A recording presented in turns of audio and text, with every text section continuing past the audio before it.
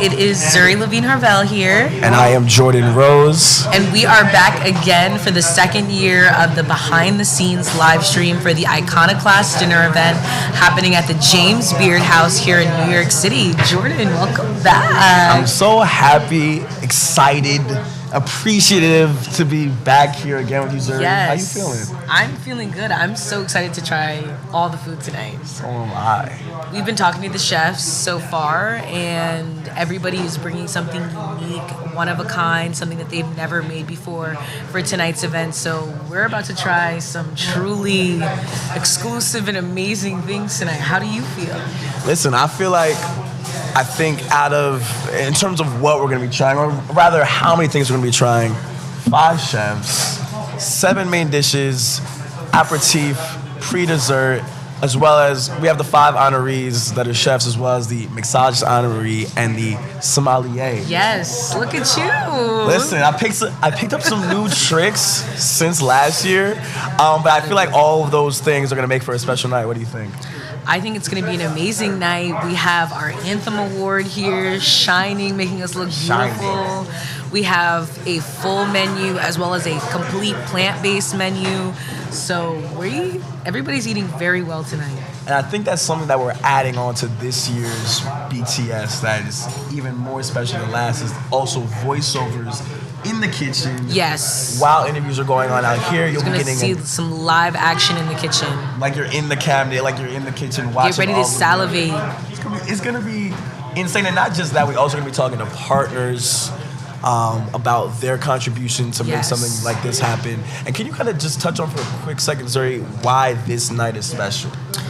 Well, I feel like not only are we in the 8th year of this event, but we have created actually so much of an impact and an imprint within the food community, I would say, honestly. Like, giving this is the 8th year, we've had honorees that have gone on to do amazing things, and I can't wait to see what this year's set of honorees go on to do. I can't wait to hear about our future events coming up on Martha's Vineyard in August, and then our one in September happening in Bluffton, South Carolina.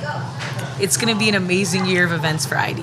Yeah, and I think one of the most special things from my perspective as well is every time, and granted this is my second time here, but I learned so much the first time. Yeah, you're basically a pro. Listen, sommelier, wine parents. Listen, I'm just saying, I was very green when I was here the first time. I'm still green now. I still love to eat, don't know how to cook, but I think I learned a lot from the chefs last year, and I feel like through these interviews, through these conversations with everyone, we're gonna learn even more this year. I'm excited. I think, and not just what we're eating, but also where it's all coming from. Yes, this year's honorees are so diverse. We have actually, most of them are actually not from the United States. We have an honoree that's originally from Jordan, one from Seoul, South Korea, another from India, another from Canada.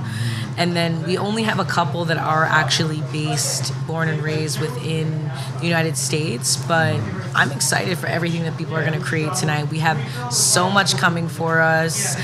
And like you said, last year you got a real taste of what happens here. So you already know how amazing it's going to be this year. No question. And also, we were watching the mixologist go to work outside a little bit before we started going live. And did you get to taste anything she was making out there? I know Alexis is a pro.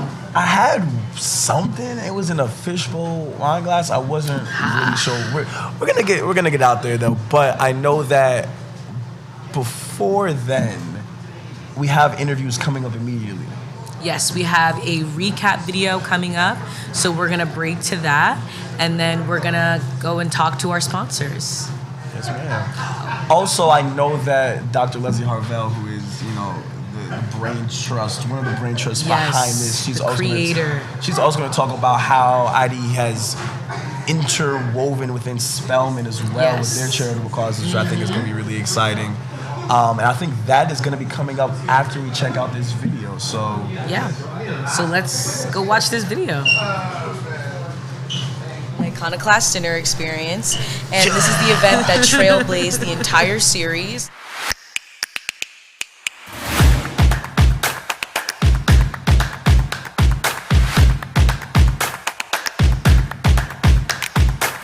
can't think of a more special event than to gather 6 chefs from all over the country. So.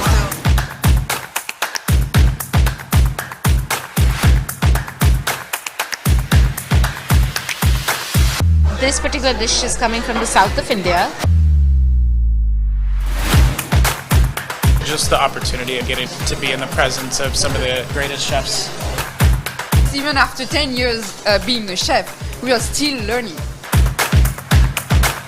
Just being involved in this whole thing, I mean, Leslie as well. The event actually supports Spelman College. Being with other chefs in the kitchen, it's a lot of love. And we are back here with Dr. Leslie Harvell, the brain trust behind the IDE dinner experience. Doctor, how are you feeling today? I'm excited. The VIP reception just started. Wow. Guests are coming in. Obviously, this is a labor of love for me. So just seeing everything come together, it's nerve-wracking, but I know everyone's going to have a good time. It's great. Definitely. And so I wanted to talk to you about the Spelman College Scholarship because I think it's special how an event like this collaborates with Spelman College, gives back to it, and also keeps it involved. So from your perspective, what opportunities does this charitable cause provide for Spelman College student recipients? So the scholarship specifically benefits students from Jamaica and sub-Saharan African countries. I'm a first-generation Jamaican American. I always tell people if it were not for Spelman, they probably wouldn't even know who I am. Right. Like many Jamaican immigrants, my mother is a retired registered nurse, and when she came to this country, she worked at NYU Medical Center, and many of the black physicians, The Iconoclast who came onto the floor, went to Spelman. She didn't know what Spelman was. She didn't know it was all women. She didn't know anything about HBCUs, but she was like, I want my daughter to be like that. And you know, I bring that up only because I got into NYU and could have gone for free because my mother worked there. But there was something special about that Spelman experience that she wanted for me. And I think people who are maybe familiar with the brand might know that my daughters graduated from Spelman. And so I think that it's important that that opportunity is not only available to those who can afford it.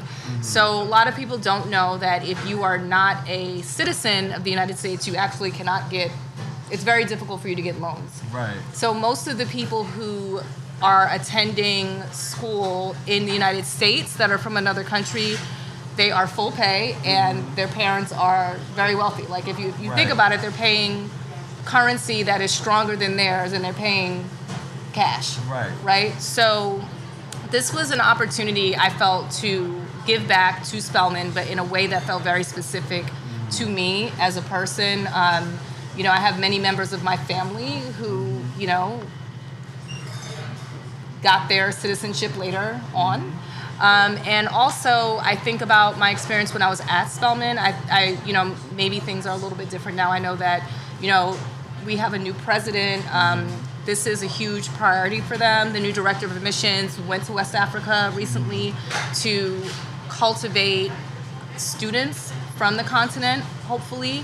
And because my scholarship specifically targets that, I think it opens up really making, you know, when we say that Spelman is the pinnacle of educating black women, we can't just be talking about black women from the United States. Right, of course. Right? We have to be talking about black women from everywhere. And in order to be able to get the best and the brightest, we're going to have to pay for it. Right. So And it's so funny you say that because my next question was literally going to be, why is this the way that you wanted to pour back into the college? But you already answered is because it's so challenging oftentimes for the students that are benefiting from this to receive those types of benefits, which I think is really special and unique because we always talk about giving back, but it's like this is in such a focused and pointed way that you can see the direct results without just, you know, it's always okay to also throw out a wide net, but this is so focused that you can directly see the results. And have you been able to feel the impact and effect of it? And so I want to say, because it's an endowed scholarship, so it takes a while to mature, but I think last year we had our first, or maybe the year before last, we had our first recipient because I got a report about her in terms of also like what she wants to do when she finishes. And I think about, I just think about when I used to spend a lot of time in South Africa, and there were so many women there, South African women, black South African women that knew what Wellesley were. They knew what Wellesley was. They knew what Smith was. Right. Had never heard of Spelman. Wow. And I was like, this cannot be. Right. And so, to me, what I hope is that 10 years from now, 15 years from now, there will be, women who are in Nigeria, in Ghana, in South Africa, being bosses and saying, I went to Spelman. Right. And that is the hope, that it's not just cultivating amazing black women in this country, but throughout the world. So they can go back and impact their own communities. Right. And spread the gospel of Spelman. Definitely. And on that note, I think we have a video that we're able to run as well, catered to the fund for Spelman College. So if we can. My name is Kenya Hanfield. I'm a psychology major on the pre-law track, double minoring in French and English, and I'm from Miami, Florida. 2015 was the year that I decided I was going to be at Spelman no matter what, at what cost. I'd also heard about the ADW programs, which is African Diaspora in the World here, and their English classes, and Spelman is a liberal arts school. I'm a liberal arts kid. I love everything to do with the arts. I remember I'm gonna do what I have to do to get here. And I remember one of the ambassadors coming out and giving us a tour, and despite being 12, I felt like I was one of their sisters. I could visibly see the sisterhood that was discussed about Spelman. The idea of choosing friends and adopting them to become family, like meeting your future bridesmaids, meeting people who are going to be the next lawyers, doctors, astronauts, scientists. And every time I went on a different college tour, I just compared it to Spelman. This year, I was selected as a Morgan Stanley HBCU scholar, and because of that initiative, I was granted a full ride to attend Spelman College. Project FRESH is an acronym. It stands for Fundamentals of Reading, Education, Success, and Health. I started Project FRESH in 2015. Originally, it was entitled Kenya's Book Drive. My goal initially was to connect students and collect over 500 books. Within the first 2 weeks, I had collected over 13,000 books already. At Spelman, I look forward to accomplishing just becoming who I am. I also just want to give back to the community. I feel like I'm already part of the Atlanta community, and this is my home now. If I had one piece of advice for any young lady or anyone who wanted to apply to Spelman, it would just be apply the pressure.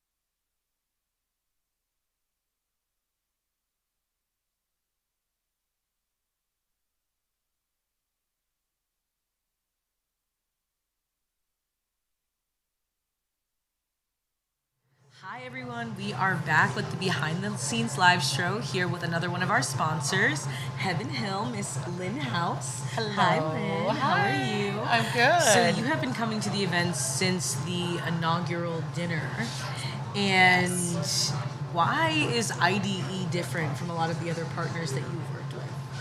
You've really seen it come to where it is today. I've seen, just even from the first dinner that we partnered with, there was such a difference with IDE, just the energy. Having another black woman curate something. Yeah. I'm very used to working out in the field and being in empty spaces and empty rooms and not having that support. And so there was just a different perspective on a different viewpoint when you bring it in. It was nice. It was refreshing. Yeah. And then it was great to sit in that room that first year and that energy and just celebration. Yeah. And people coming together and breaking bread. And so just to watch it grow and permeate deeper and deeper into the industry over the years has been fantastic. Yeah, so you guys are our spirits sponsor. So tell us about the energy in the room when you guys are at the dinner. I feel like the cocktails are flowing, the wine is flowing, you know, you're trying these amazing foods. Like, what is the energy like up there? Because, like, they don't know. Right, so the energy definitely by that second quarter, so after a little bit of the wine and the spirits flowing, it's just, there's a lot of laughter, there's a lot of celebration, there's a lot of community. I noticed a lot of stories, people passing cards and just introducing themselves to other, and you kind of walk away with a few new friends that you didn't have before, and just more contacts that you didn't have before. And so it's very lively, and it's also quite delicious and very filling.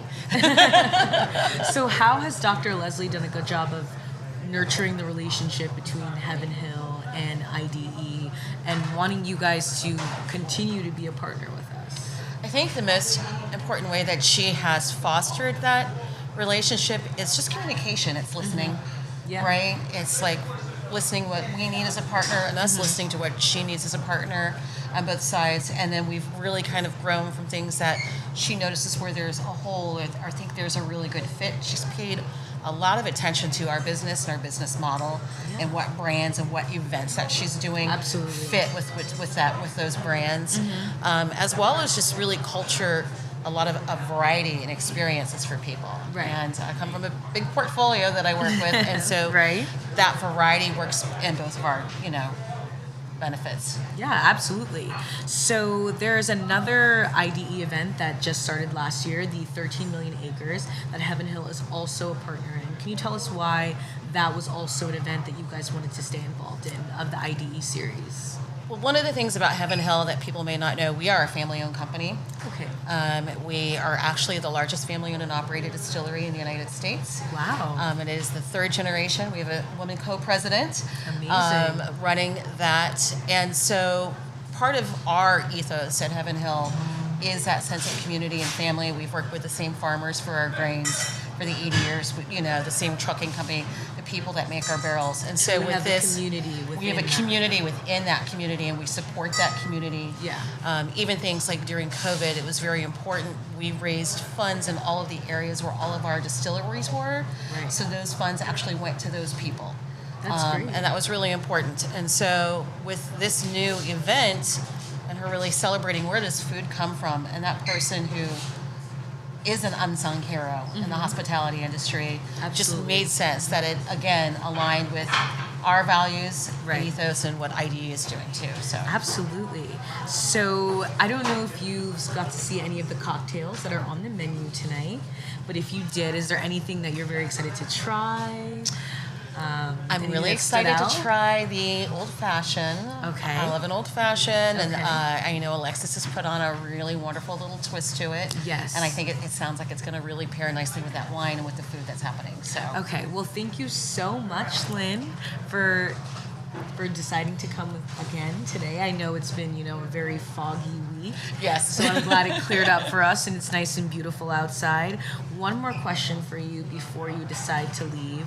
Is there anything that, going towards future events, that you really hope to see come out of this? Like, the partnership that you guys have created is so special. Is there anything that you would hope to maybe do in the future with IDE as a partner?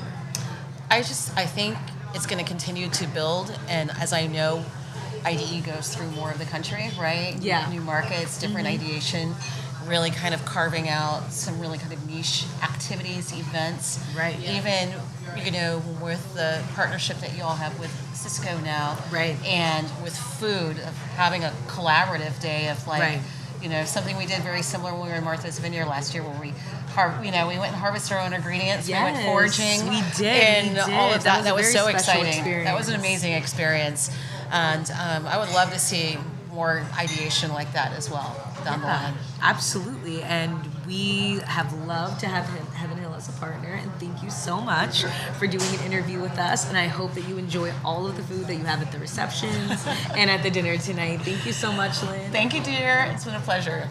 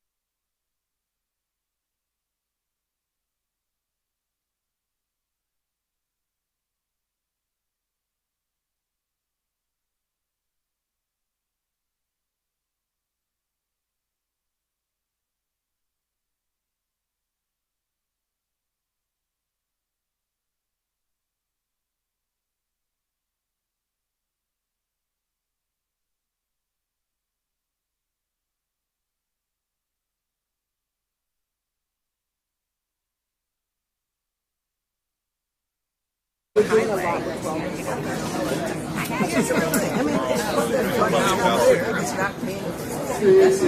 you give it away graciously, it comes back. Monday, I got worker training, weight training. Monday, Tuesday, sparring. Okay. Yeah. You go here in the city?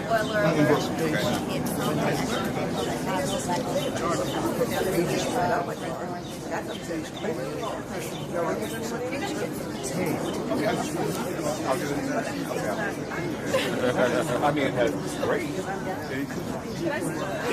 The other one?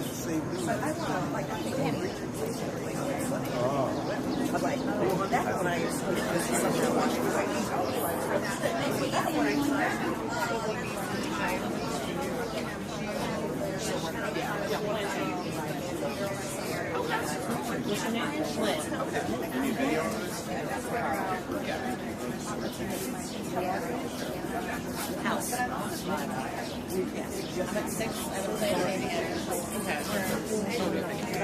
There's, a few people that... Everyone, this is Chef. Hi, nice to meet you. Nice to meet you. Thank you for coming tonight. Russica. Yeah. Nice to meet you. Looking forward to Excited. Hope you enjoy everything. I'm sure that will. Good. So happy you're here. Thank you. Enjoy. How's it been for you? It's been amazing. So I'm from San Francisco. I work at Murad in San Francisco. It's a new Moroccan Michelin star restaurant. But I myself come from India.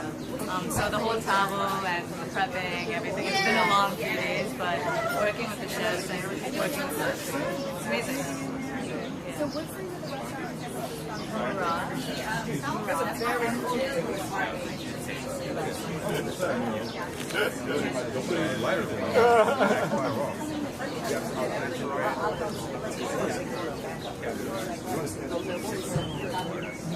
Very salty.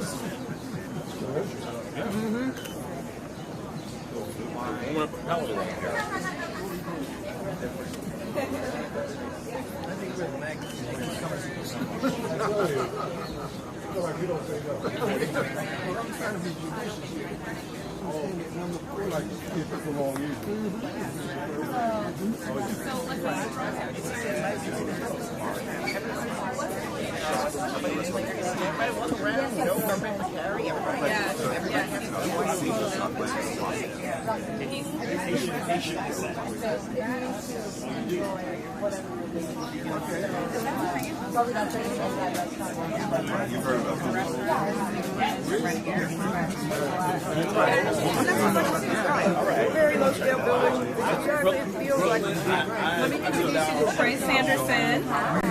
He is based in Toronto. We are back with another partner, Rita from Spectrum Reach. Rita, how are you feeling? This is such an amazing night. I've been looking forward to this all week. So I am incredibly excited about the evening. I've invited my sister and a couple of friends to join me as a follow-on to last year when I had such a great experience. So really looking forward to it. And you know, I have to let the people know we were just having such an amazing conversation before this interview, and you said something that really pricked my ears up.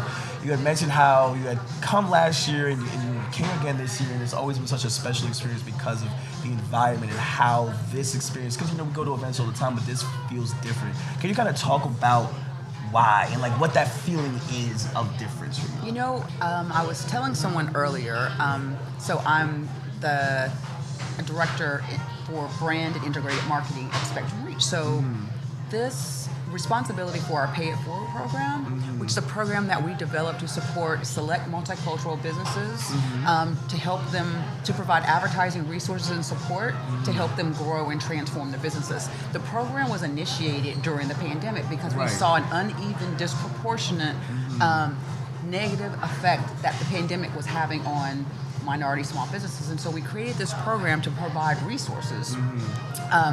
And over the last couple of years, we've continued to do the programs. This is the third year. We will have, by the end of this year, we will have helped over 2,000 multicultural owned businesses. Wow. And so bringing that back to tonight, I'm thrilled that this program falls under the responsibility that I have for our brand. Right. It doesn't even feel like it's right for me to be able to like have such great purpose. I mean, it's been one of the first times that I've had such purpose in a role that I've had for work. Right, and so it is my right. distinct privilege to be able to be here, be a sponsor of IDE, of Dr. Leslie HARVELL, who is just such an amazing woman with all that she's done. It's just a distinct honor, and we just salute her and the work that she's done. And like I said, I'm super excited that this year she is now a part of our program. Right, amazing. And we're just starting to work together, so I'm super excited. That's why I'm excited about tonight. Right, definitely. And I know that IDE also has that also a distinction of being like a micro-influencer within the program itself, which I think is really amazing. So from your perspective, what makes IDE different from other brands that Spectrum Reach partners with, and kind of what makes this collaboration and relationship special? Well, you know, this year, every year we usually try to find an influencer, someone who we can create on-demand content with to educate and provide business insights and educational experiences to support our constituent group for the year. Right. And so this year we were really trying to find someone that was more relatable. Like last year, I'm not going to mention the person's name, but he's a big personality, right? But we said, you know, we need to find somebody that is relatable. And so we were introduced to Dr. Leslie HARVELL last year. And like I said, I came to the event.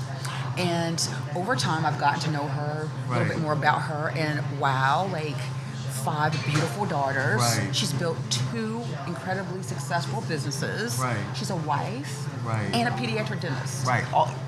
Like, help me, please. Right. Like, I feel so inadequate, right? But we felt like she personifies the juggling and the experience that many business owners have as they're trying to make it all work. Right. And she's done it. And so we felt like she would be a wonderful, exemplary personality influencer to kind of provide guidance and insights to our 2023 cohort of multicultural businesses that are part of the Pay It Forward program. Right. So what we're going to be doing over the next few months is doing some content that was going to be placed on our microsite that all of our alumni and existing cohort Pay It Forward recipients will be able to look at and understand. So she will really continue to help us further educate them with really relatable information. So we're excited about that partnership and excited about having her as part of our Pay It Forward family. Definitely. And I love how you mentioned all the different hats that Dr. Leslie Harvell wears. Yes. Because I remember when she had even just brought me on to help with this live stream. As she walks, she descends the stairs in such a graceful way. We were just talking about you. Dr. Leslie is off camera right here, but all the hats she wears and all the ways she's able to do it well, which is like just one of the ways in which that is shown is here at this event. And I joked last year that, and it's still true that I love to eat, but I'm a terrible cook, right? I cannot cook, but I love to eat. Now, I feel like it's a challenging question of what someone's favorite food is or I don't know. You can go, because the palette can be so wide, but in terms of tonight, I know you probably have, I'm not sure if you have any idea of what's on the menu. I looked at the menu just a little bit, and I saw like oysters, mushrooms. I saw a lot of things that I'm looking forward to. Yeah, the chefs from all over the world presenting so many different flavors of dishes. What is your main go-to favorite, if you have it? Because I know this is really, I hate to admit it, truffle fries.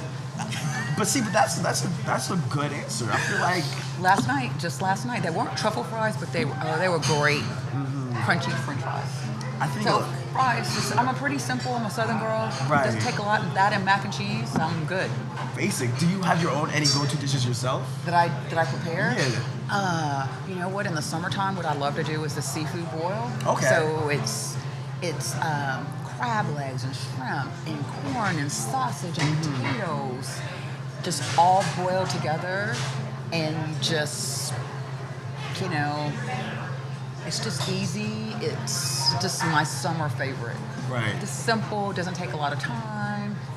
Doesn't take a lot, but it's beautifully. Right. Once you do it, it's beautifully executed, and so it really makes you a hero. That and a little bit of my bourbon slush. Ooh. Those two things together, I'm good. That's amazing, and I think that you're also going to be impressed also by the presentation of the plating of the dishes. I was completely overwhelmed last year by the whole event. Everything was beautifully executed. The talent, the chefs, the experience is beyond anything that I've experienced before. And I've been to tons of corporate dinners, the biggest and the finest, and this was by far my favorite, and I think it's just because of the village that Dr. LEVENE HARVELL has created, and I salute her, and on behalf of Spectrum Reach, we are so excited to be here again this year. And I love that you're here, and thank you so much for joining me, and I hope that you enjoy the dinner, and I can't wait to get your perspective on some of the dishes. I'll be waiting to have more chat with you as the night goes on. Amazing. Thank you so much. Thank you.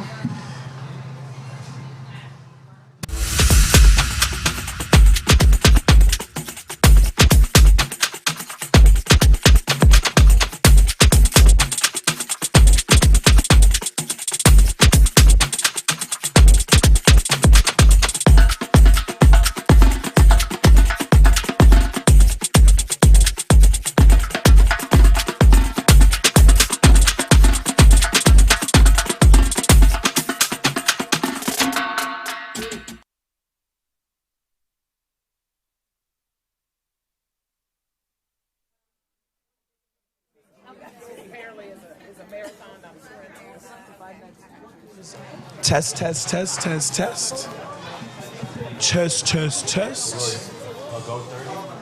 We are. Check. How long does this go for? Reception outside. Guests are walking in. Champagne is being passed around as well as dishes. It's warm outside. Mingling is occurring. Mixologist is hard at work at the bar. And honestly, already you can tell the energy is high, the night is young, the sun is still out, the weather is temperate. I'm not a weatherman, but the weather is warm. And it's already clear that the mixologist recipes are a big hit as guests continue to walk in and mingle with each other. And the kitchen is also hard at work as well as we make our way down into the kitchen. Dishes are still being prepared. Dishes are still being prepared in the kitchen. And the night is just getting started. We were talking to partners earlier, getting their unique perspectives on why IDE is such a special and different event compared to other events. You just heard from Spectrum, Rita from Spectrum Reach, talking about why she enjoys it.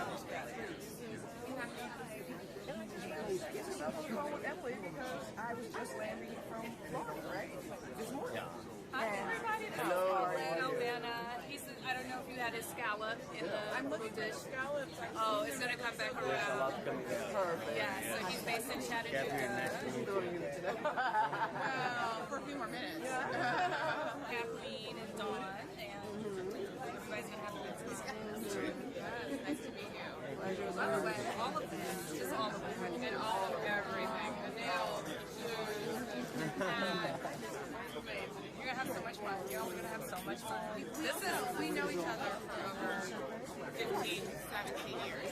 And Kathleen is my Spelman sister, day one. Immediately Thank you. It is a twist of signature. It's literally what it is. You get one signature so that you remove the scallops out. It's a twist of your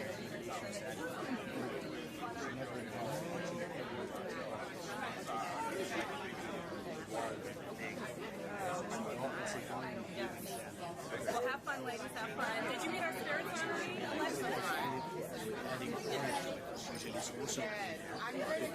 Sorry. I was just going to introduce you, but you're doing a good job. And the cranberry roll. It's so good. It's a barberry.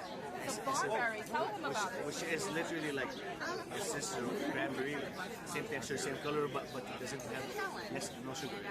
Less sweet, very less barberry. It has sugar. You know what I mean? We knew that until we were developing the menu. Actually, grows it. Hi. This is Paletto Vanna. This is Alexis Porter. Very nice to meet you. Her mom. Nice to meet you. Yep, Paletto's based in Chattanooga. I don't know if you had the scallop. I did. I just had it. So good. Thank you. I appreciate it. Thank you. Glad you enjoyed it. There's more of it. How you doing? I'm doing fine, bro. Did you say your name? Curated. Curated? Yes.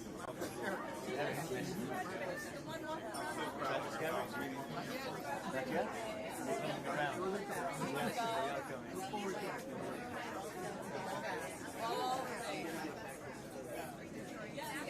Really? Okay. They're in Detroit now? Yeah. Okay.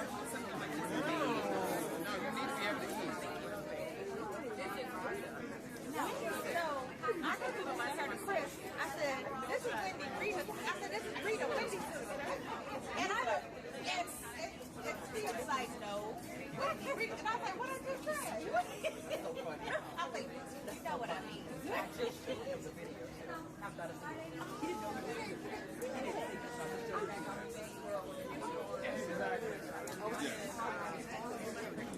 Yes. I remember him from a long time. It's not much long.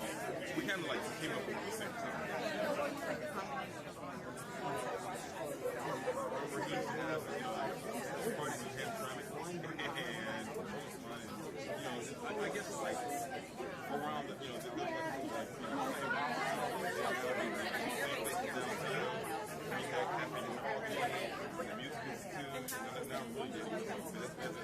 that's what was fun downtown. House music all night, every night. My house is still cast deck, bread, and my dad, they all went to cast deck.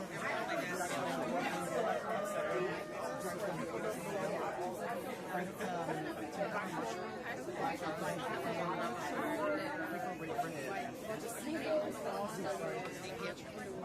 but my cousin had like was a green years ago.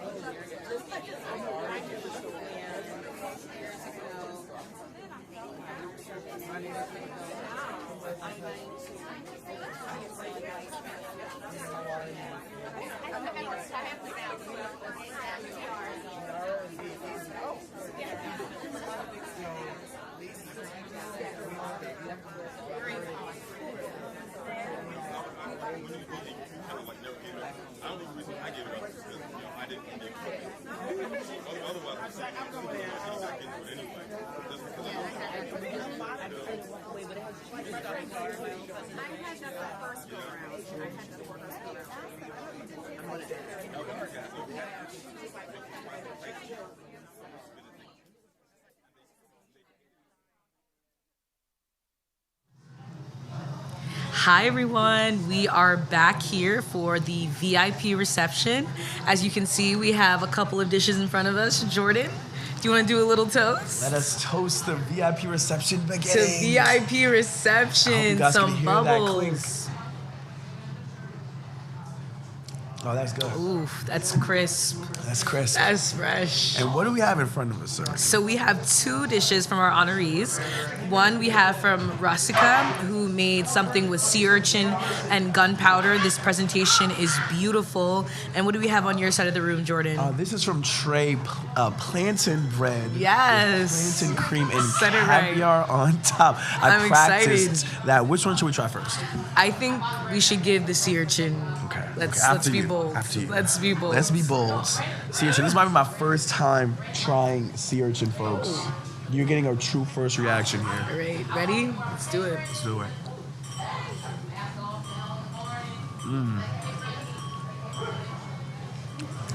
Describe some flavors to me, please. It's like the pockets are very spongy. Mm-hmm. It has kind of like, I don't know, like the taste is very like metally. Like the gunpowder is definitely coming through. Like I don't know how gunpowder would taste, but like I'm tasting that right now. That's exactly what I would say. I think the presentation was beautiful. The edible flowers were a nice touch. I thought that was great. Jordan, what were your thoughts? So I'm not gonna give as refined of a review. I do love to eat, but I liked what you said about the sponginess. I enjoyed that. I like textures when I'm chewing. Also, I don't know why whenever I eat certain seafoods, I taste the ocean. I don't know if I can explain it. Not in a bad way. Like I tasted the ocean. It's not a bad ocean so taste. that we know it's fresh. Yeah, exactly. That's exactly. It's like when you're taking a walk by the ocean and you smell the ocean. You feel life. That's what I just tried. But now let's go to Trey's plantain. Yes. Let's try it. We have some nice caviar on top. We have caviar, which is, we still have ocean involved here. Hefty on the caviar. Hefty. So let's try it. Right, let's try it.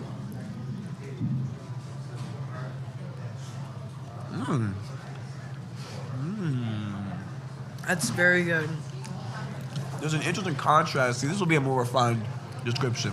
There's an interesting contrast between the plantain bread, the plantain cream, and the caviar. It's like a sweet and not sour. It's almost like a tangy, like a savory, but like not salty. Yeah, no, it's not salty, but it's like it was a little like it's hard for me to describe because I have such a strong understanding of the plantain taste. I recognize it first. It kind of tasted like a banana bread a little bit. Yes. But like if you like put something on top to just like enhance the flavor of that kind of. Yeah, and it's like it's interesting. Something fell but it wasn't It's over okay. here. Nothing broke. More food will be made. More food will be made. This is only the beginning. Exactly. That is a sign of good luck. It's a sign of good luck. This is the beginning of the VIP reception. And prior to this, we also were talking to some partners.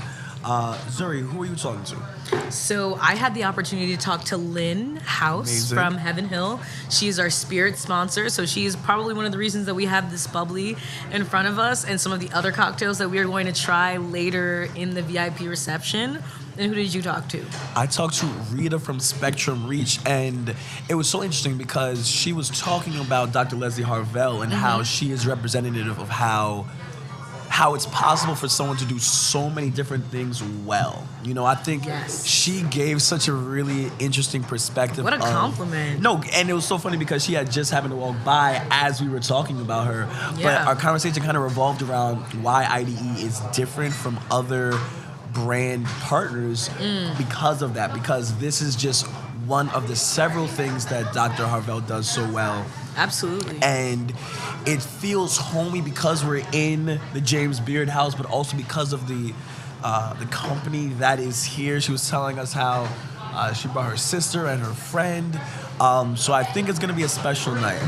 So now that we've tried about 2 of the dishes, what are you excited for? We have something with scallops. We have something with oyster king mushroom. I don't even know if I've had that recently. That sounds amazing.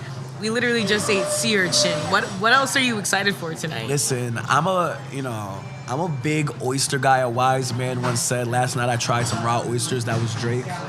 And I can relate because it wasn't last night, but it was recently where I first tried raw oysters. So I'm still an oyster novice, but we definitely have some of those coming out tonight. You've piqued my interest with that. So with that, I think we are going to break, but the VIP reception is happening. The drinks are pouring. The sea urchin is sea urchining. It's going to be an exciting night, so please stay tuned with us. It's so great. We will see you when we come back.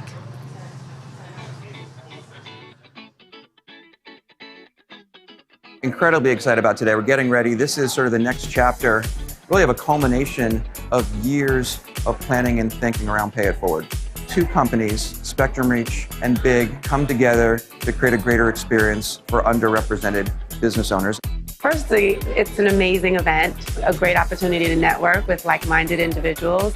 The panel was incredible. Definitely inspiring to hear successful, huge companies compared to our small companies, and it's just a matter of mindset and actual tools that you can take into your business and really change your trajectory. It is absolutely amazing. So far this morning, we were able to do a business case, and it was good to have my small group and interact with my group mates and see how they thought about things. And we really played to our strengths, and we came up with a really great plan for it. So it just really resonated with me. It's great to interact with different people. And this gives us an opportunity to do that. These people who are entrepreneurs, small business owners, and it was heartening to know that some of them have been to my restaurant. One of the biggest things that we've tried to do at Big and with these Sightline experiences is to create the context for you to have access to those perspectives. I think when businesses like ours, Spectrum Reach and Horizon Media and our agencies, Big, bring together the best of who we are, we can make magic.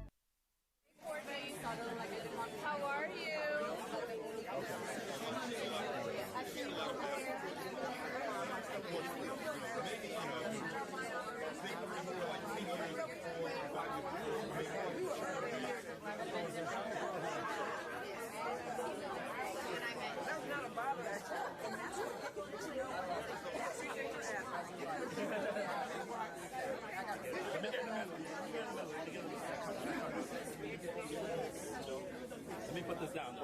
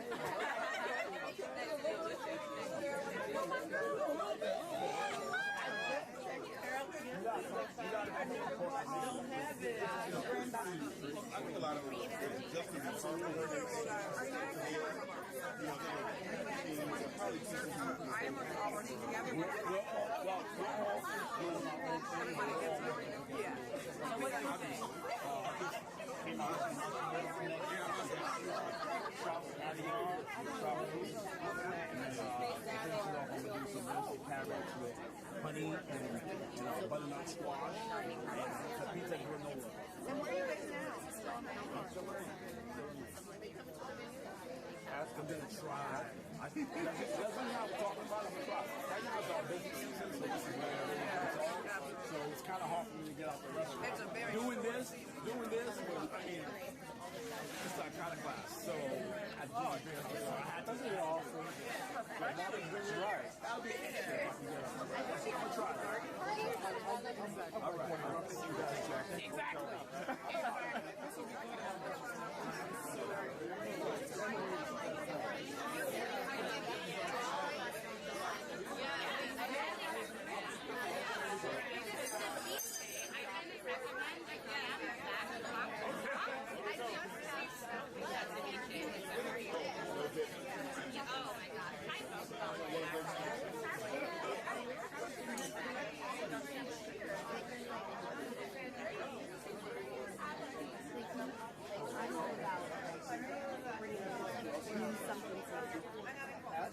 Are you communicating? No.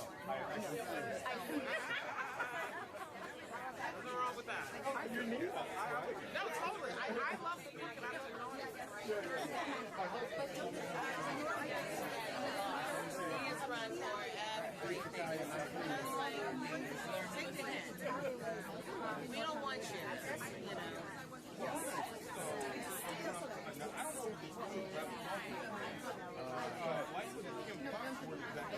Oh, no. And the thing that's interesting is that Kim Fox isn't exactly well led to see how the she doesn't come in. Like when she got reelected again, I was completely surprised. I did not know how. Oh, wow. Oh, geez.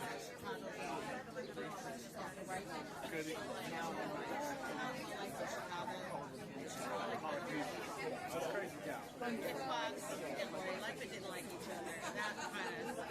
Yeah, you can't get, you know...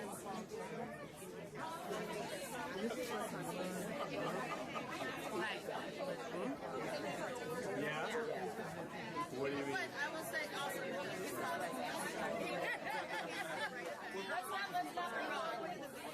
Washington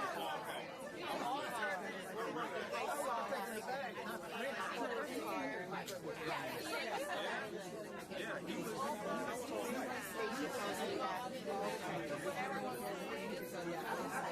Don't go in there.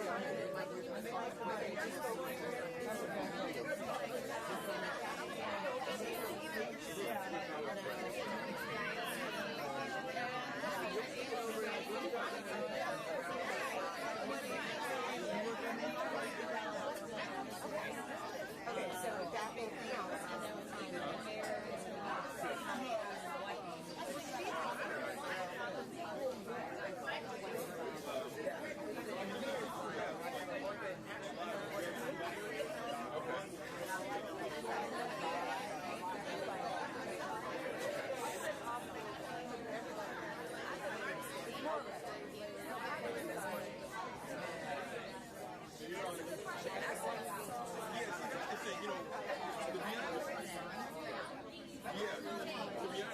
very sweet. Because we're both a lot of great ideas. She took, you could see the hurt in her face.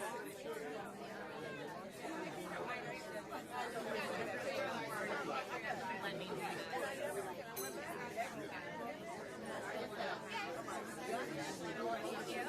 Thank you.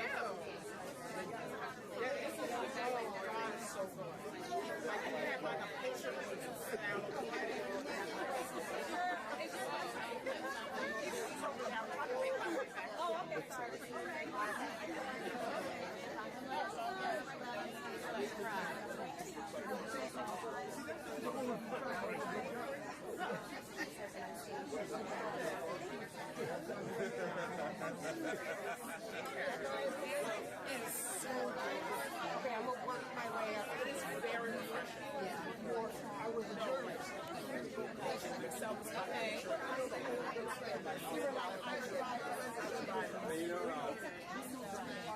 Exactly. I'm gonna pass this off. I was like, you got me over here looking like that.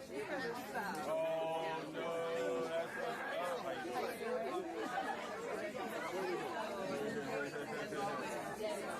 my friend.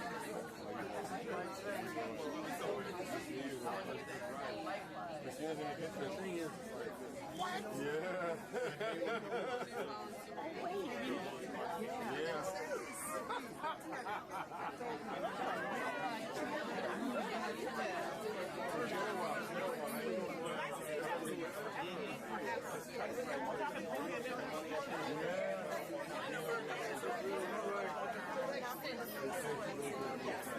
This is my first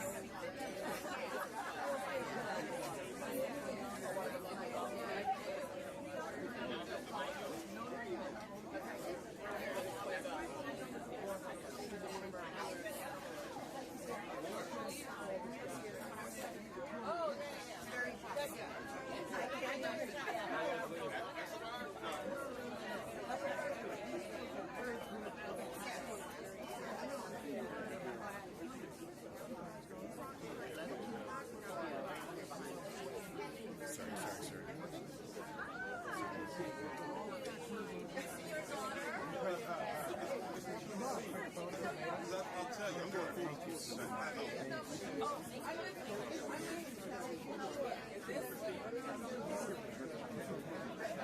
I just want to get the speaker me up. Yeah, that's perfect. That's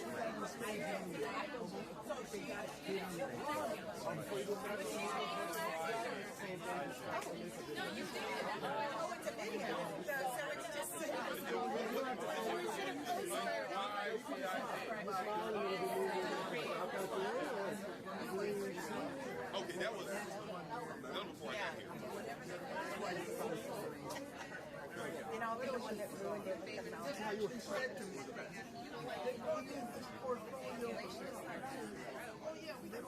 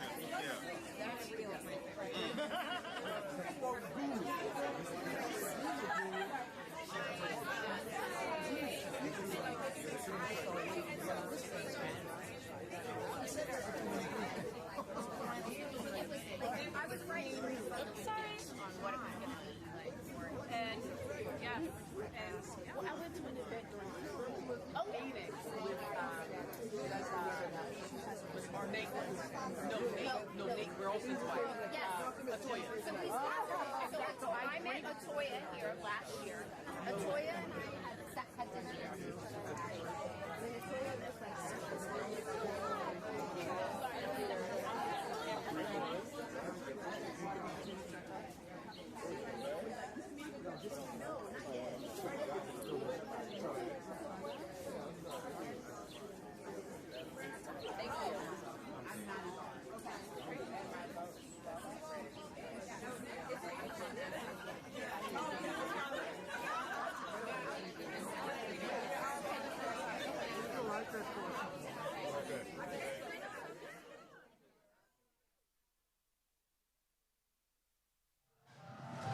Hi everyone, and we are back to talk about the VIP reception. Jordan, tell us a little bit about what was happening over our break.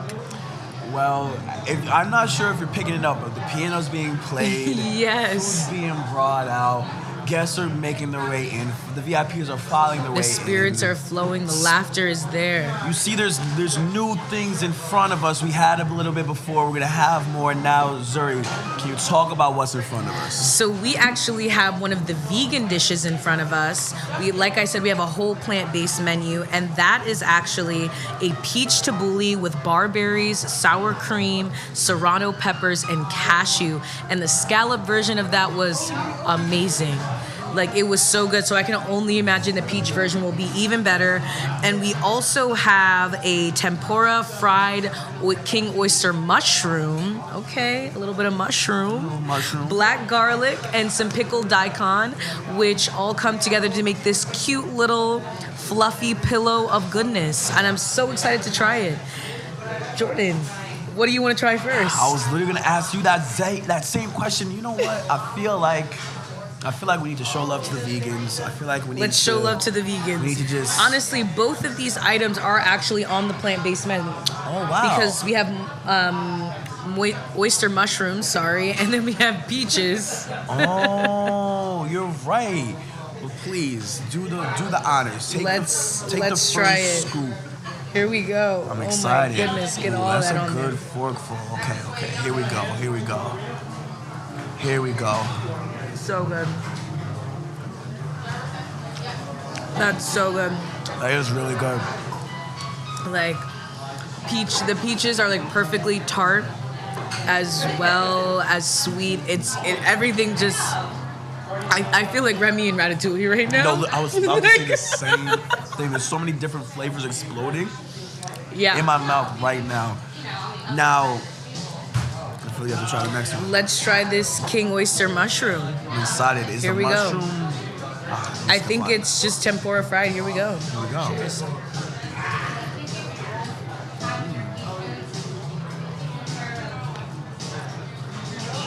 It's a long chew. Yeah. That's tempura. That's really good. And what I've liked the most... Honestly, I would eat that, regardless of being vegan or not. Fried oyster mushrooms, everybody needs to tap in. And what I like the most is that out of everything that we've tried, none of these things that we've tried, none of the flavors have overpowered another. Yeah. It's like each flavor has a moment when you're tasting it, when you're chewing it, and they don't overlap. Some might be a little bit more prominent, but it doesn't feel like I'm just eating one thing. You know what I mean? Absolutely. It's definitely a strong commingling of flavors that all truly blend well together. And remember, these creations have never been made before by these chefs. Like, they are coming here to the James Beard House to create something they have never made before. So we're trying something that essentially nobody has ever tried before by these chefs. And also take note of that when you get those in-kitchen shots, because you notice the attention to detail that the chefs and their teams are putting into On the plating. each of these, the plating, the ingredients. It's like there was a dish being made before camera started rolling out here that they had to be, I don't know what the vegetable was that was being peeled, but they had to be picked apart in a colder environment. So the chef had to leave the kitchen, come to where we are right now, earlier in the day, and pick it apart, and then go back into the kitchen and place This is it. the level of attention to detail that these chefs are putting into creating a truly amazing meal for all of our guests tonight. And also, I don't want to leave out the mixologist. I know we have spritzers. Yes, as you can see, we have a new cocktail here on the table. Zuri, talk us through what do we have here? So Alexis made for us a garden spritz. It has the Palma liqueur, it has a dehydrated orange, a grapefruit peel for garnish, as well as rosemary, and a little bit of ice, because you know we love a good chill. So Jordan, let's go ahead and try this garden spritz. Please. Cheers.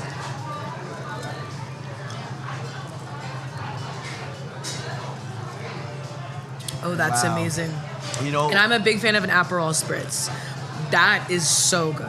you know, we were just talking about plating, and I think it's sometimes This glass is gorgeous. Listen, as someone, the fishbowl wine glass, as a up and coming wine connoisseur myself. Yes. These are my favorite glasses when they show up at any restaurant I go to. I want some for my own home so badly. You're gonna have to invest. And I think that just the way that it makes the liquid shape in the glass itself. It's truly the presentation as well as what we're drinking, honestly. Maybe, you know, look, maybe it's a placebo. Maybe I'm convincing myself, but I feel like the drink tastes even better in Because the of the fishbowl glass. I'm just saying.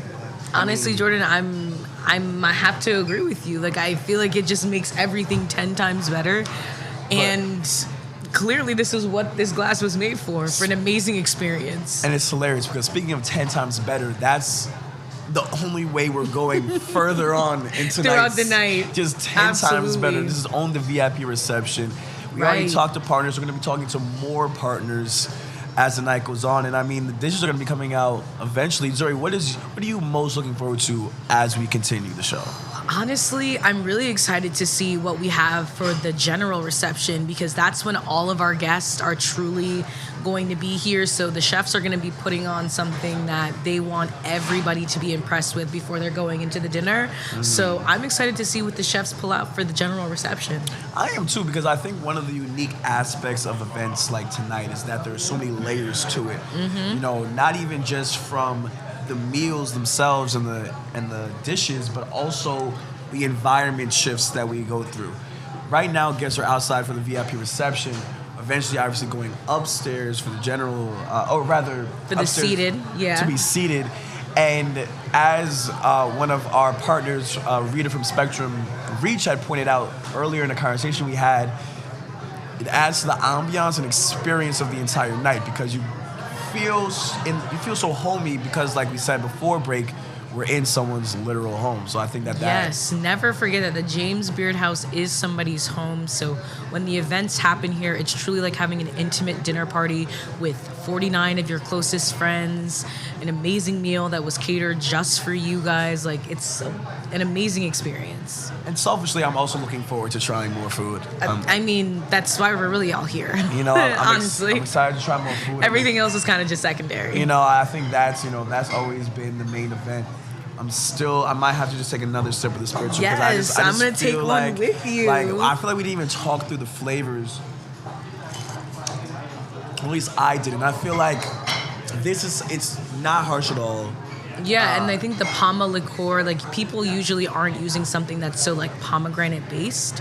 So I think having that with a mix of the grapefruit and all the different citruses is truly a very refreshing flavor to your palate. All of these different foods that are coming out, you know, you need something to really allow you to taste the flavors that you're gonna be having in the next dish, next little piece of something that you're about to have. So I think this is a great choice that Alexis made for the VIP reception. Definitely. Deceptively smooth as well. It's like... Ooh, I like that. Deceptively smooth. Those are often the drinks that there was care and love put into. Yes. Because you don't feel any harshness on your sips. They didn't want you to know. They wanted you to have a great night. Right. And I hope that our audience is able to get a peek at that in the garden view, that we also have a new feature to the stream. You're able to see the VIP reception. Maybe enjoy with some of our guests. You're maybe even able to see the mixologists at work as well out there. Yes, Alexis is hard at work making these amazing cocktails, and I cannot wait to see what the chefs are doing in the kitchen. It is hot in there. There's so much good food coming out of there. I will say it is cold in here, though. It's Absolutely. hot in there, warm out there, cold in here. We have all different temperatures, all different foods. I think there's a lot going on. It's an exciting night. We're experiencing like the globe right now, essentially. Basically, food-wise and temperature-wise. So please stay with us as the VIP reception continues and we continue to try amazing food. Yes, we will be right back.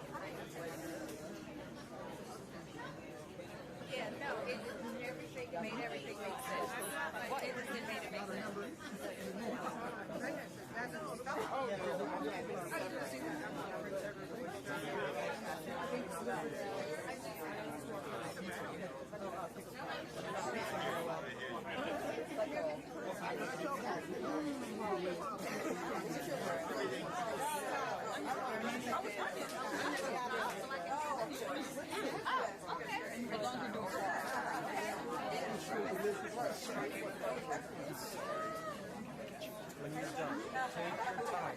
No rush. I'd love to get you all.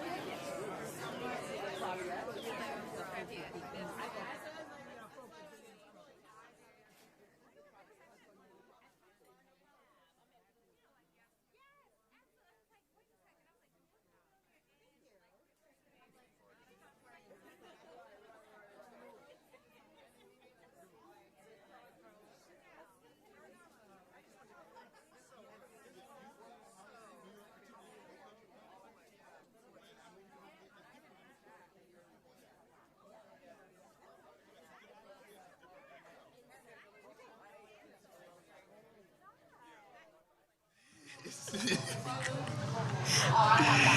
we are back with Raj from Cisco. And we were talking a little bit before we went live, but how has the night been for you so far, and what's the experience been like?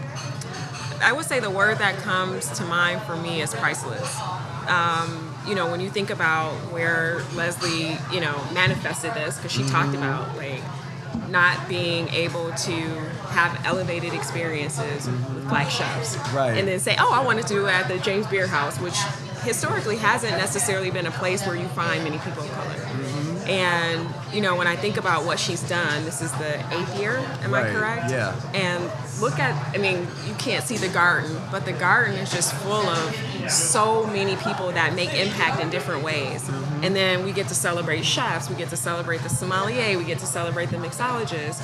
Also while enjoying food and wine, and then giving back, you know? Spelman, HBCU, so priceless. Where do you get that? Nowhere. Literally. And it's so funny you say that because this is only my 2nd year here. Yeah. And I remember, it still feels the same this year as if it were my 1st year of just seeing the space, seeing who occupies the space, and how Dr. Leslie Harvell has been able to cultivate this while also simultaneously doing so many other things. That was something that another partner and I were talking about earlier today, was like how she wears so many different hats and is able to do them so well. I think it's amazing, you know? Yeah, on my flight here this morning, I was thinking about Dr. Leslie, and I just thought, like, she's a Renaissance woman. Like, can you imagine being wife, mother, dentist, and then do this? Right. Raising money, I mean, it's phenomenal. So whenever you think you can't do something, look at that. I agree completely. And something that we were also kind of talking about off air was with Cisco and sustainability. I think we often think of sustainability in the context of plastic and clothing and trying to maintain sustainability in those aspects. But in the kitchen, in terms of water usage, in terms of what types of equipment you're using, it's also really important. So how have you seen, or how do you think Cisco incorporates that sustainability in the IDE dinner, or in general in terms of making kitchen spaces more sustainable in general? Yeah, for sure. So in the standpoint of IDE, so for sustainability, it's broken out for Cisco in 3 ways. So it's through our people, our products, and the planet. And so for people, is what types of food and what types of things are we doing to make sure that the people that are eating and consuming our food, we care about them, and we're making sure that things that we're providing are traceable, they're raised sustainably, they're clean. You know, it's things that, like you said, plastic is important, but also how you grow something. What types of things are you ingesting? When you want wild caught, is it really wild caught? You know, and so the idea of having an experience to create a sustainable menu for an opportunity like this, and then it's delicious on top of that. 100%. So it doesn't taste like plastic. You know, this is things that, you know, we're really not only proud of, but it's all fresh. And so sustainability for us, it goes into the things that you talked about, the things that are more natural. And, you know, when you think about cars and, you know, automotive, that's one piece of sustainability. So we have electrification in our fleet. So we're looking at, you know, how do we even deliver food? You know, you want the sustainable products, but you also want it to arrive to our restaurant owners in a sustainable way. So that's something that we're hedging our, you know, betting on for our future as well. And so just taking care of the planet. So our goal is, you know, everything that we do, we want to make the planet better. We want to protect the planet.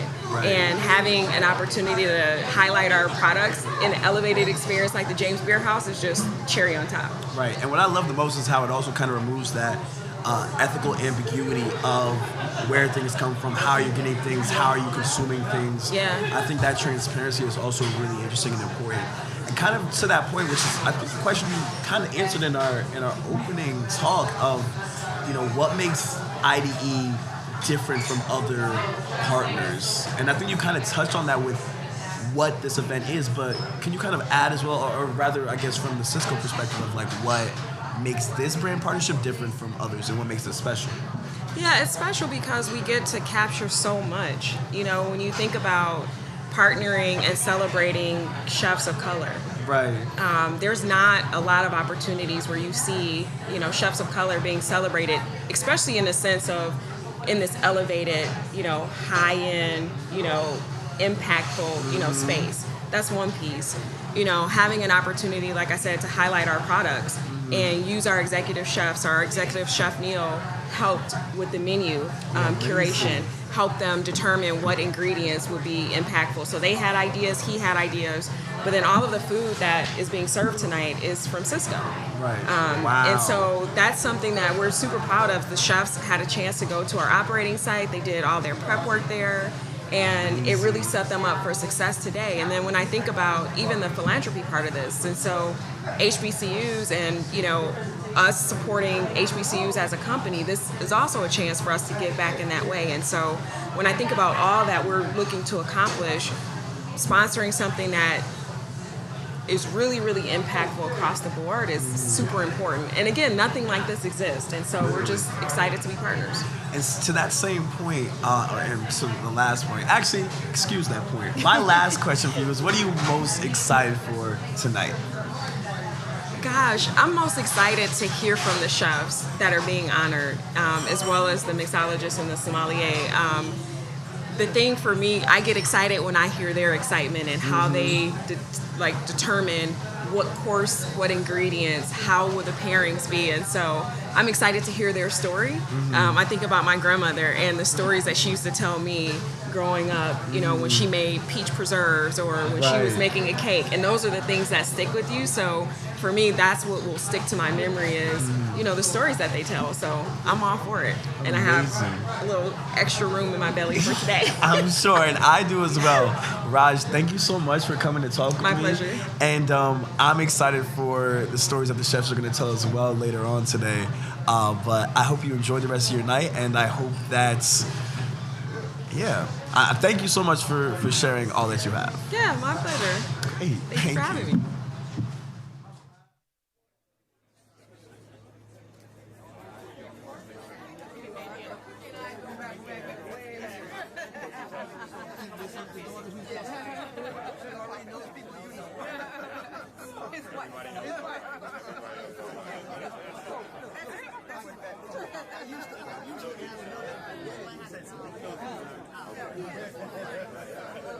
Got me hooked on it.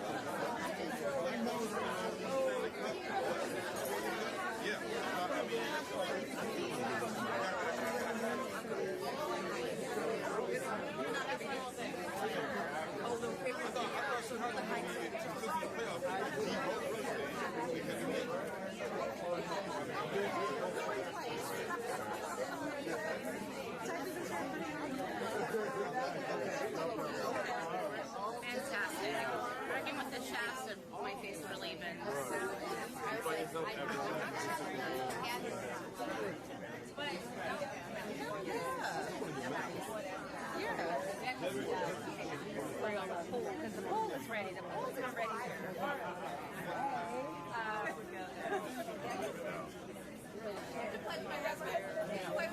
I was really on the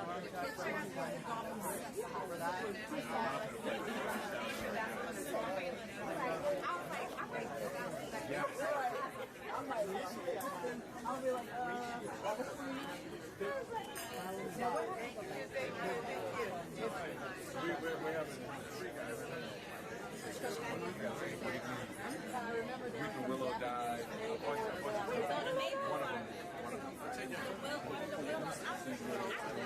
Sorry, they were just going to be in there.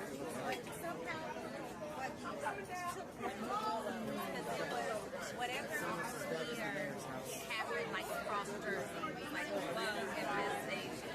But thankfully, it only one. It didn't kill the other. You guys got a nice spot. You pace yourself. Have you been to many times? You have, right? Many times. I'm good with faces. What's your I'm there.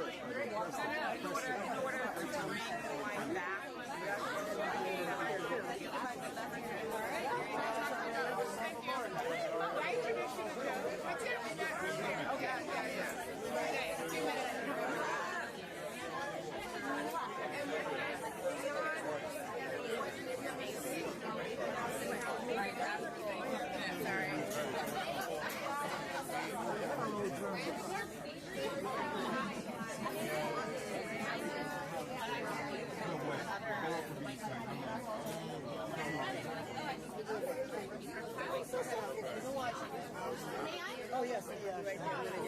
You guys are good.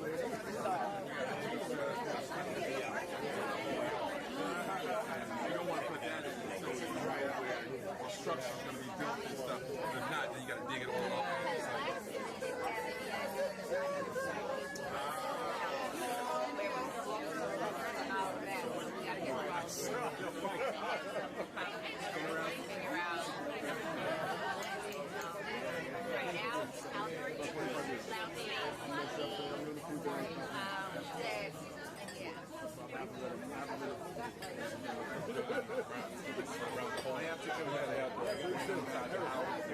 That's the whole thing.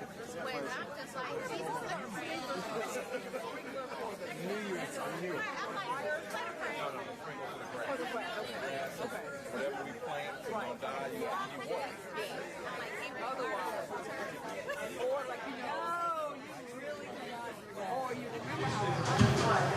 Hi everybody, we are back and the VIP reception is still in full swing.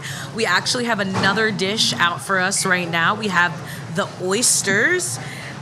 Jordan, tell us about what was going on during the break for you.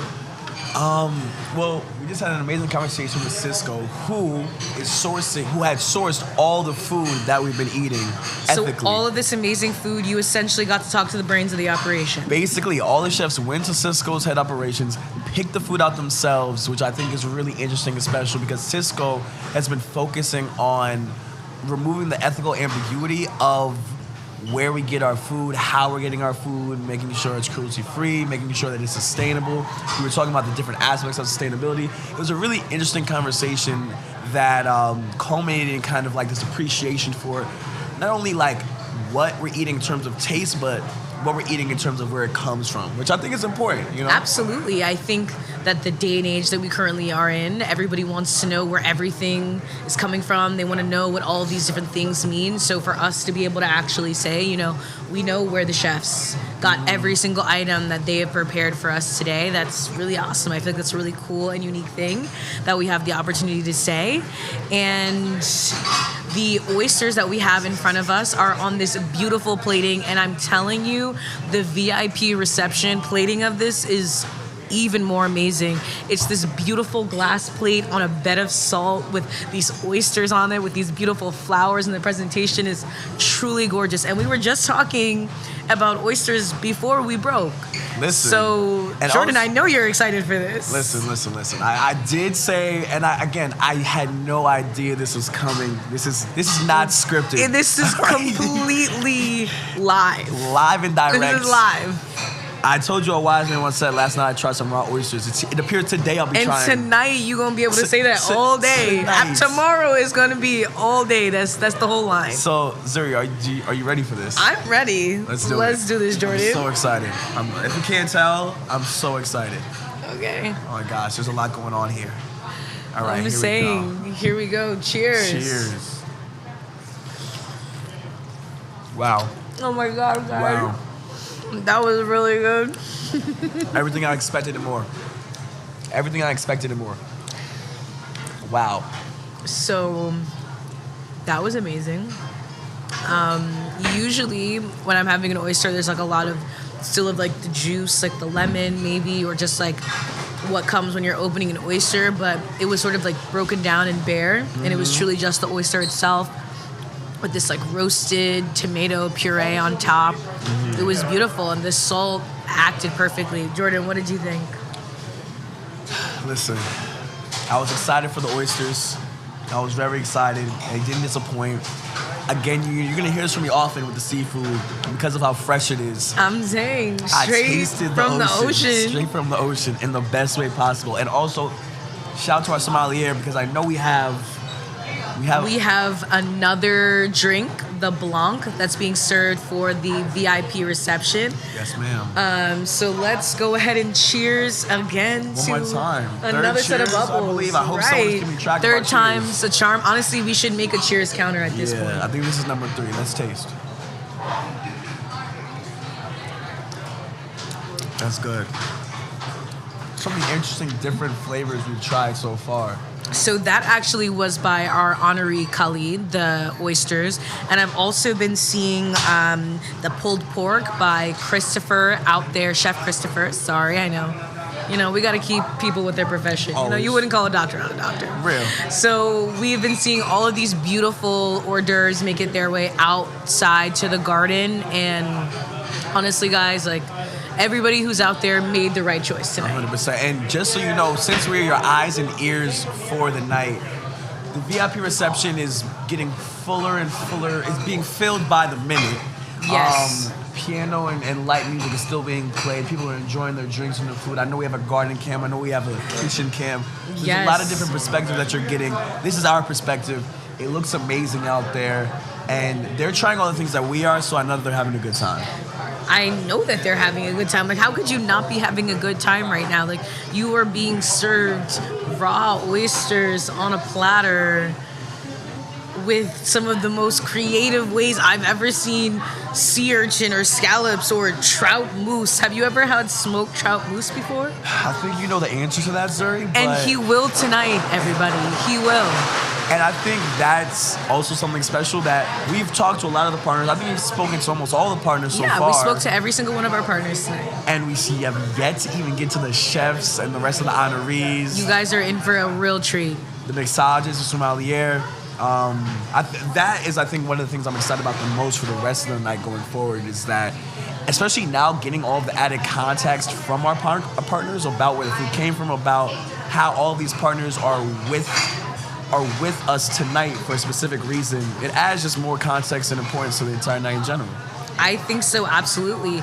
And you might hear some commotion in the background, and people are actually getting ready to go get seated for our dinner tonight. So you know we have some amazing things in store for you while we speak to the chefs and we see their amazing meals. Yes, so please stay with us as the night continues, as we begin to talk to other chefs and more important people. Thank you for sticking with us so long, and we will see you soon. We will be back after this break.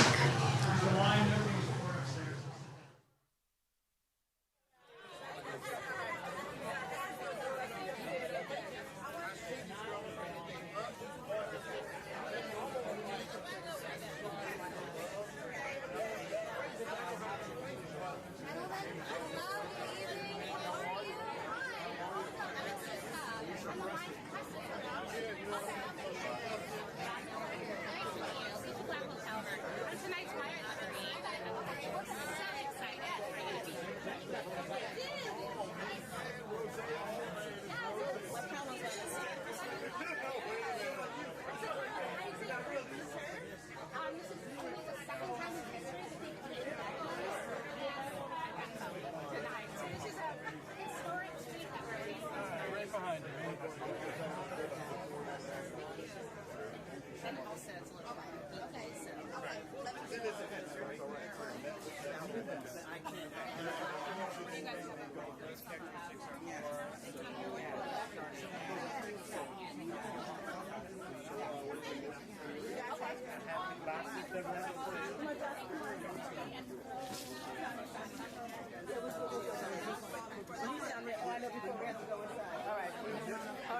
Yes, that's beautiful too, by the way. Can we take Joey with the girls? I'm gonna leave mine. Let's get the last few girls. Come on.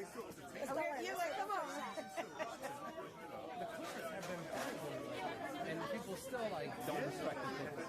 Before LeBron came back and won the shit, but I think they like follow him on this.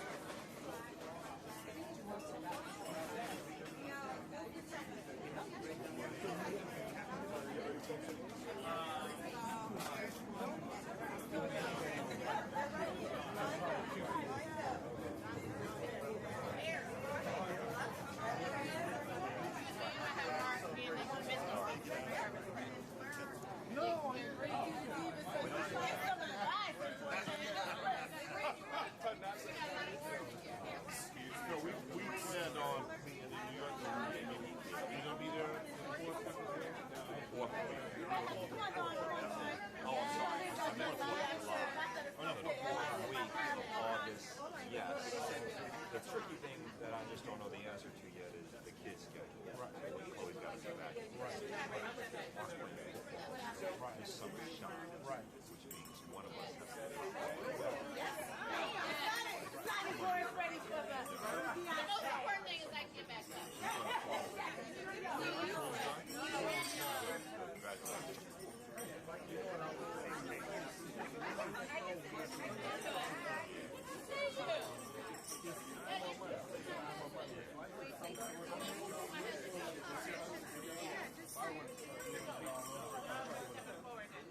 You so yes. Okay. All the shine is right here. Right. Call me when it's done.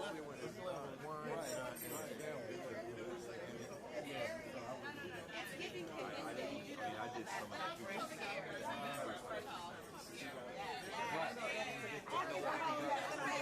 Happy home straight.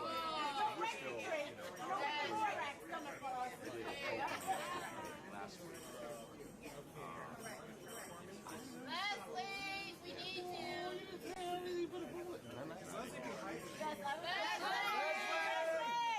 Come on, I love you. Come on, now, right? We need you, girl. Right in center. I heard about your. Now I've got you. That's it. Here we go. Stay right there. I'll do one more. Here we go. That's what I'm thinking. Right. We got one. And hold it. Video's coming.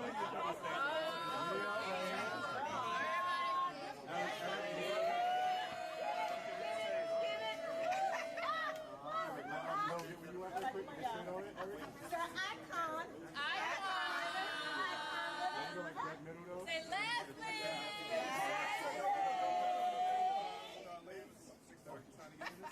All right, dinner time. Y'all made it. It's so funny. Like, what do you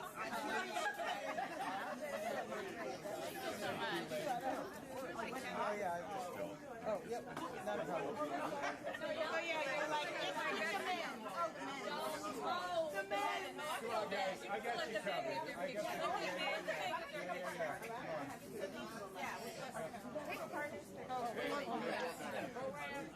Oh no, this is so lovely. Oh, we know. Okay. We know what Yeah, because I wanted to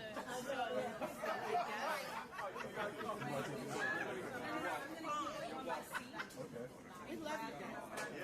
You know what I mean? Somebody has to hold the tree.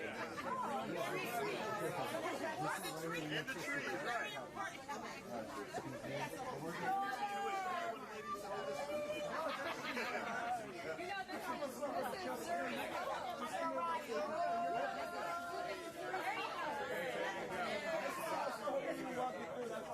But you know that Watch out for them class. If he comes back. Dad and I grew up. His dad and we grew up together. His mother, his father, his grandparents, all of them. Yes. You got the wrong smile. Whoever took this, you got to share it. Yeah, go for it. There was a little glitchy when I opened it. Yeah, there we go. Yeah, I must have been there.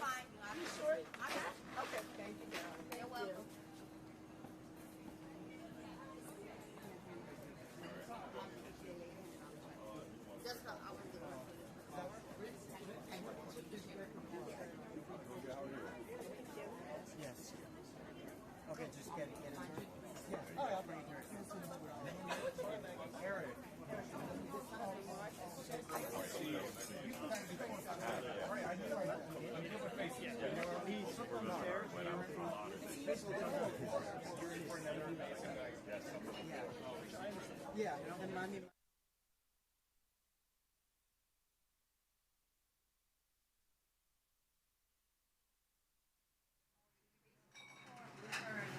Yeah, like not like covered, but like submerged a little bit.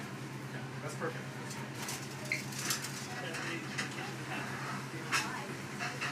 Just make your way up the stairs when you make it out to the garden.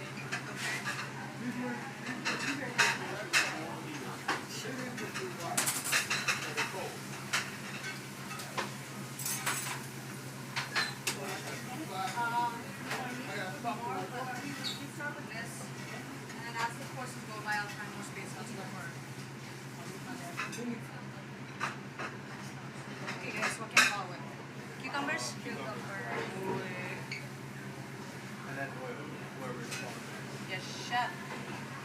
You don't want any of like the buttons? Try not to. Try not to. If you need to, leave it on the side though, just in case you need it.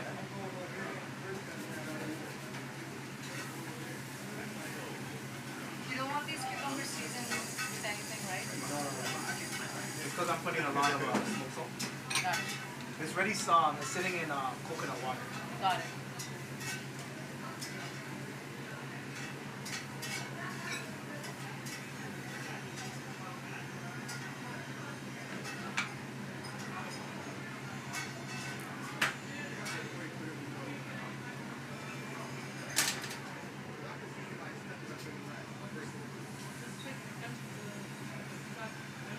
Somebody follow, actually, as soon as they're clear, you follow with the rest.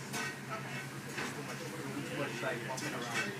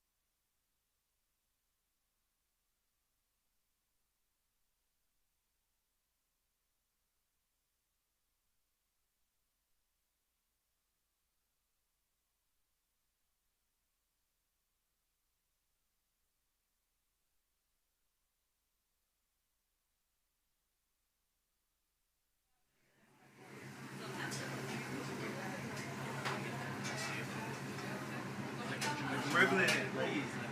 It's gotta be like Oil first. There's one more bottle there. Oh.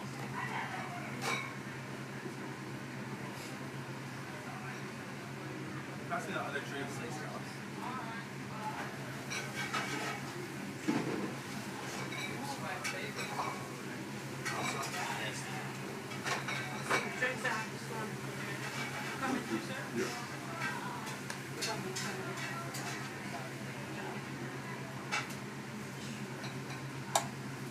Good sight to you guys.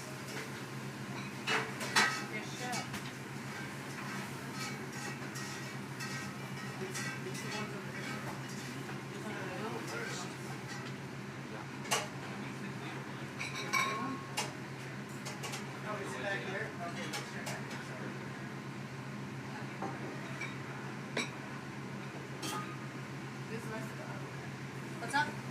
Hi. You guys have any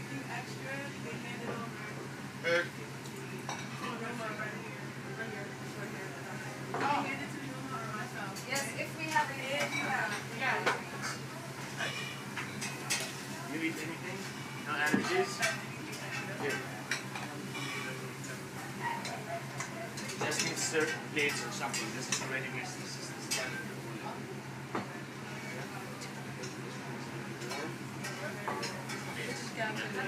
And the kitchen. Yes, yes, exactly. Yep. Now they're coming to me.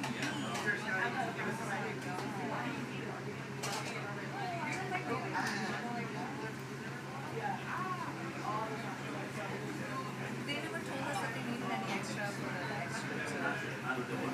So she just came to us and they're just like, oh, if they have 1 or 2 extra plates, bring it to the live stream. They want to stream them not eating it. Wait, that's what you meant for the live stream? Oh, shit, I just give them a stainless steel bowl. This is for you to eat or for the live stream? That's what I understood. No, but it's like Okay. if we have enough If stuff. we have, yes.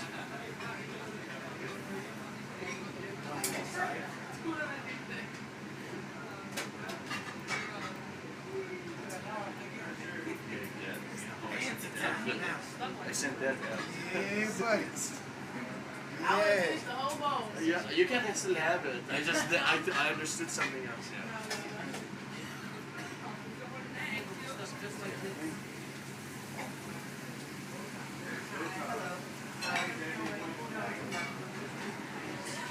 My bad, boys, go ahead. Pass it by. Fine.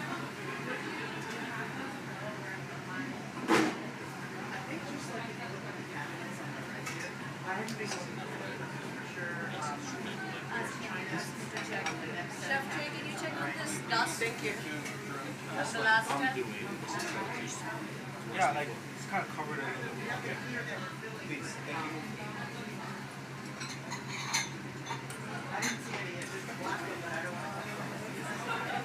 And also eat something.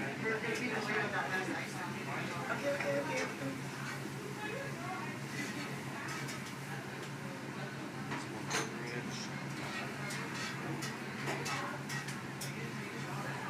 And then the last step is microwave, right?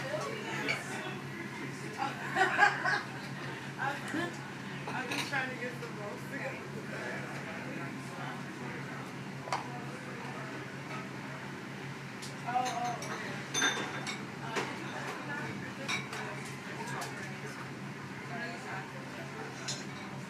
Behind you. Right behind you. Chef, man,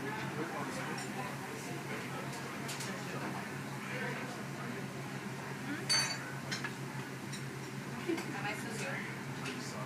Oh. Sorry.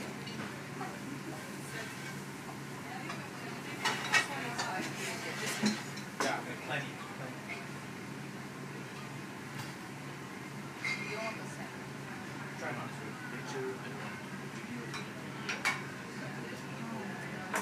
Try to avoid this guy. So drained.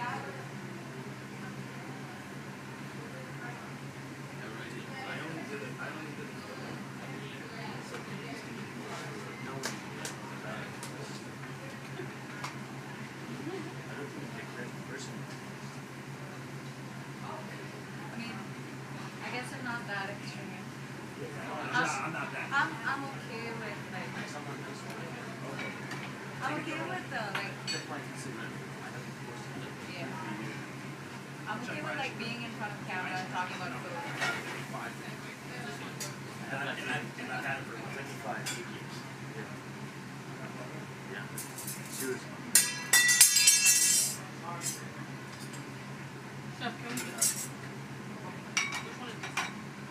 What happened? We're missing dust on this Chef K. That's cooler than DJ coffee.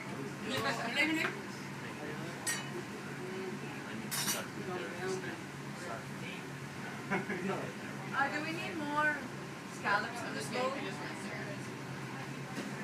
Are you having fun? Do we need more scallops in this bowl? it feel stressful? Are you like? Nah. Oh no. Never. Chilling. Yeah. That's good. We have a lot of people.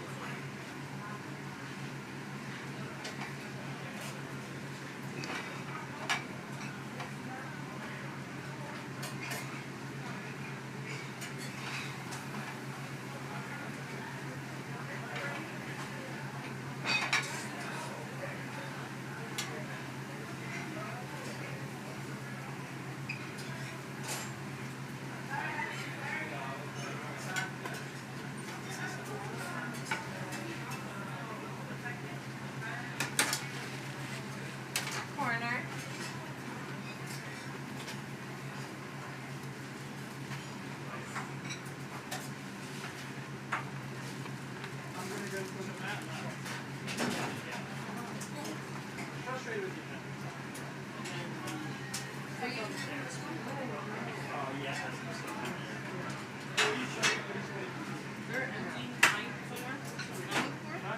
Empty, right?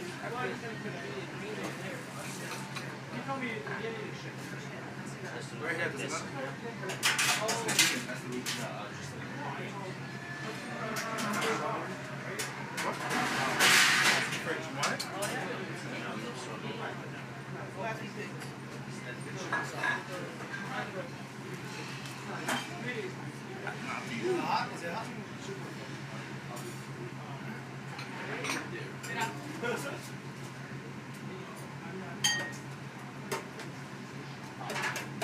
We're just doing bunches, right?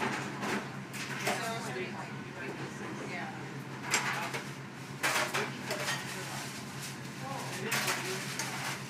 What do you think? You like it? It's whatever. It's hard. I mean, I just wanted to keep it simple for this thing. I want hard Somebody with knows canopy. sugar, white sugar. Somebody can also use that as utterly delicious. Fresh, light, start meal, mint, cucumber, coconut. Don't say it's whatever. Oh my god. I know. Can we put more cucumber on? More cucumber. More cucumber. 5 pieces. And just wait a little bit.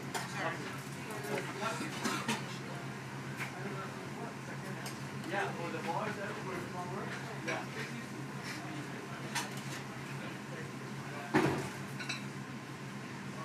Okay, this is hot, okay?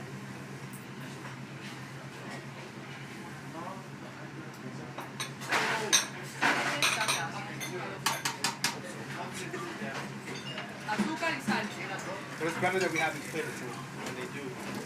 We're cool, Behind you.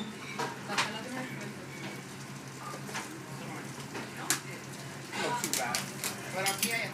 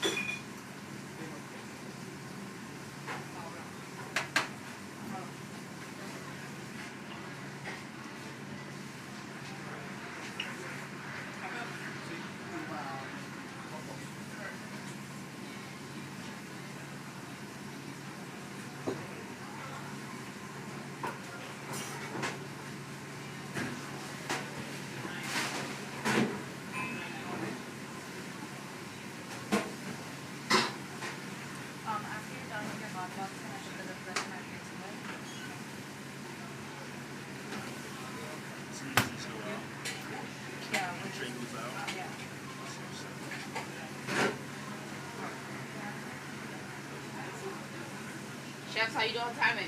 I'm ready. We're ready almost. Fire. Yeah, when are we gonna start selling?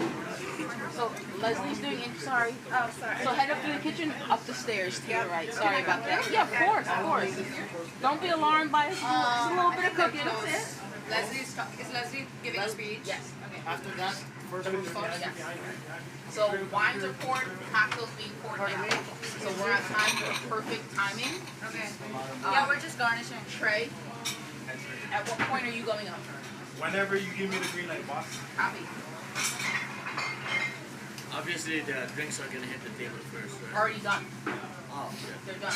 So now Leslie's introducing everyone. So I would say 5 minutes. Watch back, watch back, watch back. Coming up. 5 minutes.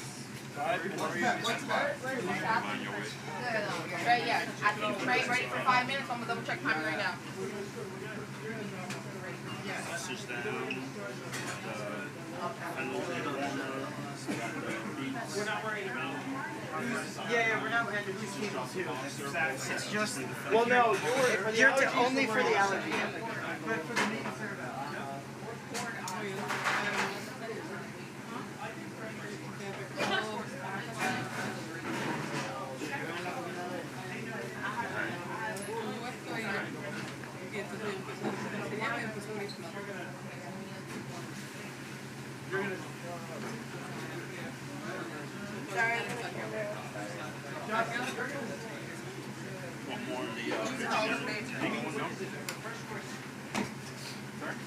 When we went over our list earlier, it said that everything, it said everything but number 2. Right, I know. I wrote it on my digital. Doesn't look like 60. So, yeah, first one, I got shellfish. One Yeah, vegan, shellfish. one citrus. The first course, no shellfish on 1. That's First weird. course, no It's shellfish rows of on 4, one. so. Right? Yeah, and then I would take that one. No, shellfish. Yeah. Number 2 First we're course, good. first Second course course is is fine. third is fish and dairy. Fourth is also. Yeah. How much vegan? Right now I have one at my table. It's only going to affect the kid, right? First course, shellfish. Second course is It's citrus. We have no citrus now. Okay, we don't. Okay, great. Third course we have no dairy. It's lobster though. Second course. It's lobster. Yeah. So, do you want a... Do you have a substitution? I have a vegan dish, or I can just substitute the tote. Whatever you can order. That's your call. I just want to make sure that they ask for... And we have one full vegan, correct? Yes, the vegan at my table. One full, okay.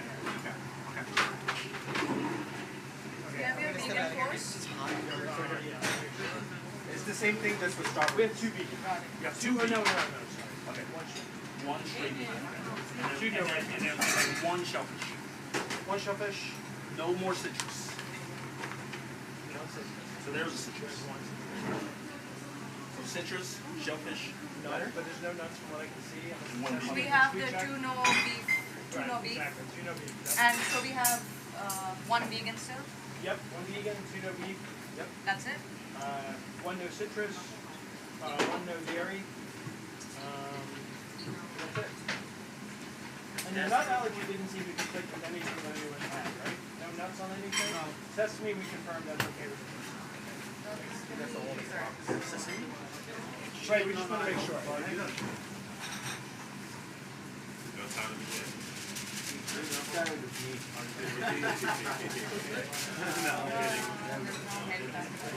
We're very thankful for you.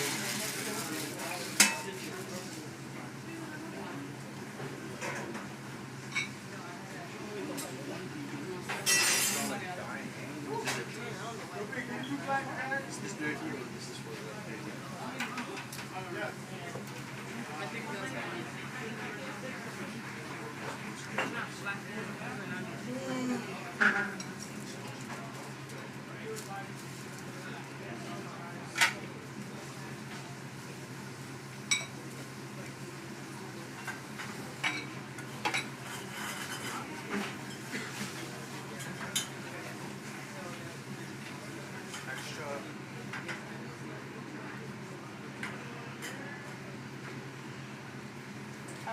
They're going to be ready in 5 minutes, so we need to like kind of push with this garnish. Yes. Where's the others? So, what's that? Three leaves per.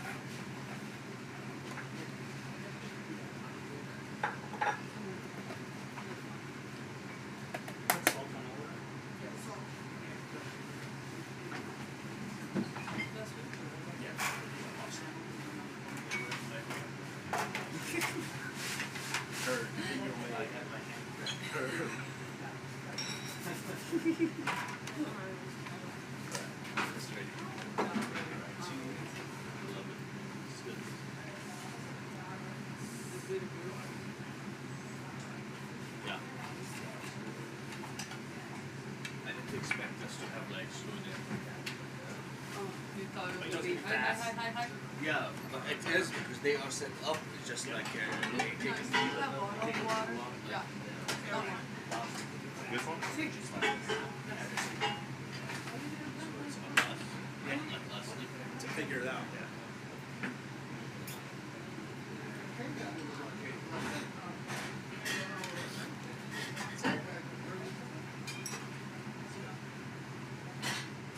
Like it? Yeah.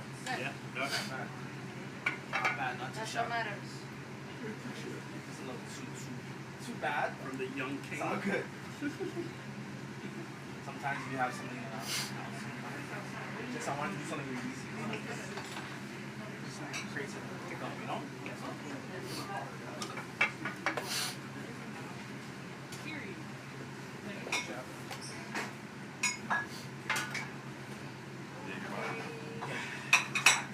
Better. Thank you guys. You're welcome. Yes, chef. Great job, chef.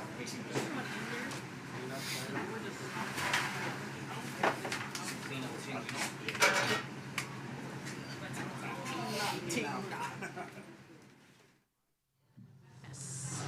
And we are back. Hello, everybody. I know you missed us. Zuri, how you feeling? We are officially back for the dinner. Yes. So it is time to get into the good stuff. But before we do that, we actually have one more thing from the reception. We have the scallops by Honoree Chef Khalid. And honestly, we got the big bowls. So Big bowls. I'm ready to go in. How are you feeling about this, Jordan? I'm excited. We had the vegan version of this earlier today, which Yes, was we very did. good. So I'm excited to try the non-vegan version. I mean, Zuri, I feel like we should just Dive right in. we should just dive right in. You can I see think so. I'm eager. I'm Here we extremely go. Eager. Here we go.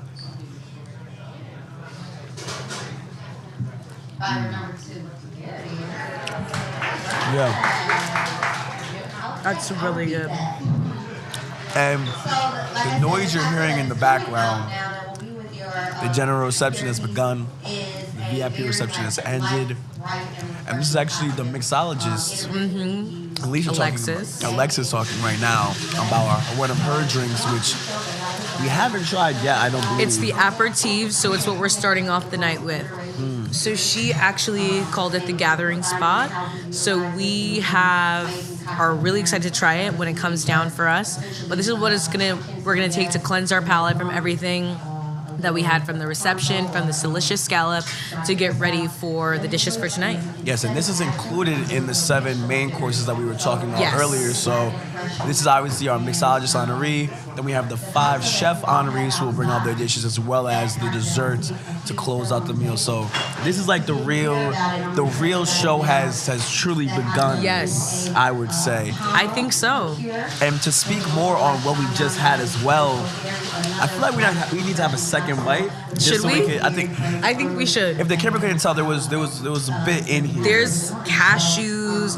It looks like cranberries. It looks like corn. I think we're going in for the second bite. I'm ready. I'm ready. Here we go. I'm gonna get more stuff on this bite. Yes, let's do it.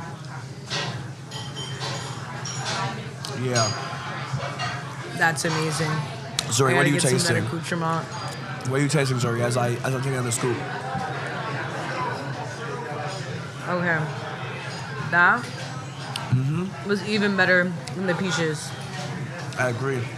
And the peaches were really, really good. Like, I would definitely eat that. But this, 10 out of 10. Like, the scallops are still warm, which is crazy. Oh, we're getting a dish live from the kitchen right now, guys. Live from We're the going to go kitchen. into this in a minute. We can't finish talking about this yet. But the scallops are so fresh. I feel like sometimes scallops, they can be a little bit overcooked. But these are, like, perfectly fleshy. Like, as Jordan has said, It's coming directly from the ocean. Like Straight we from are the ocean. literally the Little Mermaid. Like Halle Bailey was eating this. And I feel like, speaking as well on texture, the texture of the scallop is really good. I know some people, you know, it's a hit or miss in terms of the texture with food, but the scallops, it wasn't squishy is too basic of an adjective. It wasn't squishy. It was like, it was squishy with a bit of firmness to it. It was like a middle ground between the two. Yeah, it was like perfectly tender. Yeah, tender. The adjective I was, again, amazing co-host. That was the adjective I was looking for. And I think that's what balanced it out. And something that we had said earlier in the broadcast, no flavor was overpowering another. Even with, as you can see, everything in the bowl, all the different mixes together, you know, right at the nuts, bottom. Corns. There's a lot of different a bunch things. of different flavors happening in there anyway. But they all kind of balance each other out. I think given the volume in which I think he really balanced out. The scallops were kind of larger, but then he kind of balanced it out with the other flavors and ingredients that he included in this. And again, I can't stop bringing up how the chefs went to Cisco and chose all of these ingredients themselves. And as Zuri pointed out earlier in the stream, these are dishes that they have not made before. Ever before. Which is so unique, and against what makes this experience special is that you're experiencing something new, ethically brought out.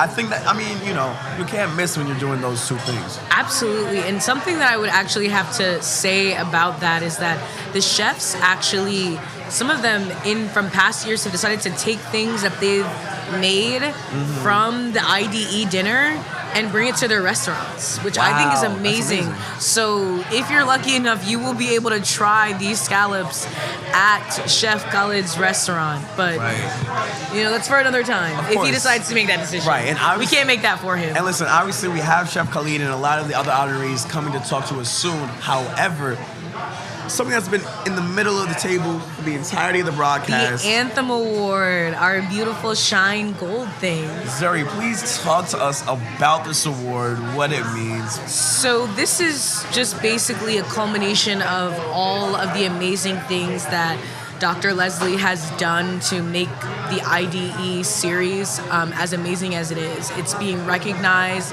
for its inclusion, for the community that it creates, for what it brings to the culture. And truly something unique comes out of each and every one of these events. There's nothing like something that we've seen in the past. Like, none of these dishes are anything like I've seen in the past, and I'm sure any of the dishes that I see in the future, it'll be the exact same thing. So it is amazing for us to finally have a physical manifestation of all of that hard work. And I feel like a culmination of this award has been what you saw earlier today in the garden, what you see in the kitchen. A collection of people coming together to enjoy good food, to experience which is the way that food should be enjoyed. Yeah, and I think it's amazing that you're like, what this is able to be signified in this way. Absolutely. You know what I mean? I know you probably confused it with the Grammy a few times over the course of the stream. Maybe a Golden Globe.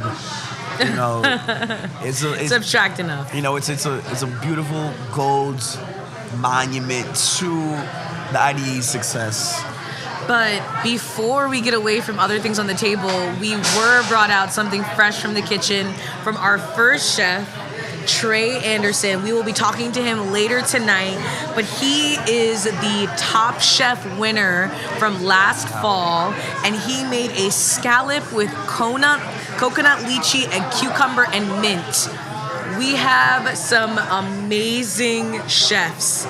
We have scallops in front of us twice. Something so beautiful. I am so excited. Have you ever had coconut leche before? I don't think I have. So we're experiencing something for the first time together. Right. I think this is a moment right now. I'm very excited. I feel like we should give it a try. Yeah, let's do it. We have forks. I feel like this is just... Yeah, it's okay. Like you said, we're We're co-hosts. cool. We're going to split this. Oh, yeah. Wow. Oh, wow. Wow. You guys should really see what's happening inside the bowl. I wish you could see what's happening inside the bowl. It's crazy. Right all right, ready? I'm ready? Let's do it. Oh. You want to tell him about it? Your reaction was perfect. I almost acted out of character. I had a real visceral reaction to what we just ate. That was really good. Because I said earlier on the stream, and I said this last year, if you tuned in last year, that I love food, cannot cook, right? I feel like that's how it goes with a lot of people. I think I might have just tasted a flavor I've never tasted before. And I'm not being hyperbolic.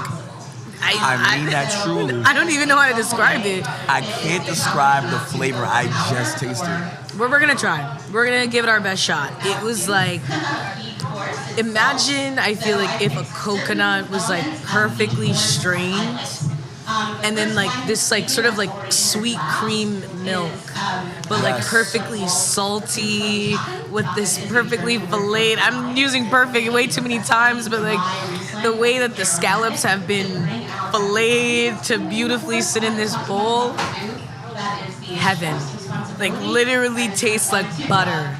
Yeah, and I think you hit the nail on the head, especially with the coconut milk combination. These unique flavors that are both kind of cool and soothing types of ingredients that you use for things mixed together. And obviously, we're going to talk to Honoree Trey later on tonight.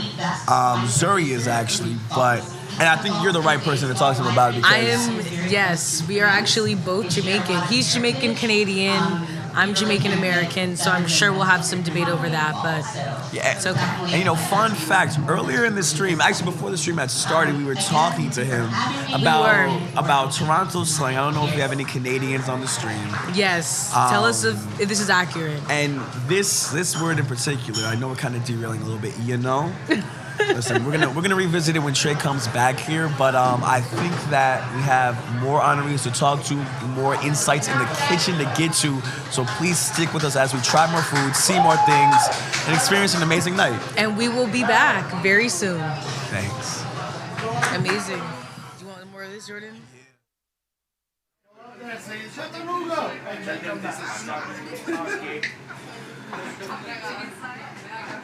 We should confuse them and switch up voices when explaining it.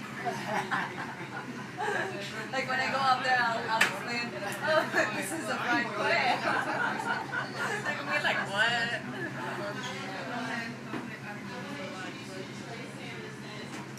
Okay, who's next? Black plates. Black plates. What? Wait, what? Black plates? Right. Black bowl.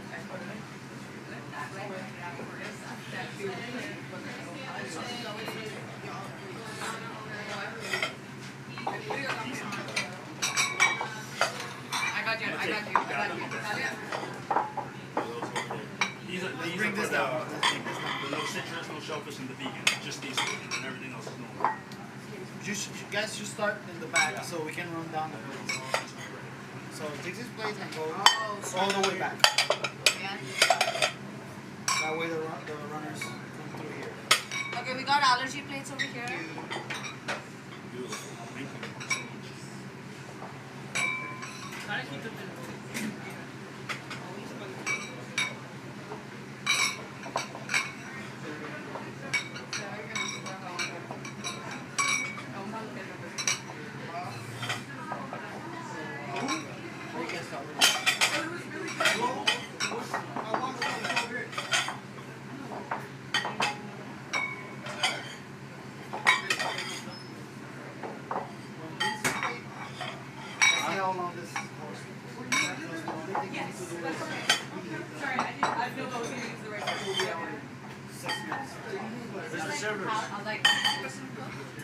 Yeah, very good to hear. So it's just like. Is there citrus in it?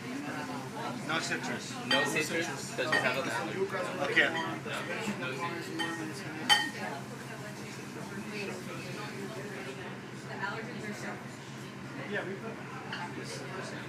Allergy go first. Yeah. Allergy Alright. go first. Chefs, apologies for that.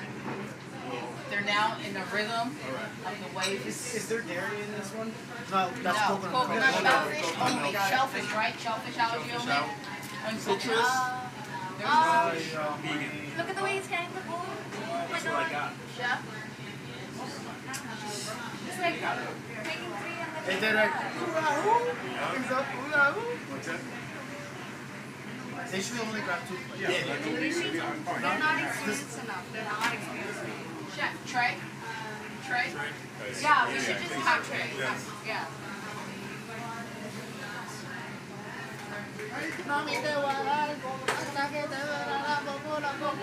Hey, stop moving the table. Yes, Dad. Beautiful. Chris, can I tell you something? Chris. Okay. Chef.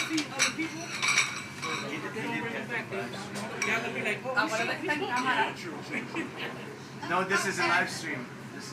I don't care. Oh.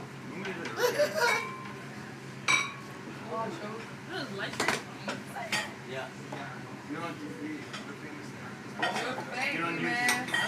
Huh?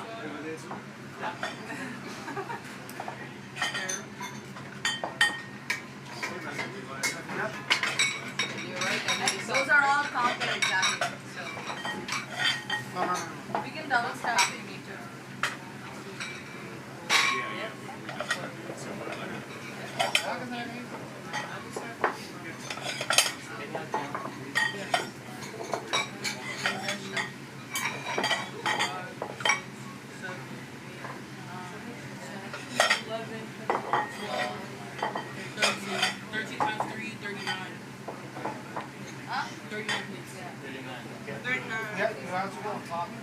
Yeah, we can go on top. Just stack them.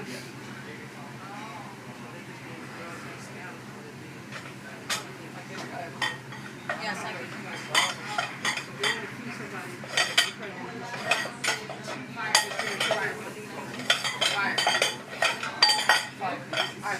So we're getting 6 minutes for consumption, 2 minutes for wrap, 10 minutes for pickup. Does that make sense? 20 minutes overall? Huh? 10 minutes. She meant 10 minutes. You want to start going? 10 minutes for real. Because now they're in a row. So now they're in the field. All right. Okay. So let's give 6 minutes for consumption, 2 for clear. Okay. And then 2 for actually setting. So can we go 11 minutes to be safe? Let's go 11. 11? 11? Happy? 11 minutes. Thank you. Happy? Look, they already halfway finished this course though, right? Pretty much. Well, the back half of the room probably did before, but now they're in a rhythm. Okay, so we'll go. Yes. Copy. Thank you, chefs. I appreciate you being flexible tonight. Okay. These extras? Show us one plate. So 3. So chef, we have 3 coming back, so we have 3 extra for this plate. There's 4 more coming. 4 more. So So seven. can we have a head count? 5. Please? Yes.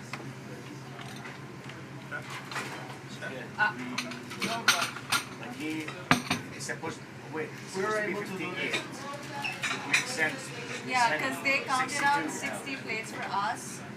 And you had some more. No, out of that, he did 2 vegans. Out of the 60 that was counted. They counted, so there's no shows.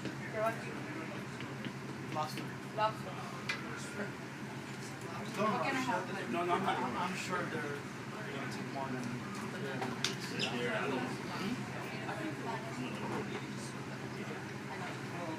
Mom, you want me to take it out now? Beautiful dish. This is it. So now, how many we have here now?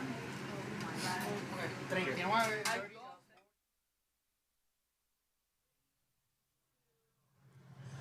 Hi everyone, we are back here with Alicia Blackwell Carwelt. Did I say your last name right? Calvert. Calvert, I'm so sorry, just a little slip of the tongue there. And you look so beautiful in your pink. Thank you so much. So you are doing all of our wine pairings tonight. You are a sommelier. Thank you so much for joining us all the way from St. Louis. Thank you. So tell us about the pairing that you did for the course that we are currently at. Right. So for a Trade's first course, I wanted to accent the scallop, but also highlight all of his beautiful countryment that are balancing the dish. So I chose Dr. Birkeland-Wolf's Riesling Trocken, which is a state fruit from Pfalz in Germany. Amazing. Yes. So it's a dry Riesling, lots of gorgeous aromatics, but still just bright and pristine. Okay, great. So what is the reaction that you get when you tell people that you're a sommelier? Surprise. Like they don't know what it is, they don't know what you do, right. kind of thing. What is it? Okay. And people who do know what a sommelier is expect it to be an older white male, because that's typically who drives that profession. Okay.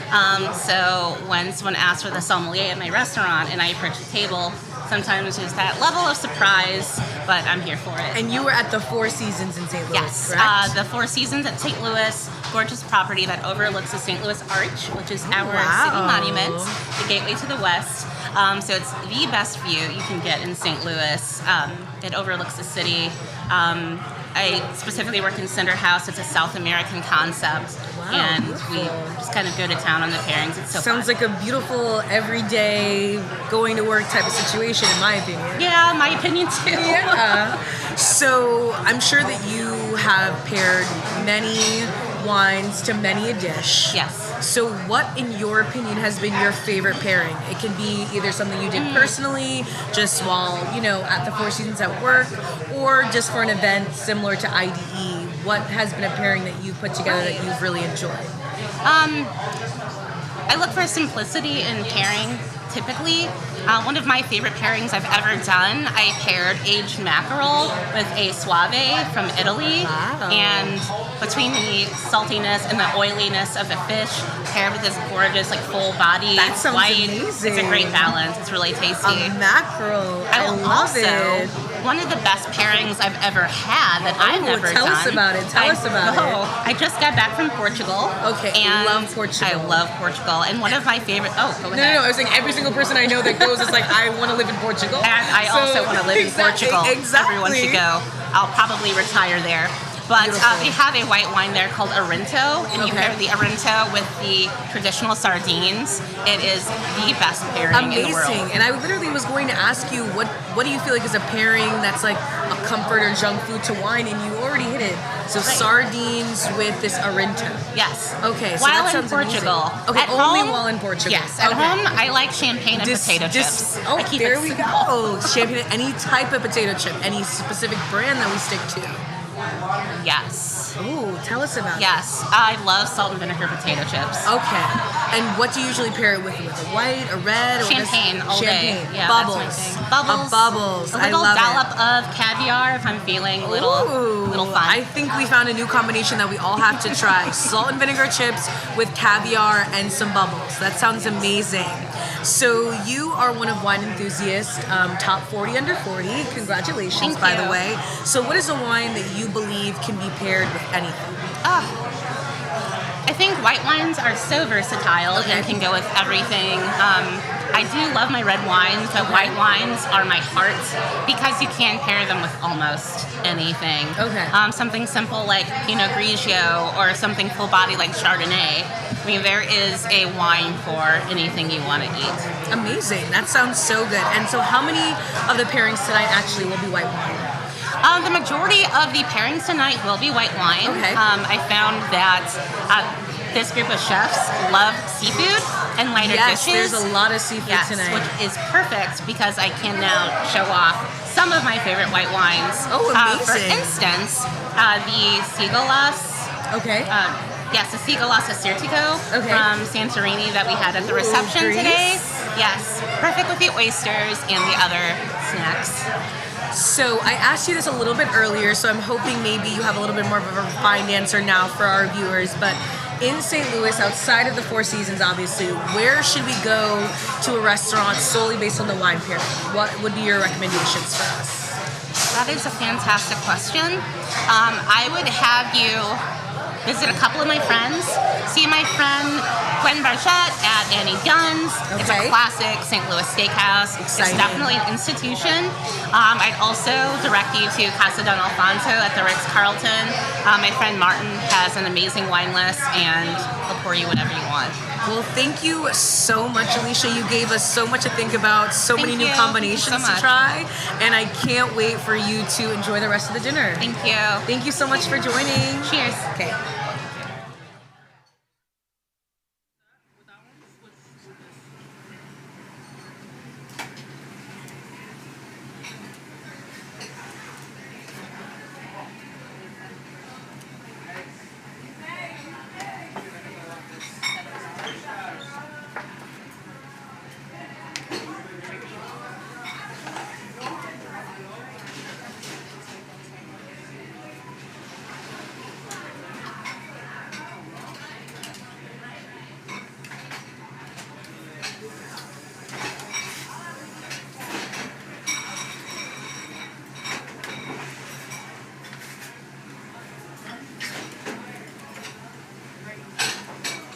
Oh, there you go.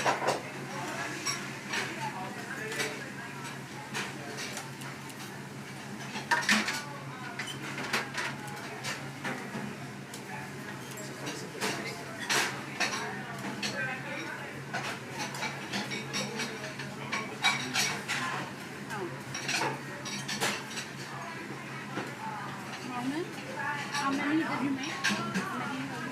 Made 60. Okay, so let me just tell y'all there's 49 people. 49. But you can include me too because I am hungry. You're included. Okay, so let me just let.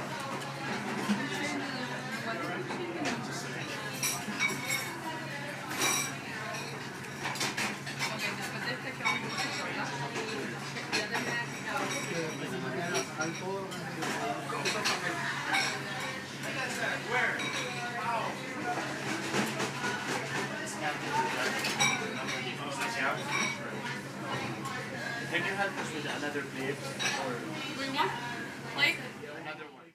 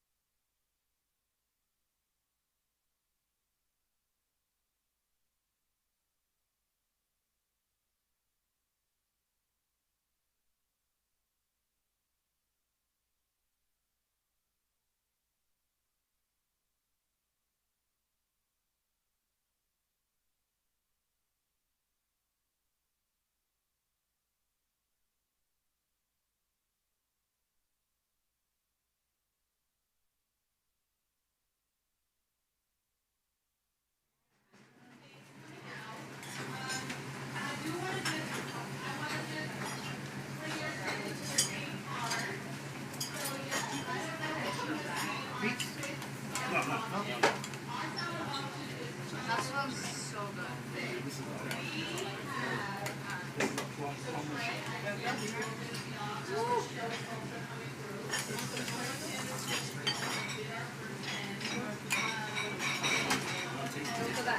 What's yours?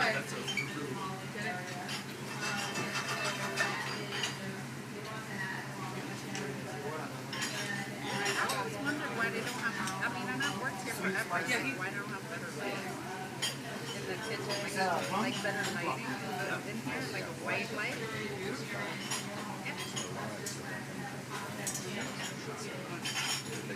Yeah, we have this warm light. Toss on the toast. Well, it's also not focused.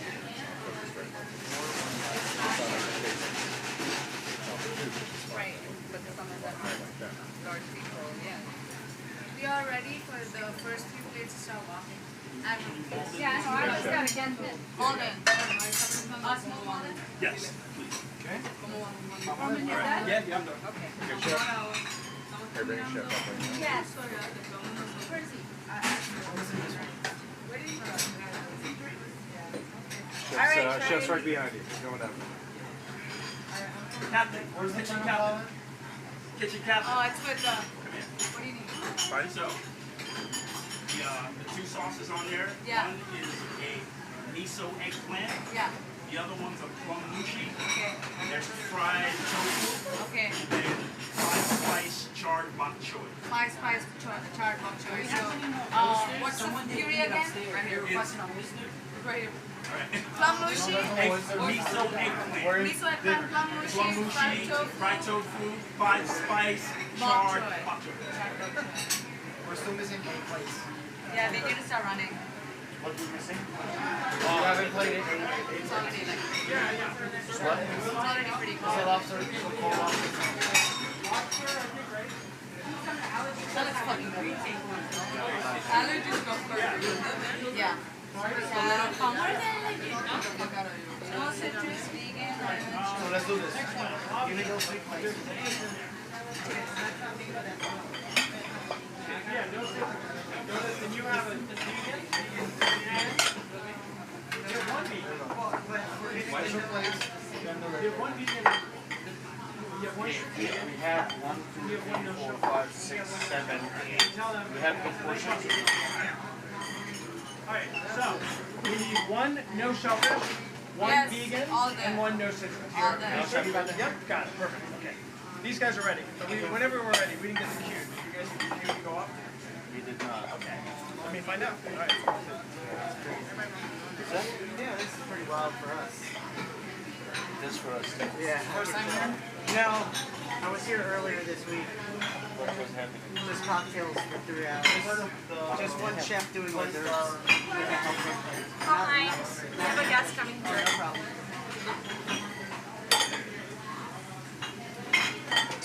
Guys, we have heavy joiner. We have the guest event that's near the table. I think there's an empty chair. Yeah. Okay, we can go. These are all the same. All the same, yeah. Here, guys. This is the vegan. No, I can carry that. No citrus. You got that. I think we need more lobster. Oh, that's You good? Yeah. So I'm just seeing if some of them are small. Oh, this one is better. Some of them are a bit Ready to go? And we are back with Honoree Trade Staters, and this is kind of like like we were just saying, kind of like a post-game press conference. You just got brought out. How are you feeling right now? Feeling good. I'm feeling great. You know, just for people to try my food, hear my story, see where I'm coming from, and my perspective as a chef. You know, it feels good. Feeling good. And you know, we were talking earlier, like way before, just about kind of like where you come from, and also kind of like your inspirations behind what you cook. And I feel like this question I really am interested in. I don't know if you have an answer for it. I feel like it's challenging for sure. How do you pick the perfect plantain? What's plantain? How do you pick the perfect plantain? It has to be soft and a little looks like almost it's like moldy. Really? But not moldy, but it's like black. Right. I like sweet like plantain. That's just me. I like it sweet. But not too black, you know, it's gotta have some yellow. Right. Like almost like a cheetah print, you know what I'm saying? Right. Does that happen often? Have you figured out like the cheat code to be able to find them, or is it like a honestly, it just depends where you go, the supplier, you know. Sometimes I feel like it's either really sweet or really starchy. So I like it at middle, where it's not too sweet, not too starchy. Or when you fry it, it's like almost doesn't burn on you almost, you know what I mean? Interesting. Like the sugars don't caramelize too hard. Because like the sweet plantains, as they progress in their growth, it's very sugary. It's full of 100% sugar. Right. Not 100%, but quite a bit. So that's when you fry it, it gets a nice golden color. It smells great. Interesting. Yeah. And also, I love asking chefs this because obviously, being a chef at your level, I feel like oftentimes people ask you, even like casually, like when you're at a franchise, yo, what can you cook? Like, what can you make for us? But when you're by yourself and you don't feel like cooking, what do you eat? What do you order? Like, what is your meal when you don't feel like cooking for yourself? When I don't feel like cooking, I'm out either takeout or going to a restaurant. Really? Yeah. When I don't feel like cooking. But when I feel like cooking, it's like a nice, depends on the season, right? Like summer's coming, so a lot more lighter things like grilled fish, grilled shrimp, lots of seafood, and less on the meat. Because it's like somewhere you want to get a little lighter, get some body right, you know what I'm saying? So are you particular of the food that you order that is not your own? Not so much. I like greasy spoon. Okay. I like a good burger, you know what I mean? I'm not too picky when it comes to food. So your palate hasn't kind of gotten like too reserved despite being able to make food at such a high level. You can see me at McDonald's, Wingstop, all those cool spots. I like them all, really. It just depends on my mood and what I'm feeling for the night, really. And you know what's funny? Like we were using that earlier metaphor of like this feels like a post-game interview. Sure. But I feel like the same way with like how like a professional athlete may still play at a regular park, like rec park, just cause. Yeah, you why know? not? We love the sport. They love the sport. I love the idea of food. Right. I'm here to like please my palate and please what I want. So I'm not too picky when it comes to food. I appreciate all kinds of foods. Obviously, there's certain things I dislike, but I try to keep that basket really small. Definitely. Yeah. And so this question, I have to shout out my co-host Zuri because this is her question. An important one because I'm someone who, I said this, I hosted this last year as well with Zuri. And I said that, you know, I'm someone who, I like most people, love to eat but cannot cook, right? I love to eat, I love and appreciate all the different flavors, but I myself can't make it. Yeah. So that inspired her question that I have to ask you. How do we get more men in the kitchen? I think there's a lot of men in the kitchen. Really? Yeah, I think it's a male-dominant industry. That's to be honest, I feel like it's more males than females. Really? Yeah. Wow. Would you say has that been your experience predominantly in Toronto? Yes, for sure. Really? Yeah, it's always been like that. Well, in Toronto, I don't know how it is out here in right. see, but I feel like it's been an ongoing problem that there's not enough women in the kitchen, in the professional kitchen. Right, of course. But that's how it is. Wow, have you seen any shifts or changes as you've been involved in it, or is it kind of like this ongoing issue that hasn't been addressed? I think it's getting better. I think as this amazing culinary scene progresses and evolves, there's more things happening, more people of color coming into the industry, more women, like there's a lot of different things changing constantly, always. Right. Wow. I mean, honestly, that's interesting. And I guess my last question is, what has been your favorite aspect of tonight, of this experience? I think just the spontaneousness of it, like really like not knowing, but still creating alongside some amazing talent all over the world. Right. But just like cooking in this iconic space and being represented by and cooking with the Iconoclast because it's just an amazing thing to be a part of. It's different. It's unique. It's nothing like I've ever done before in my whole entire career. So this has been a hell of an experience. Iconic, I must say. Iconic, Yeah. you know? Yeah. I appreciate Yeah. you for coming and joining us. And thank you for sharing so many amazing stories and amazing dishes. And I hope you have a great rest of your night, man. Thank you. My God. Blessing. You're so fire. And that's it.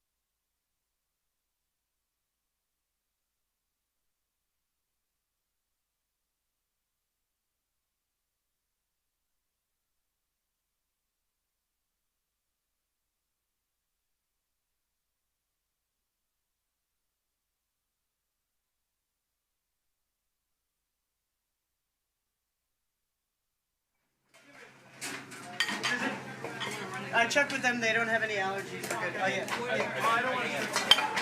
Let's go. All the way in that corner table. Yeah. Let's take a look. What's this finish? The same finish? Yeah. Should have these last one. Yeah. Just more than salt. Look how crazy That's it. Dairy free. So we have fried tofu, kamogoshi sauce, and eggplant miso puree with charred 5 Thai spice ball too. Got it. So, who's the next course? Chris. That's a fish course. So now that she's there, the only thing I have to worry about is the meat, right? Everything's vegan, no citrus. We're just gonna substitute the fish for a cauliflower. Got it. For the vegan. Yes. One vegan. One vegan. And no dairy. Yeah, no dairy, no nothing. Easy. Are these fair? We've served everyone Please upstairs. check if everyone is set. Yeah, upstairs everyone's served. Great, thank you. So the next course, the only special is you, vegan. Yeah, So, not yet. does it make sense to blanketly give no, the non-dairy won't count? Yeah, non-dairy. Just those two vegan. There's what? Dairy. I just asked. No, just hold on. I know. I just asked. I know. But then the last course, there was dairy in it. Yeah. We didn't know that. Yeah. No dairy. So for me, not a problem. I'm saying if I just verbally confirm that. So, but basically, I'm sticking with the same two ladies that whole time. So again, wait. Let me say something. So after the next course, we have to then do silverware. Plating, okay. Yes. So we're grabbing all silverware we're clearing. Yes, making sure silverware, and then we have to do fork and knife, fork and steak. Because the first course we only cleared the fork. Yeah. So basically, it goes fork and knife, fork. They didn't use a knife. They didn't need to use a knife. We can, if the knife is clean, leave it. Yeah. Okay, but on this one, we essentially, if we can, only leave a fork. Essentially, just a fork for the third course. Yeah, but they're going to use it. Yeah. Right? Yeah. Well. Okay. You want 2 forks and 2 knives, one of them being a steak knife. Yeah. No. I mean, right now, what's left on the table. There's this like last 2 course forks and 2. Like when after the third course, we're going to take all the silverware. Right now, we're at number 2, right? Yes. So when we clear this, we can clear all utensils except that one fork. Yes. Okay. Exactly. That's what I want. Okay. So we want to make, and then that'll. Because that's the one they didn't use. What Okay, glass yeah, are they trying to clear glass? Hi everybody, we are back with another one of our amazing honorees, Chef Romain Dumornay. Perfect, we gotta make sure we get that right. Get that of course. So you have something amazing prepared for us tonight, some poached lobster and some fennel with orange. Tell us a little bit more about what's on this beautiful plate. So we got ourselves here poached lobster. So I poach it in vanilla butter. Wow. It really brings it out. That sounds delicious. And then I add a little bit of fennel that's seared cooked with sambuca, and then the yellow beets are cooked with orange reduction. So I just take some orange juice and I reduce it down fine. I put it together and then I let it steep for about half an hour. So a lot of citrus and sweet going on with our lobster, which is very exciting. Lobster's very delicate, so you don't want to overdo it. I'm going to give this a little try while you tell us a little bit more about it. So make sure you get some of the sauce in. Yes. Get some of the fennel. Get some of the fennel and get the beet. Get one bite, and then you'll see how it all works together. Everything's like butter. It's so good. It's so smooth. So the lobster is smooth. The artichoke is smooth. The beet is smooth. It's a perfect combination of flavors. And all the flavors work together very well. You did an amazing job. Thank you so much for preparing this for us tonight. Thank you. So tell us about what has been one of your favorite meals that you've created so far as your 10 years as chef. Ooh, my favorite dish. Anything you've made. I think my number one dish that I came up with would be octopus.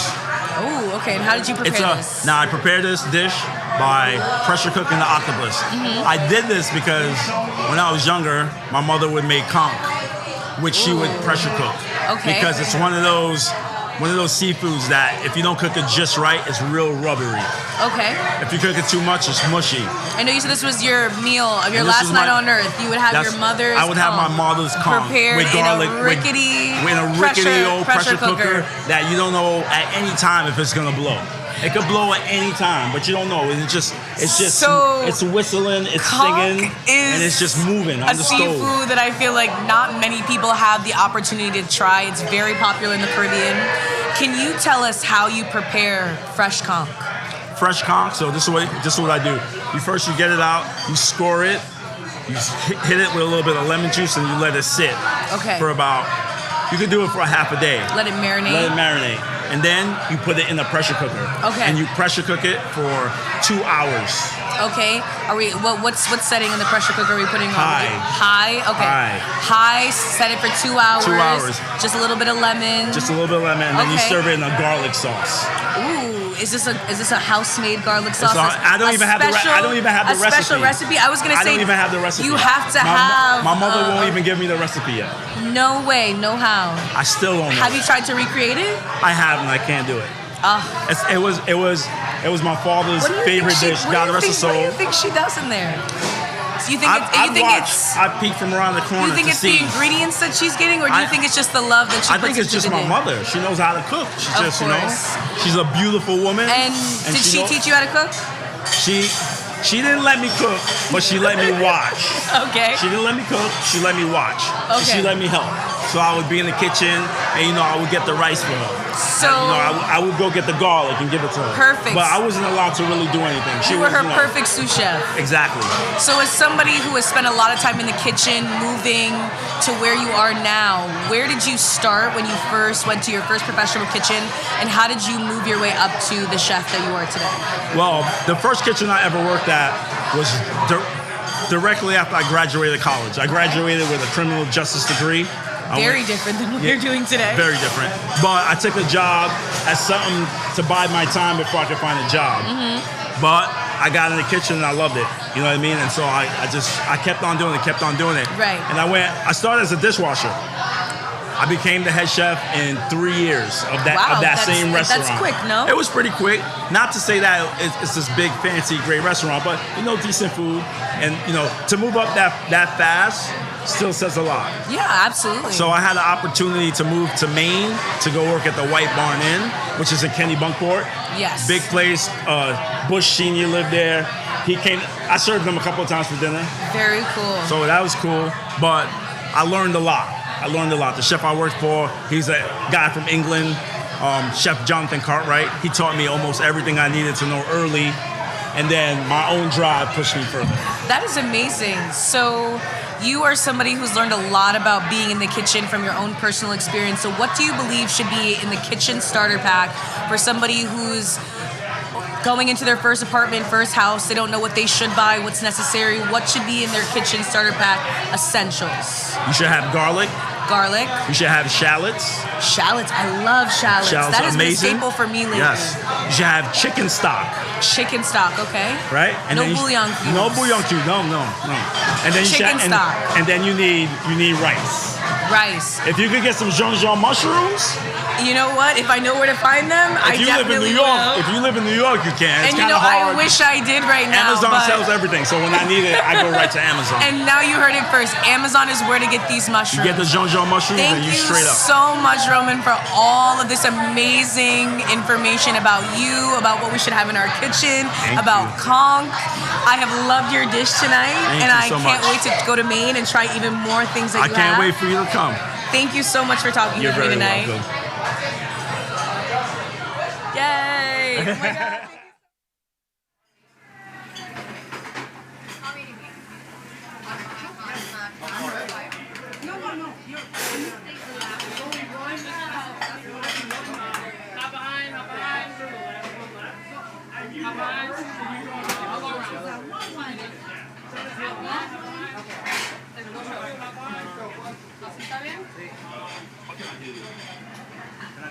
Oh my God. A little bit around. Like 10 people right now.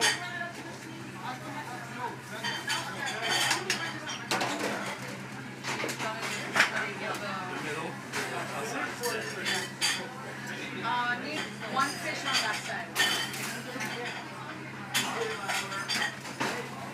Salad then? Anyone want salad? What's after We're done. How long till pick up? We're ready. Missing salad on this one. Same setup? Here. Same setup. I'll bet you the win. This one? Vegan.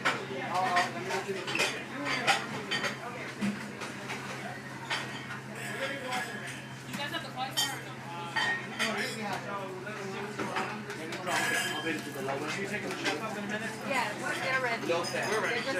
Keep it. Okay, great. So, we want the vegan to go first. Oh, okay. Justin. So we just wait afterwards. They're doing the vegan now. It's gonna, as soon as it's ready, you can bring it up. You can bring a fish up. Yes, and give the fish to that one lady then. Is that a vegan? That's vegan? That's a vegan. Yeah, that's for the him? Yep. Perfect. To that same first lady, right? Yeah, I'll check it. Okay, ready, chef? We started. Yes. All right, take your front and off for me. It's great, chef. Ooh, it's great hustle, chef. Beautiful. Nice. I got a hard taskmaster, so I'm gonna take you now. Beautiful. Okay. So we're done. Dame tu extra. Oh, go, track. I'll follow you.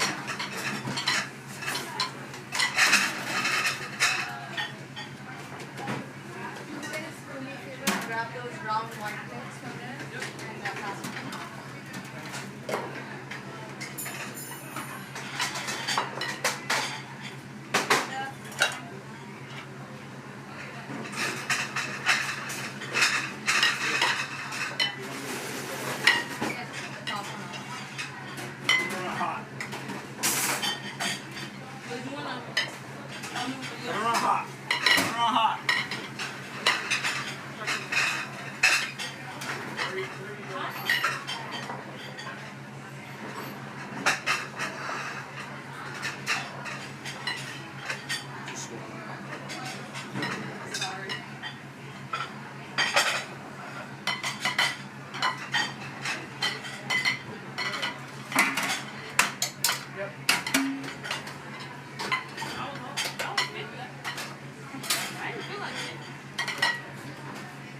You're just too good.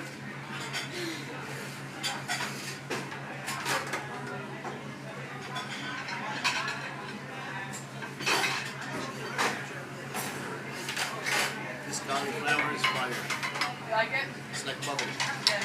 We've been over like 10 years. Really good. We love cauliflower down there in Puerto Rico. We cook a lot of cauliflower. Yeah. It was like an era. It was cauliflower. We were like, what? The island we couldn't get it. Ah. Yeah.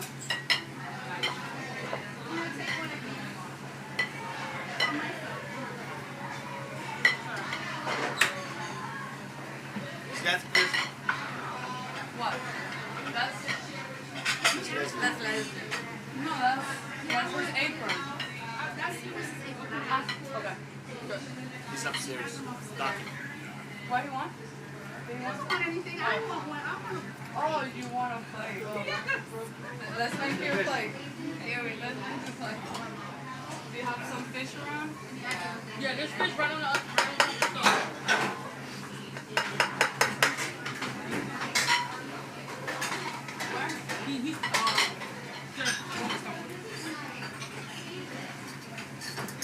Don't go from here.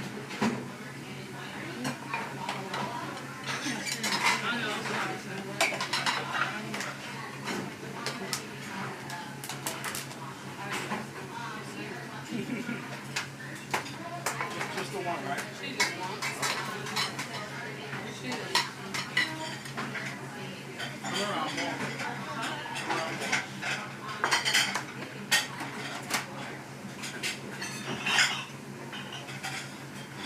Is this dish non-dairy?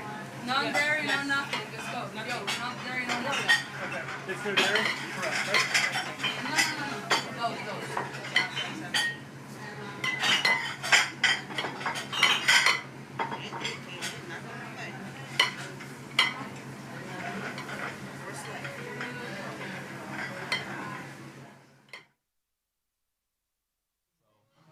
Super normal. And we are back with Honoree Yoonjung. Oh, how are you feeling tonight?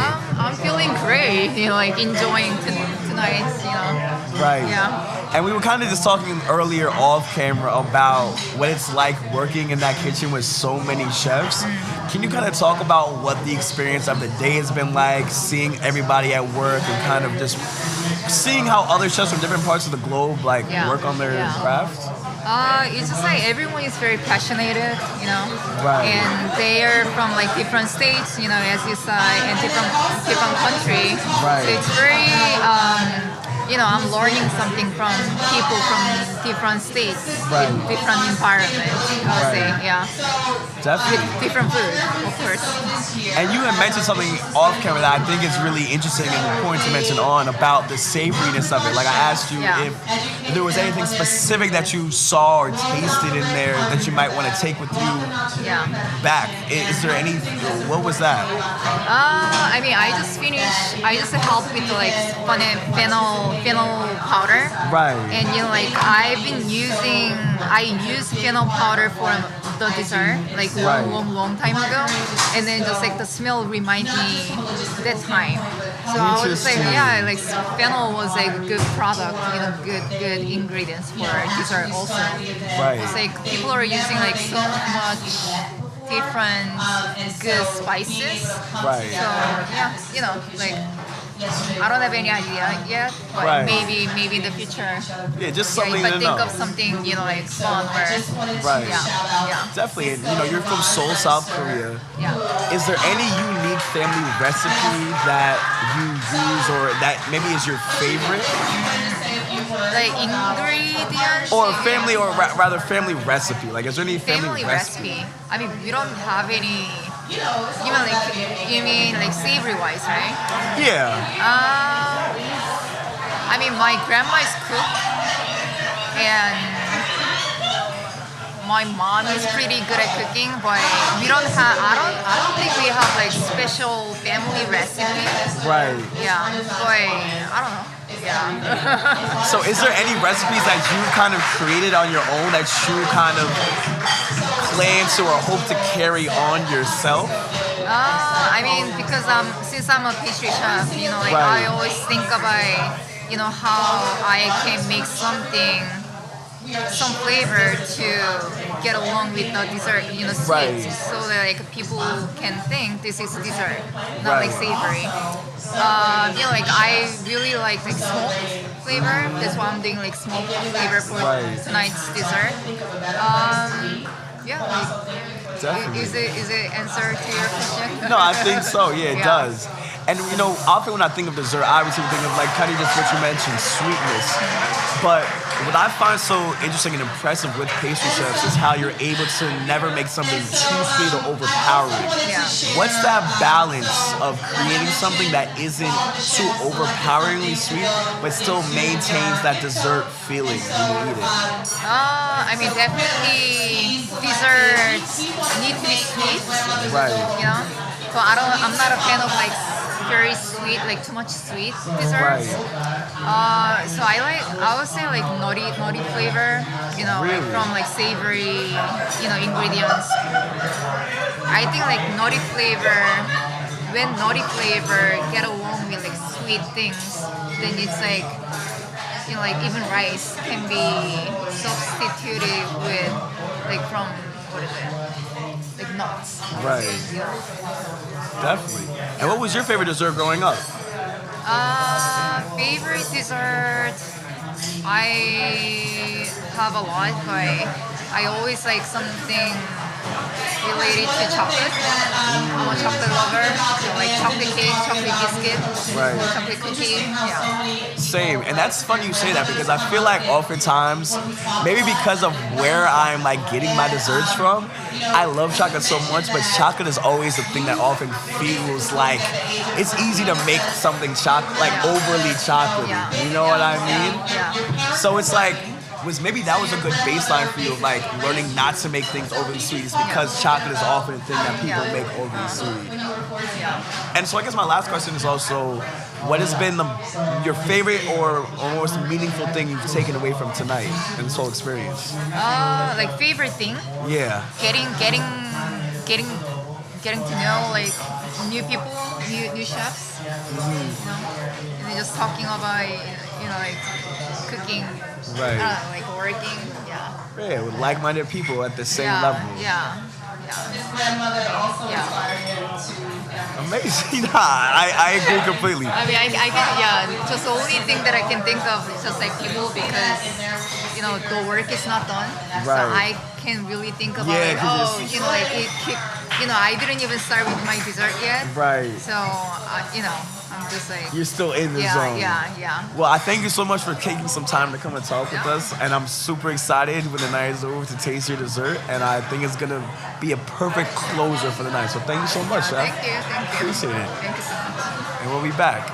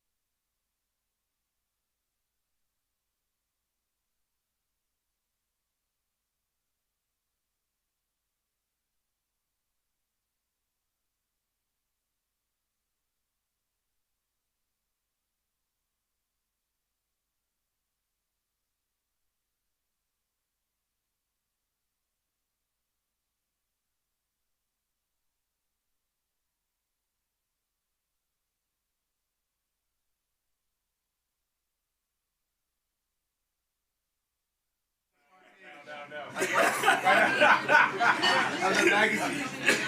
They should do an Iconoclast magazine. They should do one. Showcase all the food. The dairy is easy. No leaven. Chef, Khalid. If they come back and give it time. No, I shouldn't get back in.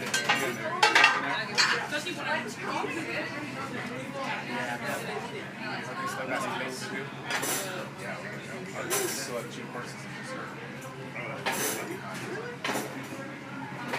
Dessert.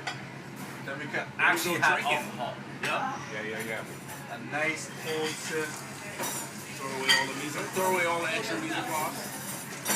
Sponsored by Sister. I can't believe that. Sponsored by Sister. No. I heard that. And the James Beard. Are they still out? That's unbelievable. To be honest, I have some in-between feelings about this. no, I don't use it. Okay, my dish machine is sponsored. My dish machine is sponsored. So I have one like that. The company called On the Floor. Oh, really? Yep. And they used to, when I worked at Hoddles, I used to pay like thousands of dollars a month, like for the machine, the chemicals and everything. It looks like this looks kind of offset. Yeah. Because it's Getting their products. No, I'm talking about eat it, it's with getting produce and I've never. I never did. They're not the big ones over there. No, even though they're the big ones, like around here and even in California. Are they big in California? They're big in California. But it's just like, there's a lot of like farms they get product from are not most sustainable. You need help there or You ready? Are we ready? We starting? No, we're putting the sauces in. Okay, because that's okay. Can you show us one plate as well? One big, one too small, right? Now look at how glossy that chutney is. Wow. What do we look Jinx. Airball. I hate airball. Alright. There's another bottle right there. Okay. And then you take this from Y'all continue. and get the bottle. Very light.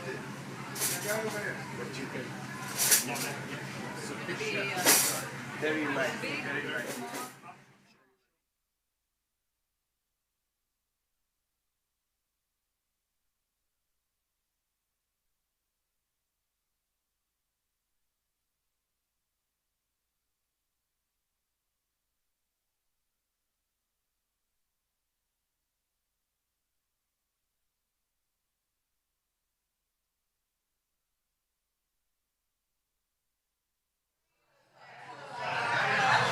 Hi everybody, we are back with another chef here and our third course, Chef Christopher Vega. Hi. Yeah. How you So doing? you have prepared a beautiful dish for us tonight. Yes. Let's take a good look at that, and the plate is hot, so you guys know it's good. So you made us some sea bass with cassava, corn, spinach. Tell us a little bit about it. So that plate is cassava corn puree, then it has sharp corn mixed with spinach, and then you have a yuca crumb, so you can get the texture from the yuca puree, and it'll be a little bit crunchy and silky. It's summer. Amazing. So let's do a cheers to summer. Yes, and the icon dinner. Yes. Thank you, Alexis, for that. That is really refreshing. Yes, it is. So you are a highly praised chef from Puerto Rico, which is amazing that you are here with us today. So of the signature dishes that you have already made, what is your favorite? In all my career? Yeah, all your career. What's one that you're like, I this really like. I really killed the ball? I have not. I don't have a really special one. Okay. But like different moments, I have like different plates. It all depends the event. But I like a lot of stews. Okay. And pork. Okay. Do you have like a pork stew that you've made before? Yes, with white beans, chorizo, pork, ham. Chorizo. That sounds amazing. I want you to make it right now. That's really good. So good. So, as an extremely seasoned chef, you've worked in a lot of hotels, you've worked in Michelin star restaurants. What has been the craziest thing that a patron has asked you to make off the menu? Well, the craziest thing is dealing with allergies and last minute things. Okay. Because I'm a chef that if I have the ingredients in-house and probably that's not on the menu, I'll do it. Okay. So I'm down like every like, moment. I'll do it. If it's in the house, I'll do it. How does like the allergies and the dietary restrictions, how does that restrict your creativity as a chef? It doesn't, but it dares you and like it opens probably roads that you have never been before. So like you learn. Yeah. In the process. For this plate, I did nothing. All is vegan. No butter, no gluten. No butter. So my plate was no allergy restriction. Just I substitute the cauliflower on that instead of the ceba. So that's vegan. Wow, that sounds amazing. And I feel like you said, it doesn't restrict your creativity, so you're able to only create better things because of that. So your new restaurant, La Picada, I'm saying that right? La Pica. Picada. Okay, so it's a farm to table restaurant. I know you guys source from local farmers. How does like food insecurity and like the current environmental climate, does that ever a worry for you as a farm to table restaurant? Well, before the pandemic, we were like we wanted to have every single plate and every single event without having an 86 during the night. Yeah. After pandemic, with the lack of resources, so that has changed a lot more.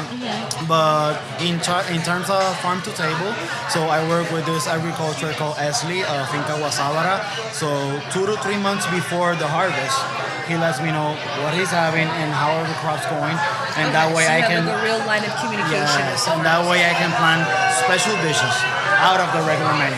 Okay. Do you feel like it's important yourself to know how to source these items, even though you're not actually growing them?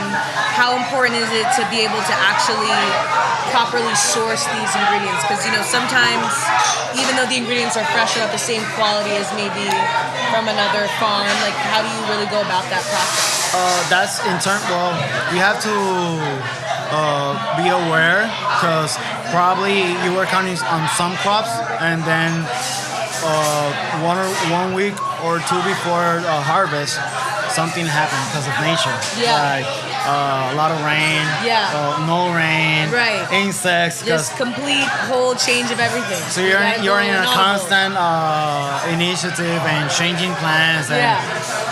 there's not a day that it runs smooth. Right. And I think we're addicted to that adrenaline.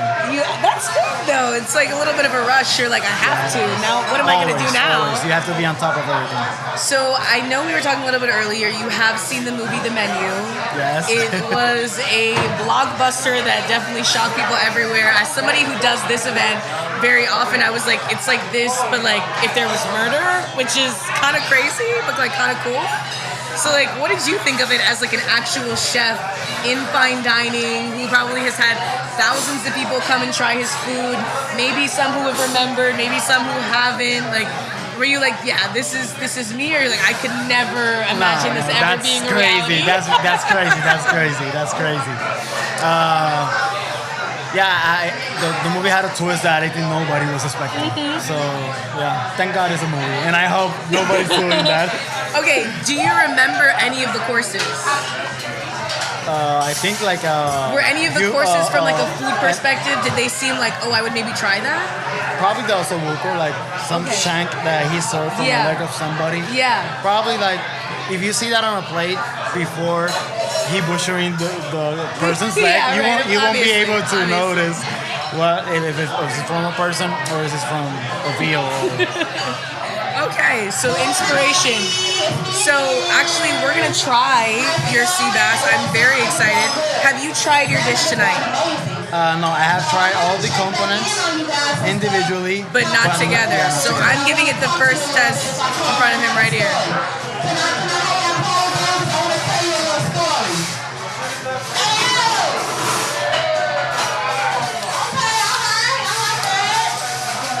The puree is so good. Thank you. And the sea bass is like butter. You did an amazing job. Thank you. Thank you so much for letting me try that. You're welcome. So, as somebody who works in fine dining, but knows that you are possibly catering to people who are coming from maybe a low income area, how do you think about patrons that are coming to your restaurant for their like once in a lifetime experience where they're celebrating a birthday or an anniversary? How do you make sure to make that special for every time you have diners with you? No matter who comes, like every single people or client that comes into La Pícara, once they put a step in the restaurant, they're all special. So it doesn't matter. Like probably this boy tried how do you call this? Celebrating a special event, and he wants to bring his girlfriend or something. I don't know how long he tried to save money to come to La Pícara. Yeah. And maybe it will be the first time, or maybe he will come 3 more times. Yeah. So I have to make sure that once you sit down in the table, you have a memorable experience. Because if you come again, good. But if not, I need you to remember this. Absolutely, that's so great. So, what are you excited for your new restaurant? Obviously, this is a completely new venture for you. You're getting the opportunity to create something all on your own. What are you thinking about when it comes to impact and like leaving your legacy in that space? I think they're loving it, and we're every time like we're in a constant learning process. There's not like a sketchbook or instructions that you follow here to make this successful. Like every day there's something you have to fix, and you have to be on top of everybody. So suppliers, purveyors, cooks, everybody to make this like good every time. So my last question for you, I know that now it's really common for people to eat fruits and vegetables that are not in season.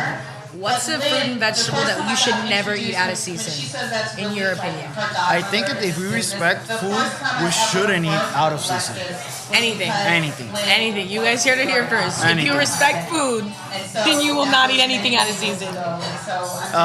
But sadly, that's not what we're living in. I know.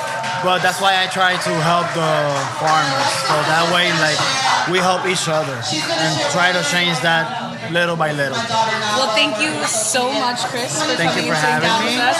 And thank you for having a drink with me. You're welcome. I will let you get back to the kitchen. Thank you so Thank much. you. Have a great.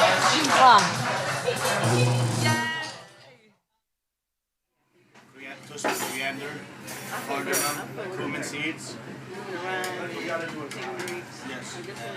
And then I did porcini, SPELMAN, ginger, fried cilantro, and parsley. That's it. Fire. And he dried it up.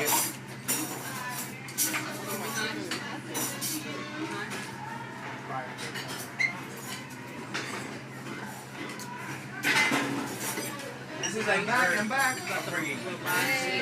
Yeah, but like with my something missing. Usually like we don't eat sweet. We don't eat like Yeah, right. You're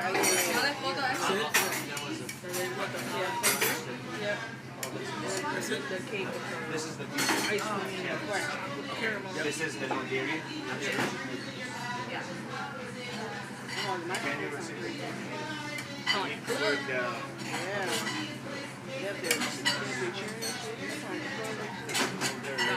Came in with that yellow, like. Guys, be ready for the the one with the light. My course is next. No, because it's your course. Once it comes down the stairs, you have to. Why did Youngjan do it so early then? I have no idea.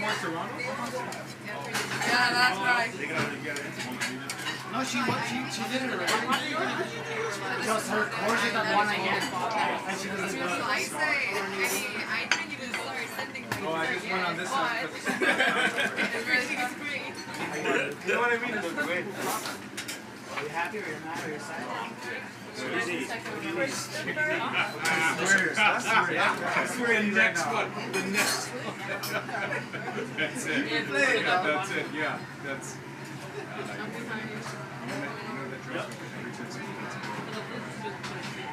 This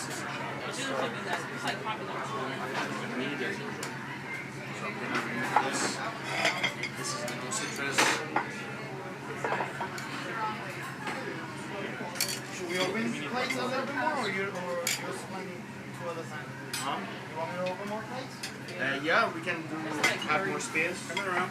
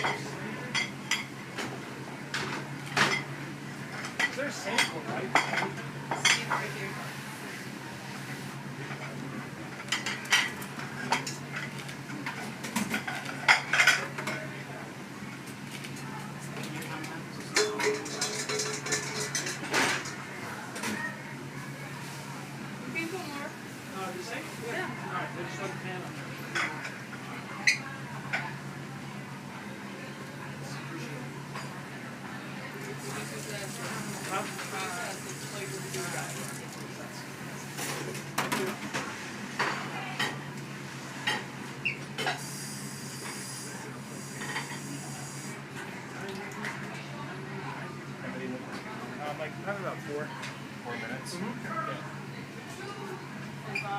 43 or 4.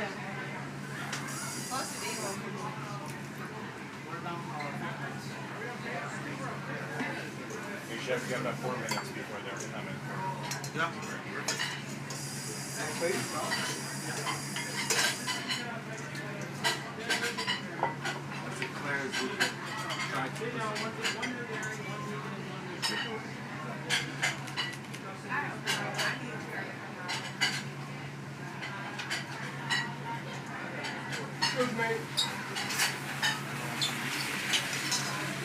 Is there any more pizza left?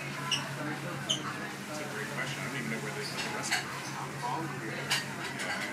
I haven't ate anything all day. Yeah, I had breakfast at 6 a.m. and then I had those two slices last night. Yeah, like I was going to eat, but I was just trying to get ready. It's a lot. Huh? No, it's tough. There's so much to do.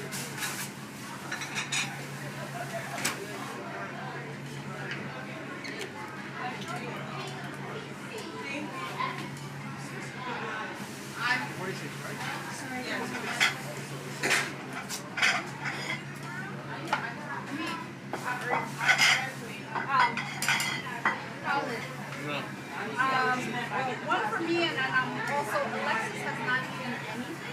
Who? Alexis. So you need the couple? I want to give her. Yeah, of course. Got you. She's eaten nothing. This place or this here? This here, this yours? No, that's worse. Are we ready for hands? No, they're still pouring the wine. They need help pouring one? We're done 50 plates. Huh? 49 regular, 180. I have three. I have no citrus, no dairy, and a vegan, but I need two more. Yeah.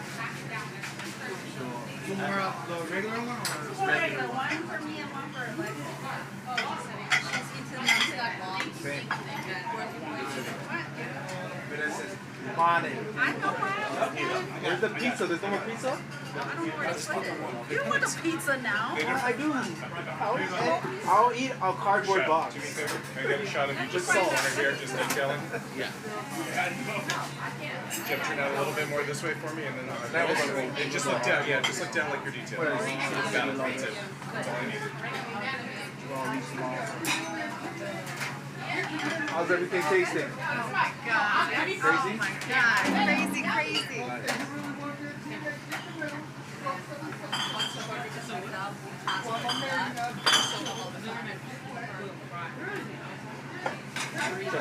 Anything else to eat? No, we finished with the stew. That was good. Leslie wanted to chat. Okay. All right. Ready? Okay. Adios. One she's working on, and this one is for children. The one half in the oven, right? She'll have the vegans are labeled, right? Yeah. I have two, but this is one of them. Gotcha. Let's say that label. What? Charlotte, get rid of that towel and apron. Give me the apron. I am coming. I promise. That's no citrus, right? No dairy, vegan, no citrus.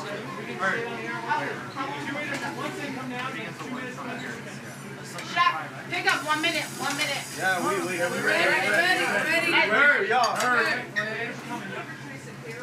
Look at him taking the long way. I went this way, like. Come on, beautiful. Let's go.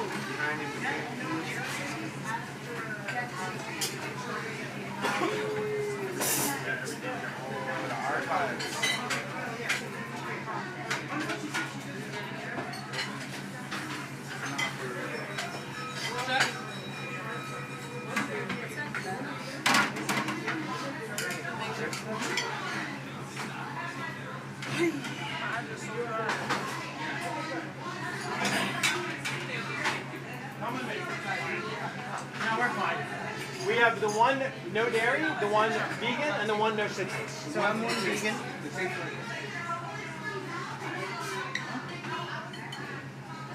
Okay. right? Yep. Citrus. So you guys know where you're going, go with those. No citrus. Got it. Okay. Make sure you take the sticker off, right? Before it hits the table? Okay. You can take another one with you. Yes. Yep, you guys got that? And I'm going to do the same thing. I'll check with that lady. Yep, fine, great. And then send the rest of the team down to follow. They're right here. Pick Right up. here. Perfect. Right here. All right, pick up. Let's go.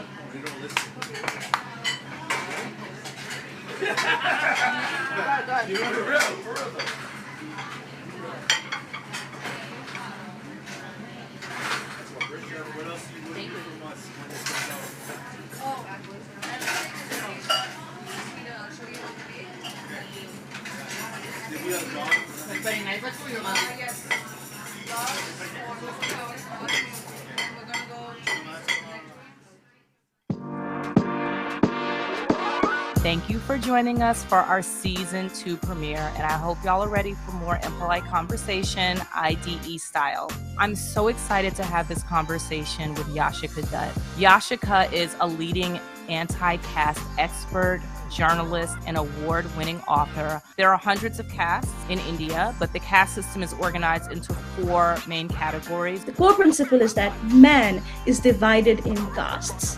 People ask you when they meet you what your caste is? Oh, that is the number one question. Indian people ask other Indian people in India. And even in the US, caste operates in a way that is, it's held as this dirty, shameful secret, but not shameful. Dirty secret that is never meant to be talked about. That is only meant to be practiced, but never acknowledged.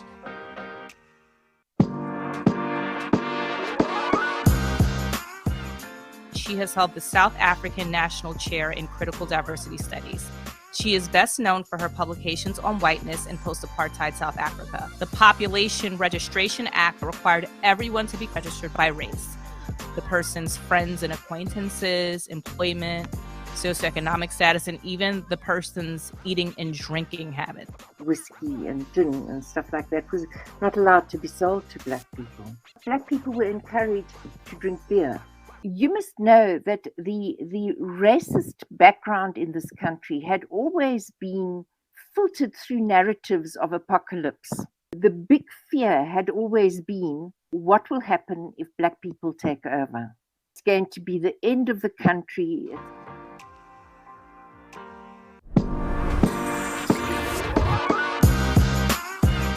Have you ever heard of the phrase $5 Indian? The law authorized the president to break up reservation land, which was held in common by members of a tribe, into small allotments to be parceled out to individuals. Indigenous Americans have a communal understanding of land ownership. How do you own the land and the waters and the sky and the sun and all of these things? Violence to Native American people also included violence to the land and to the waterways, disproportionately. People who were considered Cherokee but who had African ancestry before the Civil War found it very difficult to get their applications accepted by the Cherokee Citizenship Commission. People were taking payoffs left, right, and center. The Dawes Commissioners were no exception. Right? They may not have membership in a tribal nation, but they may have heard a story within their family about how great-grandma or great-grandpappy was a Cherokee princess.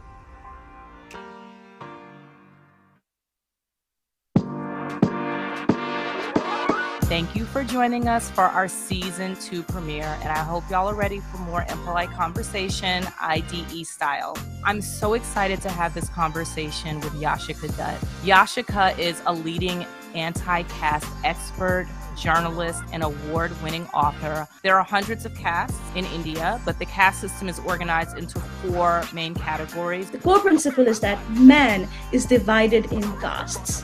People ask you when they meet you what your caste is? Oh, that is the number one question. Indian people ask other Indian people in India. And even in the US, caste operates in a way that is, it's held as this dirty, shameful secret, but not shameful. Dirty secret that is never meant to be talked about. That is only meant to be practiced, but never acknowledged.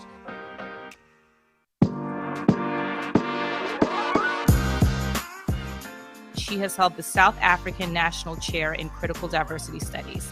She is best known for her publications on whiteness in post-apartheid South Africa. The Population Registration Act required everyone to be registered by race. The person's friends and acquaintances, employment, socioeconomic status, and even the person's eating and drinking habit. Whiskey and gin and stuff like that was not allowed to be sold to black people. Black people were encouraged to drink beer. You must know that the racist background in this country had always been filtered through narratives of apocalypse. The big fear had always been, what will happen if black people take over?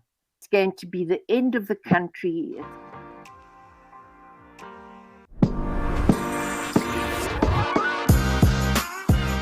Have you ever heard of the phrase $5 Indian?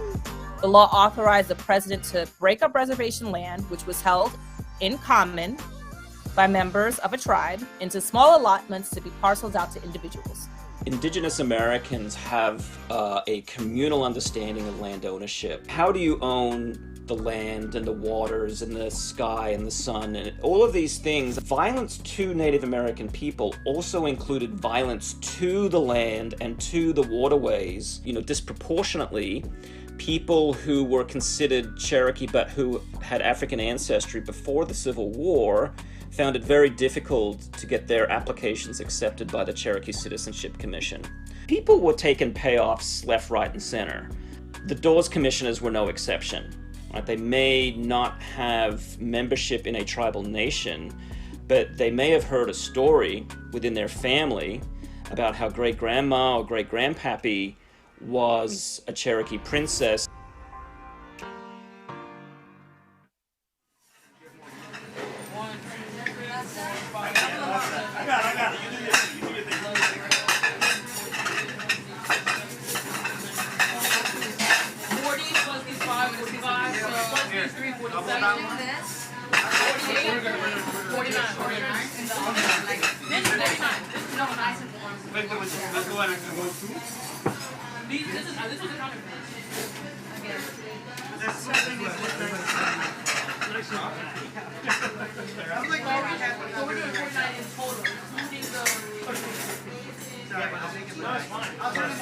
For the for the last year. We're going You want to do one so we can see you? What's up? Yeah, she's checking on the shorter. Just want to make sure we're close to that, not wait 10 minutes, or else the shorter is going to look really weird. Yeah. I don't get it. I thought How long do you think they'll be done with the slides? 10 or 12 minutes. 8 minutes, 9 minutes, something like that. It's going to be a while. Shorter's out of the oven? 15? Yeah. You're going to take it out with gloves and put it there, yes. Chef, real quick, is that part of your mise en place over here? Yes. I think they can. Yeah. So I told him my name and he said, okay, and then I got a request the next day for this. And I was like, uh-oh. I saw that.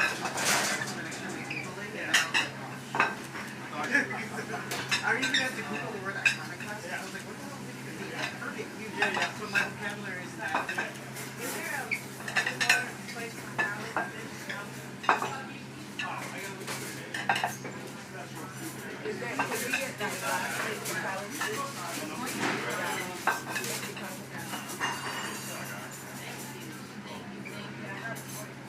Yes, these are all clean.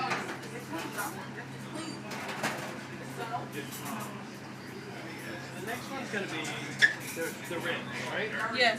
So we have 2 no meats. Yes. I know that. 2 no red meat.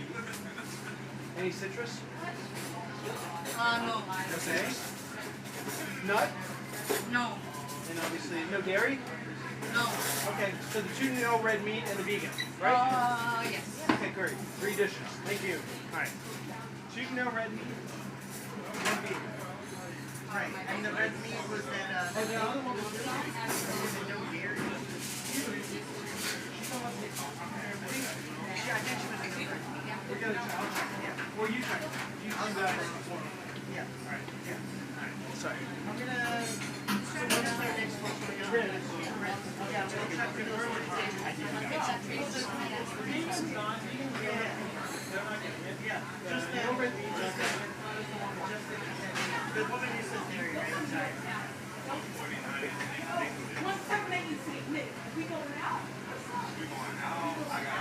Chef, can I ask you a favor? Is there anyone giving an interview right now? Do you see anyone? Is somebody else giving it? I'm with you.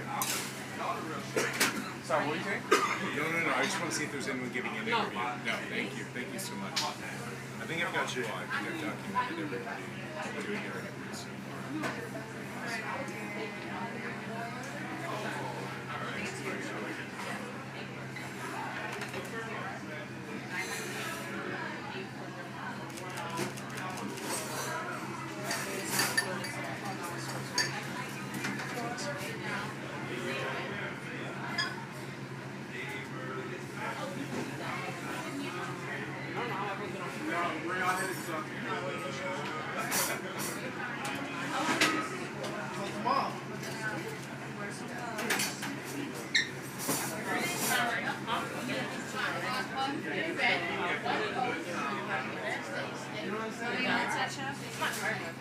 Look at my body starter. Can one of you hold this and follow Chef Roman when he does it? I'll show you one.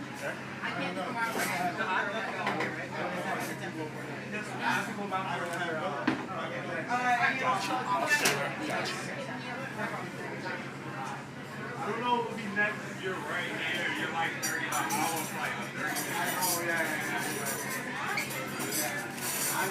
It's expensive though.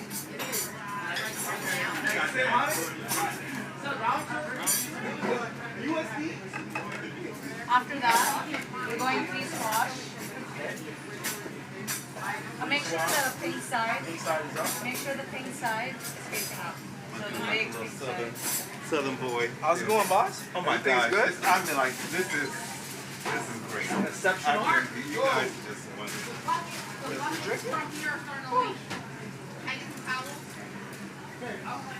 Yeah. Yeah. So Can I just squash like this. Yeah, with all our stuff. And then we're gonna go to. And we are back with Khalid Albana, who just brought out his dish. Yeah. We were kind of talking off camera. How are you feeling right now? It's been great. It's been awesome. Since day one, we have landed in here in New York, which is, by the way, it's like my first time also. So wow. Beautiful New York, obviously. Right. I've been here 10 years ago, but anyway, landed in. Dr. Leslie has put a great team together. It's like we are all in sync. Collaboration, the partners of the dinner, everything, communication was on spot, on point, every single thing. So it made it very smooth for us. Right. So it's been rather than stress and challenges, it's been like we've been catered to. So it's been awesome. So can you talk to me about, you literally just came downstairs after serving your dish. What is the feeling you have at this very moment? I'm gonna be honest, I've done this before, but the crowd up there is just great. They fun, they having great time, so it was very easy to talk to them. They enjoying it. They very open-minded about every single dish. Obviously, all the chefs around here are from different spots. So it's just like it was just like talking to friends. Wow, that's amazing. It was like talking to friends. It was great. And so getting into your own culinary style, I know obviously you're from Jordan. Yeah. And you grew up learning from your mother's style cooking, I believe Levantine style. Which is like Middle Eastern food. Right. A little more broad than just the Middle East. Yes. Right. Yeah. So do you have any favorite unique family recipe that you learned that you still carry with you? A lot. What would be your favorite? A lot. Stuffed vegetables. I'm gonna say vegetables because it's one recipe that goes to a lot of things, either peppers, zucchinis, squashes, eggplants, and so on. Slow cooked, like if it's like almost braising, but it's very slow cooked with tomatoes, aromatic, some cayenne, paprika, garlic, hot chilies, served on top with rice and pine nuts or almonds and so on. it's very versatile dish. Can go either way, depends on your mood, you know. Right. So I think that's my favorite, just because of that aspect of it. That you can fix it up to how you're feeling, you know. The variety of it. But it's not actually an easy dish to make. It's very like intricate to get the texture of the rice, the beef, or the chicken, whatever you have in it. It's fantastic. I have a lot more, a lot more to share, obviously, but I don't think we have time for that. but that sticking to that dish in particular, you said it's a very intricate dish to learn how to make. Yes. But it's yet a family recipe. At what point did you master it, in your opinion? I didn't. Still? No, because every time you want to put an iteration, a version, a new version to it, you got to learn what you're doing to it. So you have to mess it up to learn it again, and then you build like this library of like different ways to execute something. Although like it's a nostalgic dish, so it's very hard for me to be like I mastered it, because always my mother's flavors is gonna be like the most like rooted in my head. So my goal is to reach the same, but that's not just a flavor; it's a feeling, it's a memory. So it's very hard like to get to that point. Definitely. Yeah. I mean, I think that's food in general. Like triggers, like especially food that you've grown up eating. It triggers this. Like this memory gland when you remember where you were when you ate it. Yeah.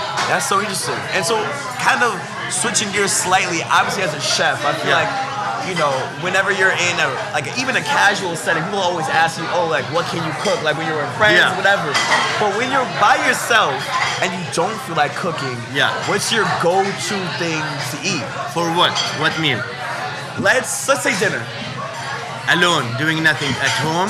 I'm very simple. I'll say breakfast for dinner. Really? Yes. I would like some maybe fresh tomatoes. Right. Throw me like maybe some bacon, some like eggs, very well eggs. We have a Sequatchie farm in Chattanooga, in Sequatchie, in Tennessee though. Fantastic eggs, you know.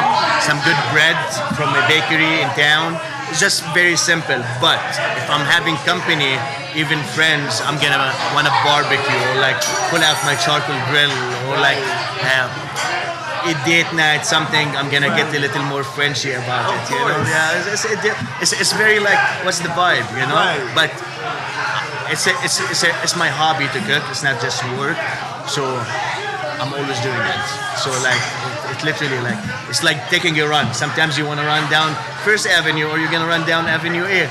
Right. You know, so which one you want to do? Same thing for cooking. It's like it depends on the mood. You know. So are you picky with food that you eat that's not your own? You'll be surprised. I'm picky.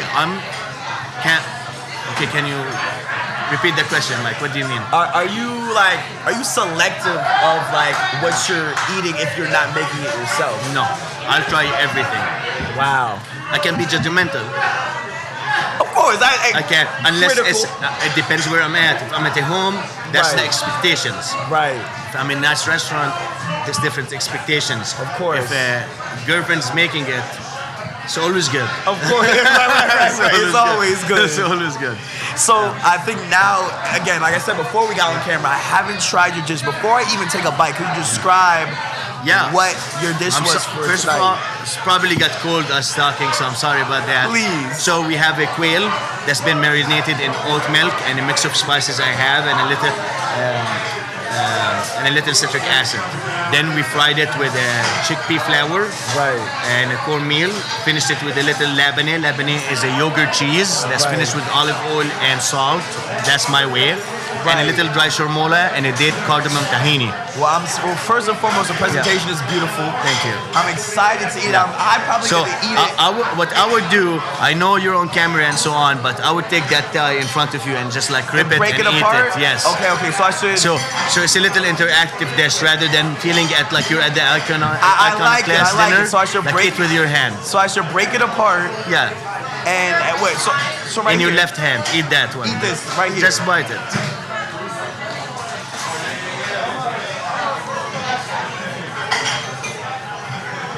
I just take a second bite. Yeah.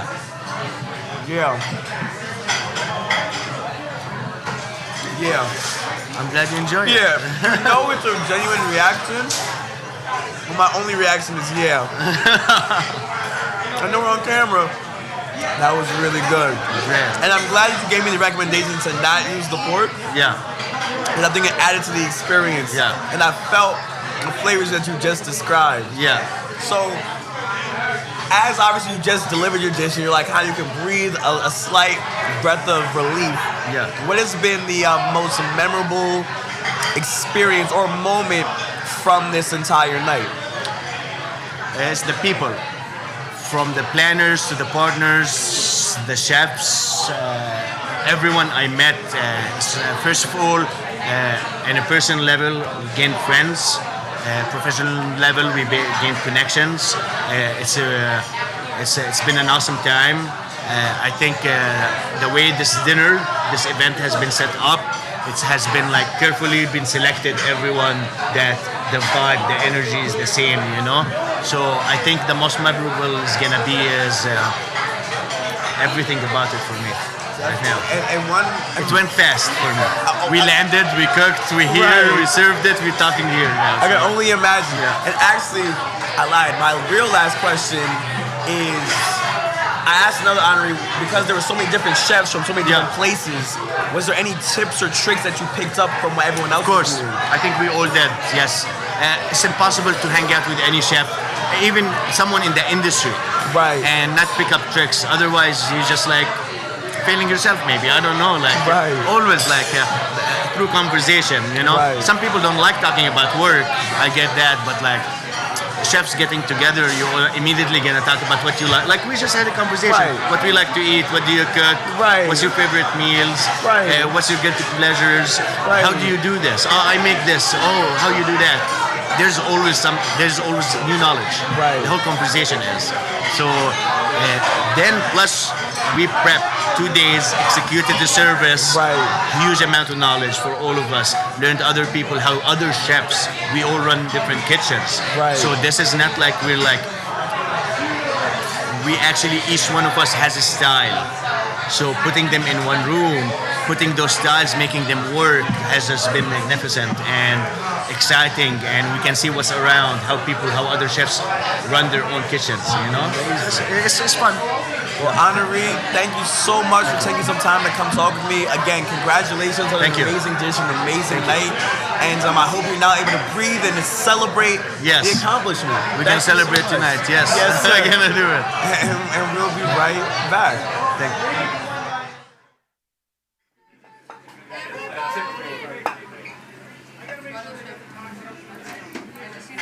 Chef's anxious to get because it's getting cold. Chef's anxious to get cold.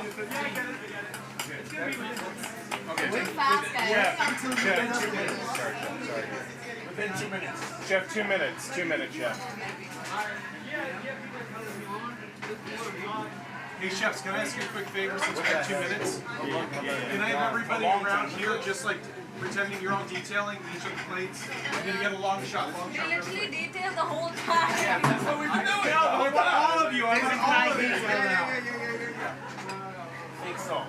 How about that? Fake salt. But chefs, I need you here. Chefs, I need you here. This one. Take the gloves off. It's not natural. Take the gloves off. Welcome back.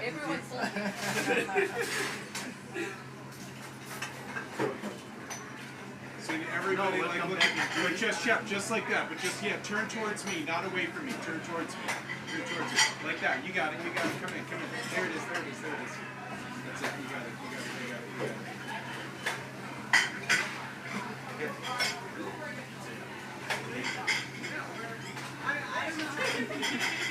It's still not there. It's not there. We're gonna do. Chef Trent, do me a favor. You gotta turn. So from here, you gotta exactly. Yo, everybody turn towards. Yeah. Get down the lines here. Chef, right there. Chef, do me a favor. Can I have you right over here real quick? Come around. What about the chef with the dish? No, Chef Trent. Opposite. I'll actually fix it. All right. You were legitimately working this. All right. Here we go.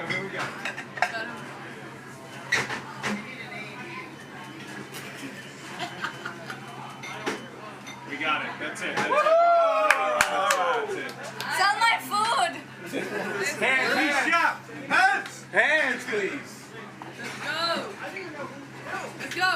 Vegan? Vegan. Yes. Yeah, all of them is done. Yeah, any one of them. You got I it, don't no want to beef? deliver it before they're ready. We have to wait one Sorry. Thank you. I got too excited. We need to get through this day. So here's the real question. Did you all guys get to meet before this? No. So you're all just here figuring it out. Wars. Well, you know, I heard that's how we won World War I. We just took a bunch of strangers and made them fight in the trenches together. Wow. Oh, yes. That is so that I made the Yeah. Yes, big guy. Yeah? I have. Sure. I'm one vegan. I have, no, I have two. Let Chef do his thing now. I have two. I'm doing my thing since I got here. These two no red meat. Yeah. You're two no red meat. You're good? All right. Okay, guys. This these. Thank you.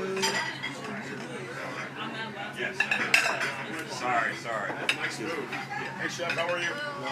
Very good, very good. How's it going? Go back and eat. Go back and eat. I gotta go to the bathroom. I know what's coming. I got time. I see what's going on. I got time. We're ready, Chef. I gotta fit in.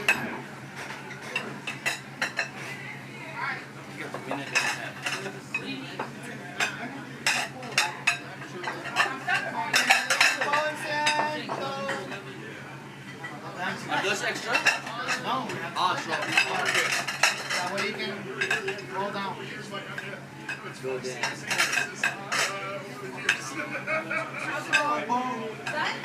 You ready to go?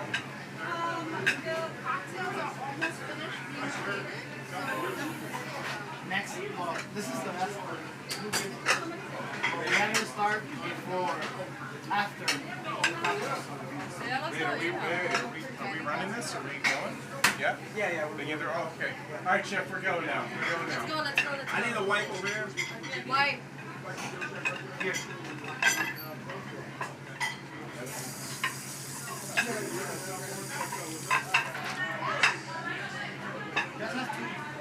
Please don't carry 3. We just said don't carry 3. Two plates. Got you. Chef, let's go now. Going up. It's fine.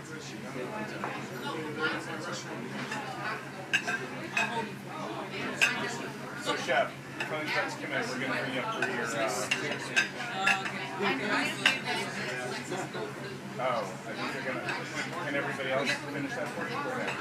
I just want to make sure that... Yeah, no, of course. I'll do the... I can curate. I'll curate and then... Chef needs given a shot a couple more plates right now. Is that okay? Excuse me? Yes, because Alexis and Alicia should come So, Chef, we're good. Chef, we're good. So do your thing. Do your thing. Get out of your way. Get out of your way. Just have a small stop over here. Okay. Oh, all right. Okay, so we're going to bring Chef up in a couple minutes, or... Okay, all right. So, Chef, when you've done Do they know? Does anyone know it yet? Yes, we're gonna make this circle and then chilies. You know what? Got it.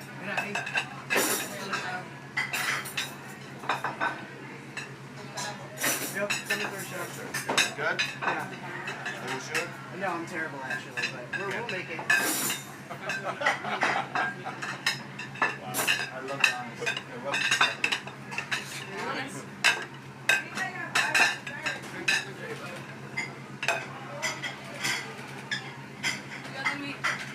Honest. It's over here. No, not this one. It's in the situation.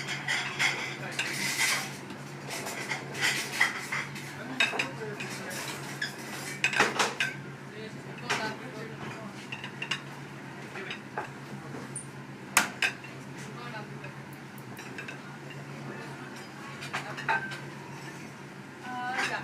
There's some over there.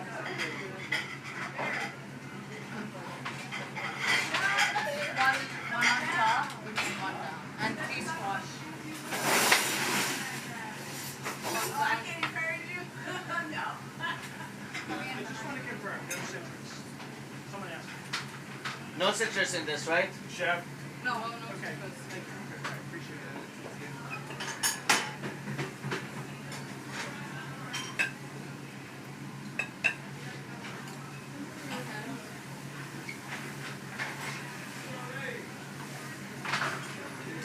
Hey chefs, I got a no red meat.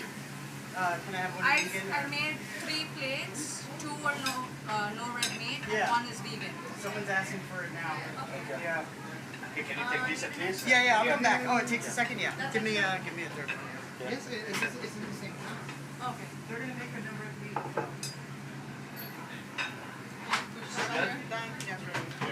Yeah, that one's good. This is The good. rest are,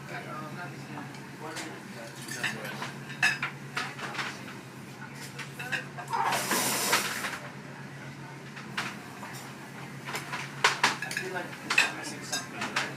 Is it just the leaves or is there something in the middle? Yeah, there was some sauce in the middle. We have 1 dot, 1 dot. And the sauce in the middle. This is sauce. Yeah. It's not these? It's not these? Yeah, just 1 spoon, because that spoon is big enough. Just 1 of that. I'm missing squashes. Can we get that squash here? There's squash? Behind right there. We need to stop and put it in the leaves. We've lost the stuff around this one. On this dish. I don't know. There's one. Yeah, I don't know. Are you done with the rice?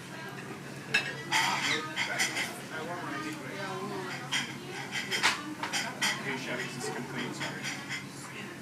Yes. Okay. Yeah, it's good. Yeah, it's good. Okay.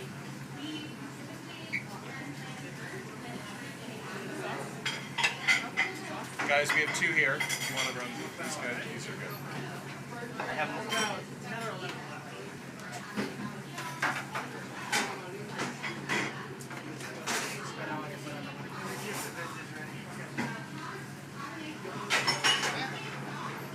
I have this no red. Yep, I got it. Thank you. Thanks, chef. I'll take one. Yeah, take some more. Yeah. I can let him take this. Because that's where you work.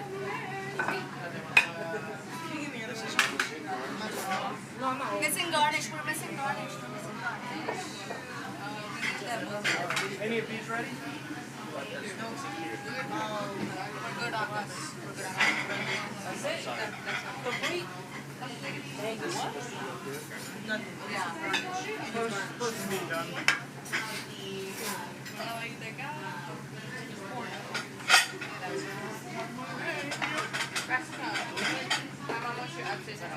Yeah, I know. We just had to finish this up. I got it. That's right. Yeah, we just need like one more minute. Yeah, 1 minute.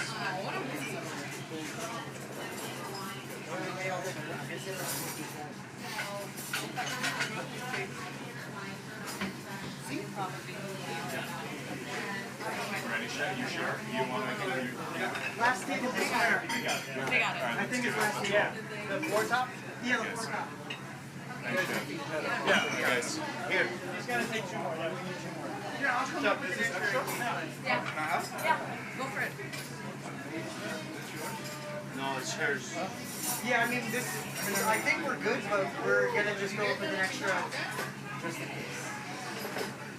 Well, have you they crank it up to... I don't believe you, Justin, but we make You don't believe me? I'm a good liar anyway, so you wouldn't know if I was lying. But, exactly, that's what the hell we were saying.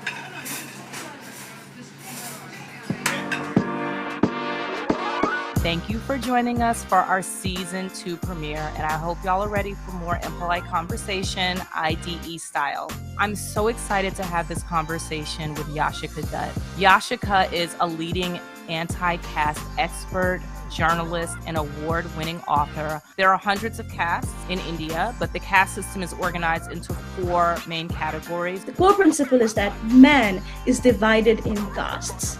People ask you when they meet you what your caste is? Oh, that is the number 1 question. Indian people ask other Indian people in India. And even in the US, caste operates in a way that is, it's held as this dirty, shameful secret, but not shameful. Dirty secret that is never meant to be talked about, that is only meant to be practiced, but never acknowledged.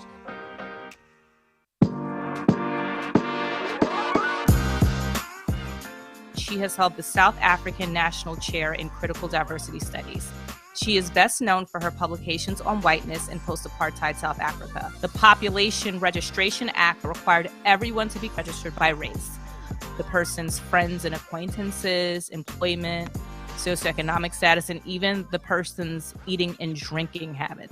Whiskey and gin and stuff like that was not allowed to be sold to black people. Black people were encouraged to drink beer. You must know that the racist background in this country had always been filtered through narratives of apocalypse. The big fear had always been, what will happen if black people take over? It's going to be the end of the country.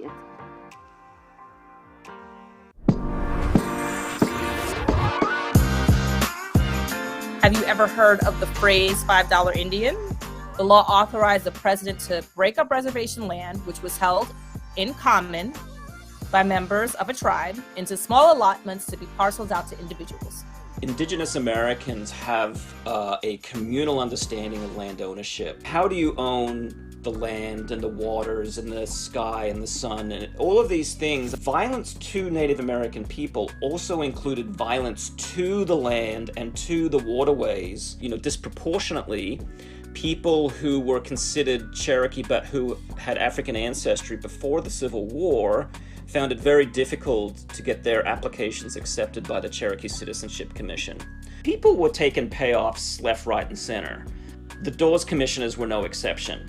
Right? They may not have membership in a tribal nation, but they may have heard a story within their family about how great-grandma or great-grandpappy was a Cherokee princess.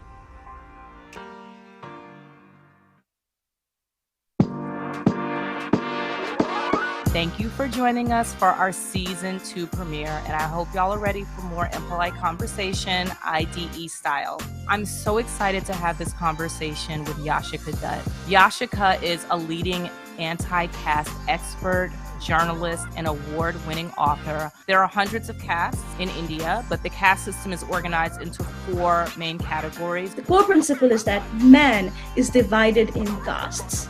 People ask you when they meet you what your caste is? Oh, that is the number one question. Indian people ask other Indian people in India. And even in the US, caste operates in a way that is, it's held as this dirty, shameful secret, but not shameful. Dirty secret that is never meant to be talked about. That is only meant to be practiced, but never acknowledged.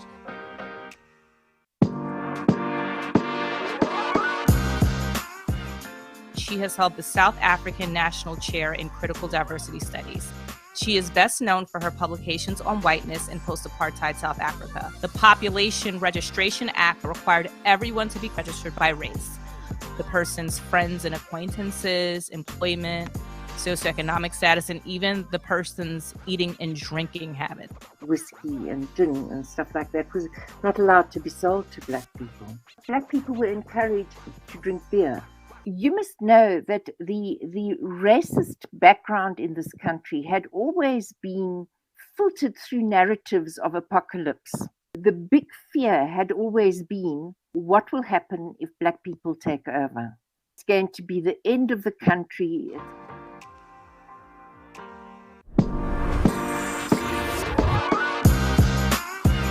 Have you ever heard of the phrase $5 Indian?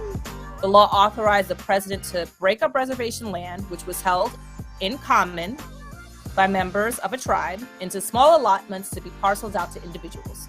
Indigenous Americans have a communal understanding of land ownership. How do you own the land and the waters and the sky and the sun and all of these things? Violence to Native American people also included violence to the land and to the waterways. Disproportionately, people who were considered Cherokee but who had African ancestry before the Civil War found it very difficult to get their applications accepted by the Cherokee Citizenship Commission. People were taking payoffs left, right, and center. The Dawes Commissioners were no exception. Right? They may not have membership in a tribal nation, but they may have heard a story within their family about how great-grandma or great-grandpappy was a Cherokee princess.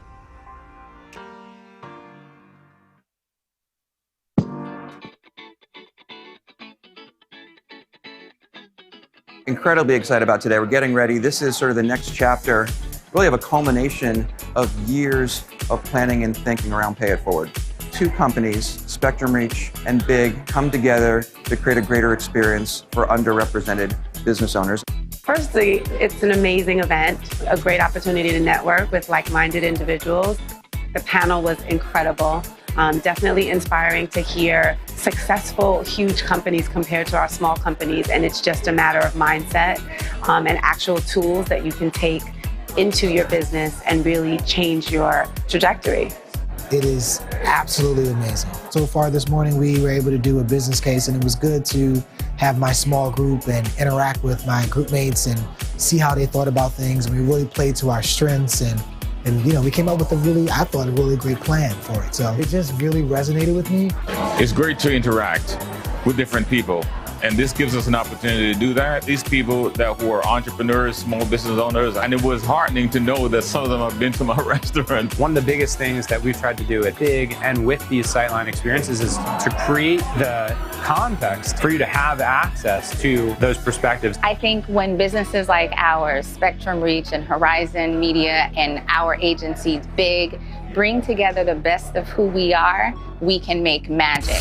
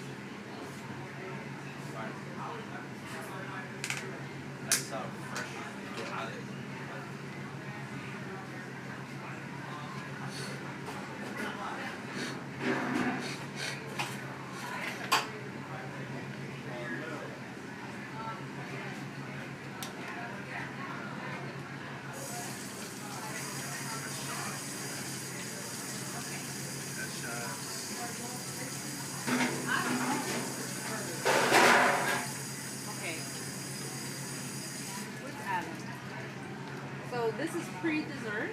Yes. Okay, so... Okay, and then the finale is after that? Yes. Okay.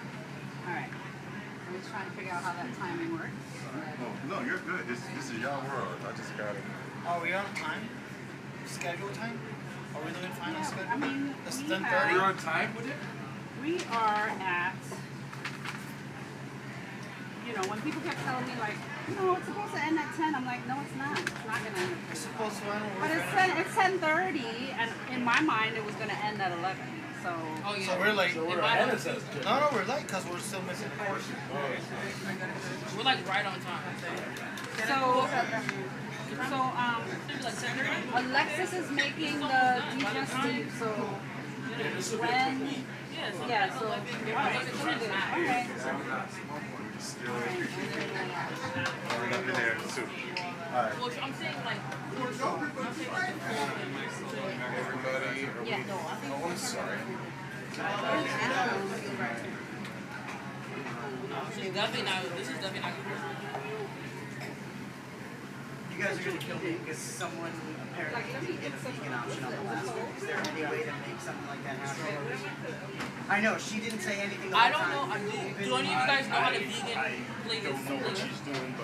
I would say at this point you might be able to make up anything and just call it a thing because she didn't say anything the whole time. And just so we've been in that room and no one said anything. What? So somebody asked for a vegan plate for the last course. The vegan plate is cabbage, cabbage. tamarind rice, pickled mustard, and coconut. And it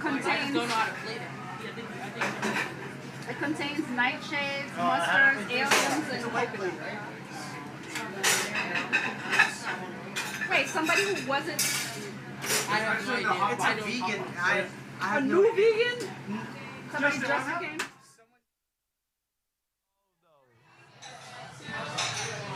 And we are back with Honoree Chef Resica Venicatessa, who has just served her dish. How are you feeling after, like, this is like a post-game press conference? How do you feel?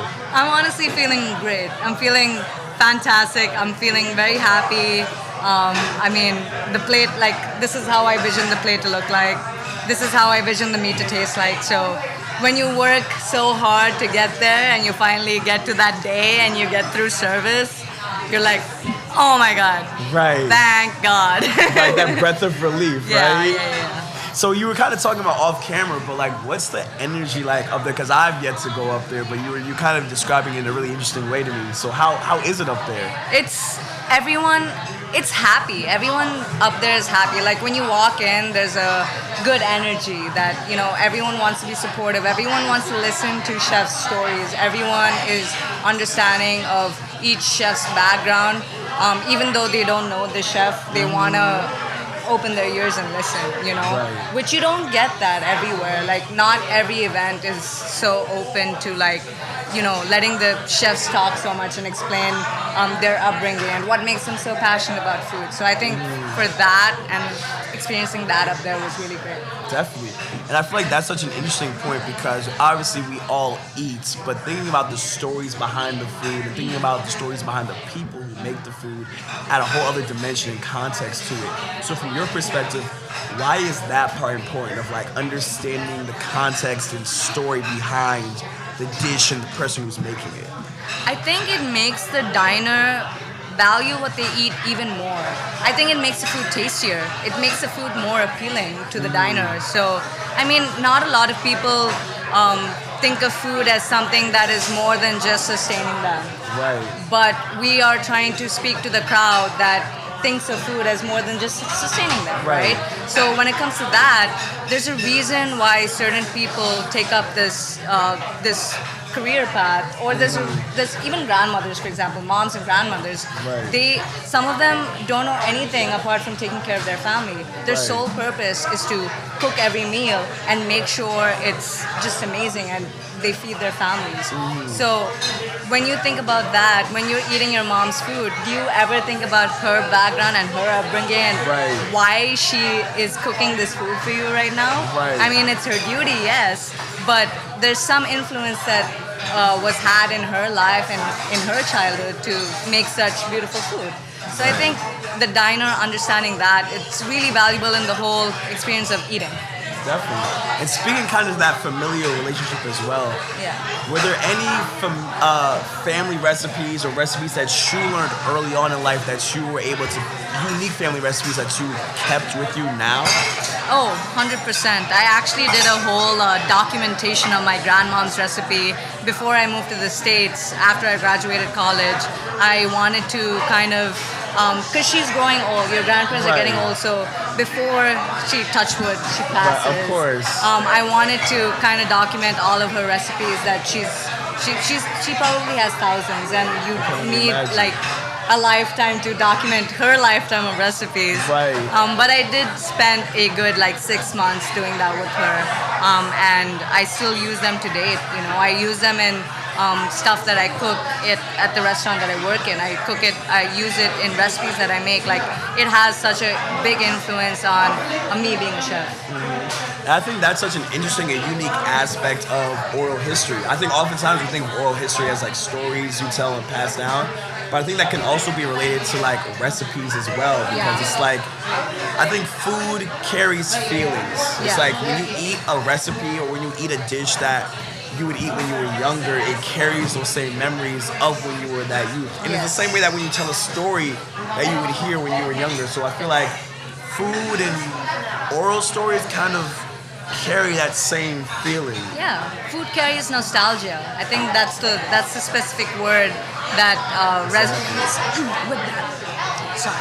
You're okay. You're okay. I need water. Right. You just been nostalgia. Right. So, I think that word is really important when it comes to food.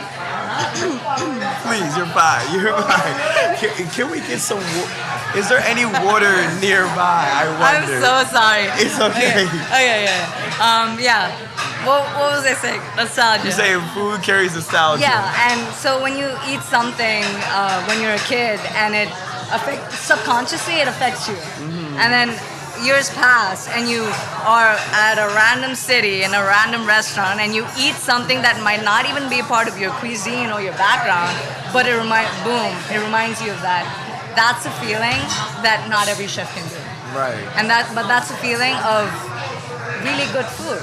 That the flavor profiles that a chef has when creating such food is so strong that they can hit every single person's palate.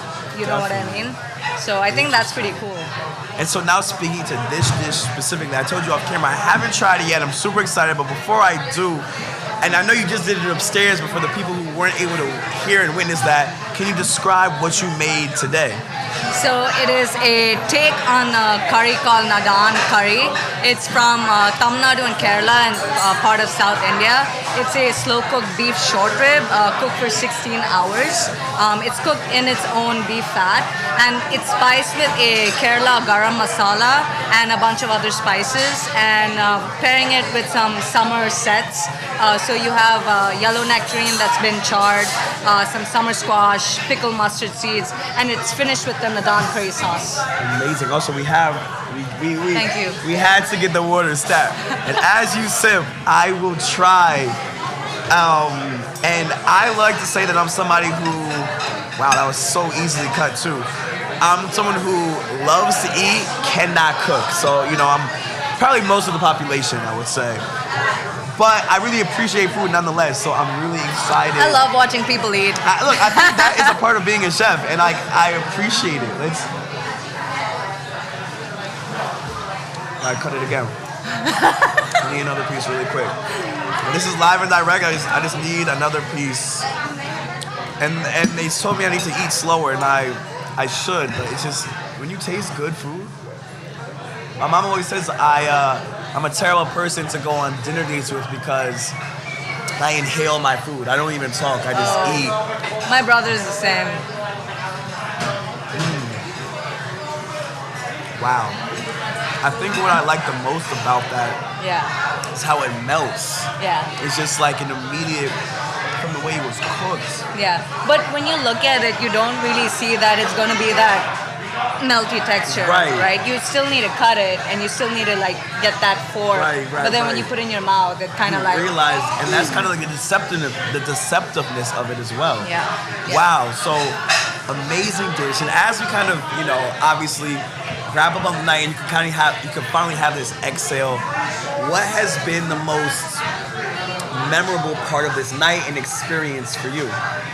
The most memorable part, I think, is working with all of them over there.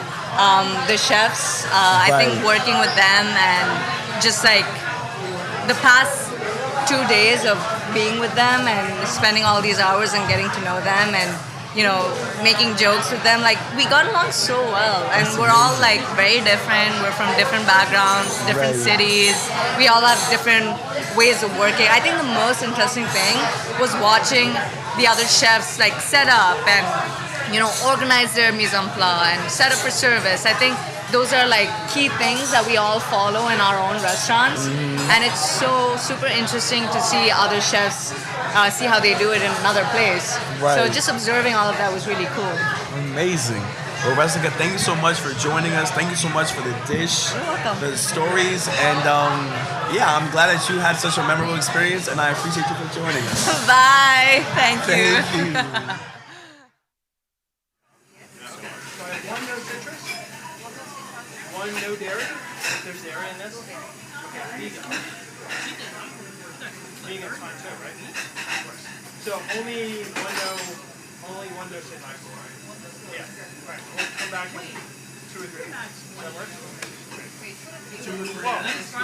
That's real time. Real time. Oh, we're clear. We're clear. But there's gonna be talking. Yeah. We're kind of in the dark too. I'm in the dark as you are. So I'll try to talk to someone in 5 minutes. Let's say 5 to 6 minutes. Yeah. I mean, I'm gonna. We're dealing with perishable stuff, so it has to be. Right, let me run on. I'm right back. I'll let you know. All right. Let's do it. Where were you? How'd you do, Chef? You made me talk so I was gonna come on confident, but I didn't want to. Oh my I didn't want you to get nervous. In the middle, I choked on my own spit. Did you really? And I was like coughing on camera. Where's my apron?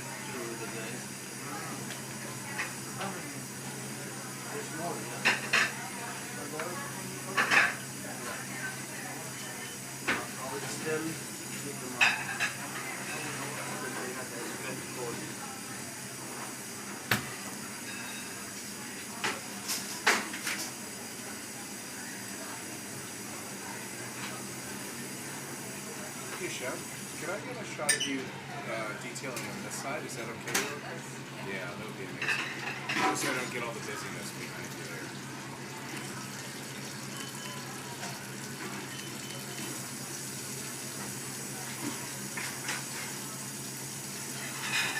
How can we help you? Where is everyone, guys? Yeah, Chef. Chef, no, we're good. Thank you so much. What's next? Should we just pick it up? Do we do some night before? Huh? Do we use night before? I'm here. I'm gonna be honest. This is meant to be very interactive. Like Right, pick it up. That's what everyone. Oh, I don't need a chef. This is perfect. This is great. We don't need each of these things. This is chef. I don't want to throw it in the garbage yet. So Yeah. This is for anyone to pick up.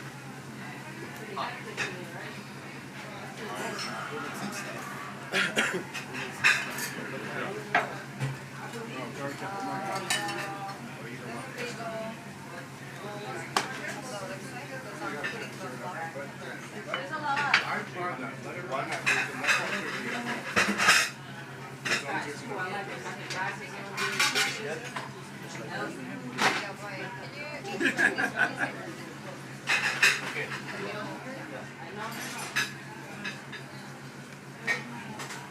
What can I help with, Chef? We can get tweezers. Can you pass me that ready container right there? Actually, can I go smooth? Right now? No. When I'm sleeping, dessert? A leader. Looking right at you. Tell me what to do. By the time I come back, you still would have put only one on it. I'll be back soon. I'm just throwing out some food. I don't want to throw everything out. Okay. So whenever you're ready, we are caviar. So there's one no citrus. Yes. You know who that is? Is that yours? Or No, that's Will. Will, on this, It's all good, Will. the 3 dessert course, you're gonna get one no citrus they know. Right? Yeah. Yeah, right? Truffle. You don't think we think exactly? I'm going to do something similar, but... Oh, you want to do something like that? They said nobody was like truffle. Oh, yeah. Just don't call it dessert, right? I get it. This one here. All leaves has to be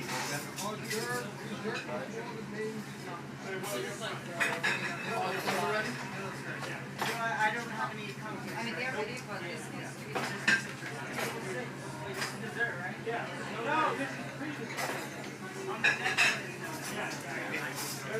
and then no dairy. Next one I have dairy.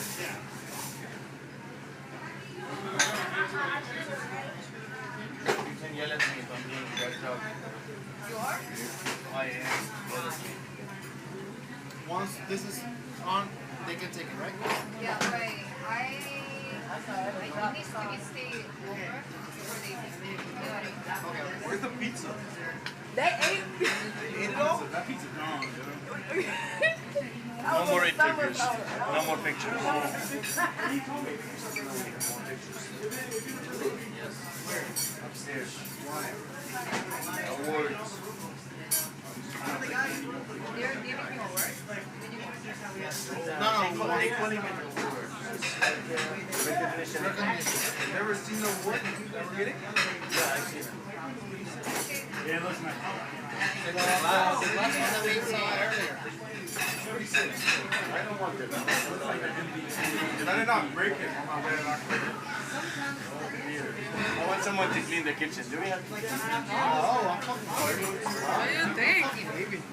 Yeah, get him the login. Center or no option? Center or option?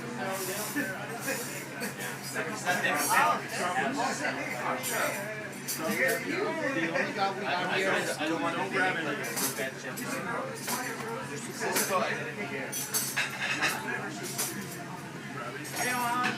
do you think?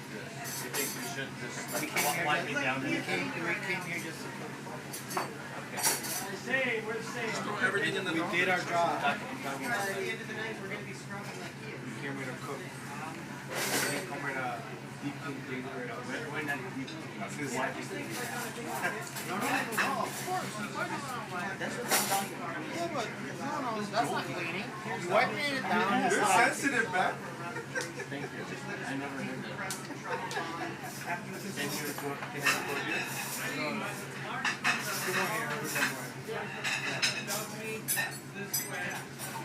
Fire.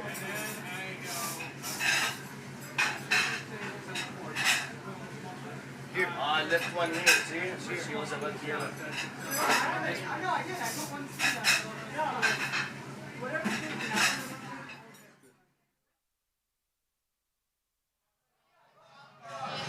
Hi everybody, and we are back with our final honoree of the night, Miss Alexis, and she has prepared for us an amazing cocktail that you decided to call the Sweet Notes. Yes. So tell us a little bit about the cocktail that we have in front of us. So this cocktail is very special.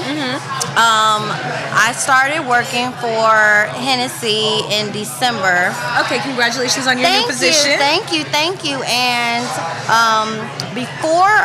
before I was working on this cocktail, there were no XO cocktails ever created. Okay. So this Tell us is about featuring Hennessy XO, which is a very luxurious mark it's in the usually Hennessy. a liquor that on typical people are not usually like being like, oh, can I have this? Yeah, it's kind of like that top shelf Hennessy that people like reserve for special occasions or when they're kind of like hanging out and chilling with and their this is a special family. occasion for sure. Absolutely. So a lot of people don't know that Hennessy XO was the first XO ever created. Oh wow! Back in 1870. So a pioneer. Very much so in that category of this extra old, vintage, if you will, cognac. So what does XO mean? It means extra old. Okay, extra old. Yep. Okay. So that's what it means. And like, what does something have to be categorized to be considered extra old? So by law, an XO has to be aged for more than 10 years. Okay. For at least 10 years, rather. This is cognac specifically? Yes, this is cognac. So, funny story is that Hennessy XO was only created for the family. It was something that Maurice Hennessy and they were just like, hey, I want something special that I can have with friends and family. And I felt that, you know, this is a beautiful gathering, and the people that come here, they turn into family. you know, this is my first time being a Spirits Honoree, but not my first time doing this dinner. Yes, you were telling me a little bit about that Yeah, earlier, which is a back great in 2018. full circle moment. It really is a full circle moment, and I just thought that, like, let's end the night with some Hennessy XO. I love storytelling, and like I said, the Maison didn't normally have cocktails. Okay. And this was one of the first cocktails that I truly fell in love with from the XO 7 worlds that we have. And yeah, I just wanted to share that with everyone here. Let's go ahead and give this a try. All right, awesome. Cheers. So you know what it is. It's like an old fashioned, a cognac old fashioned. Okay. That has a pomegranate syrup that I made, some orange bitters, and then on the side here, yes, what's this little decoration? Dehydrated raspberry powder. Dehydrated raspberry powder. So you have to try that with the so sip on that side to really get the full experience. All right. So we're gonna give this a try. Cheers.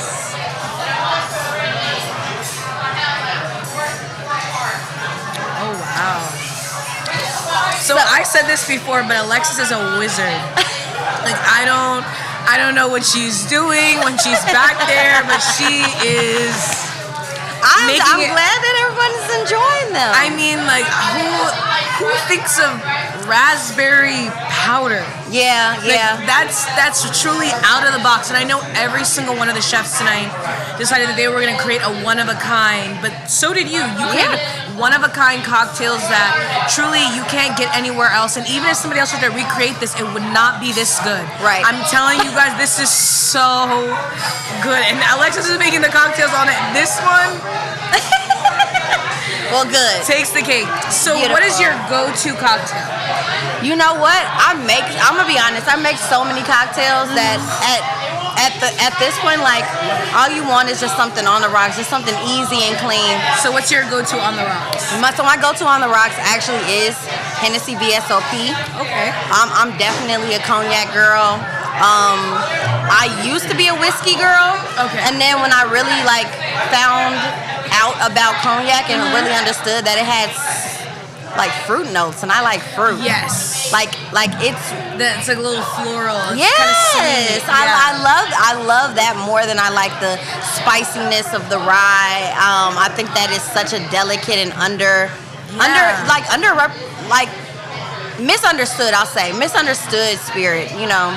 Absolutely. So I'm just a big fan of cognac now. So you are clearly well-versed in the world of spirits. What's been the most unique liquor you've ever tried that you've enjoyed? Ooh, the most unique liquor. And what did it taste like, if you can describe it? Yeah, so I have 2 that are coming out of my head right now. One of them that I fell in love with is called Chirot. Okay. Chirot is an aloe liqueur. Aloe, yeah. Interesting. Yeah. Tell us about this. I love it in a gin and tonic, just to spice it up and spice it up in a way of it just adds some freshness. It's very fresh. Okay. And then the other one is this corn liqueur. That comes from Mexico. Corn. I was like, chlorine. Nobody drinking that. Corn. That sounds amazing. Yeah, no. It's like a corn. It's called Nixta. Okay. Yeah. So those 2 are my craziest ones. Amazing. So I know that you have a foundation that you've co-founded. Yes. So can you tell us about some of the amazing events and opportunities that have come out of this foundation? Yes. I mean, honestly, this opportunity came out of just being exposed. So the name of the organization is Causing a Stir, and on my ascension or me figuring out myself in this career path and trying to figure out what I wanted to do, I had to really dig for those opportunities. I had to really dig for that education and that knowledge, and I just wanted to make it a bit more accessible. So I'm from the south side of Chicago, and being in these spaces, I didn't see a lot of people that look like me. Lynn House was one of the first people, black women that I saw as an educator in the spirits world. And I was like, it has to be more. We have to get together and come together. Absolutely. So I just wanted wanted to essentially, just like I said, bridge the gap between resources for people that may find it interesting and help people find opportunities. Yeah, and that's so great that you guys get to do an event together. Yeah. Very full circle moment as well. Thank you so much, Alexis, for making these amazing cocktails tonight. It is and coming truly to my talk with pleasure. me. It's been an amazing time. I hope you have a great night. Thank you. Yes, we're almost at the end of it, so. Yes, we made it to the finale. We made it to the finale, so. Thank you so much. Yes, thank you for having me. Yes. Cheers.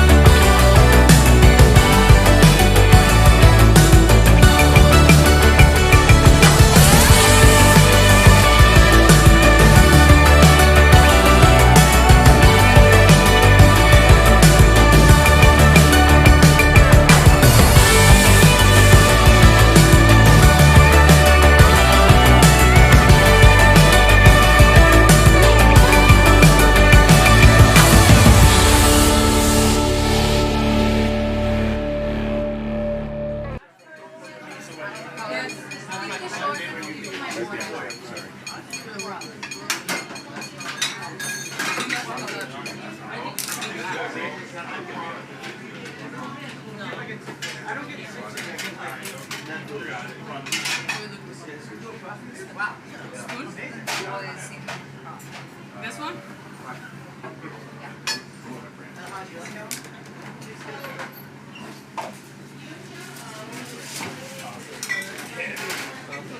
Did they meet you up there?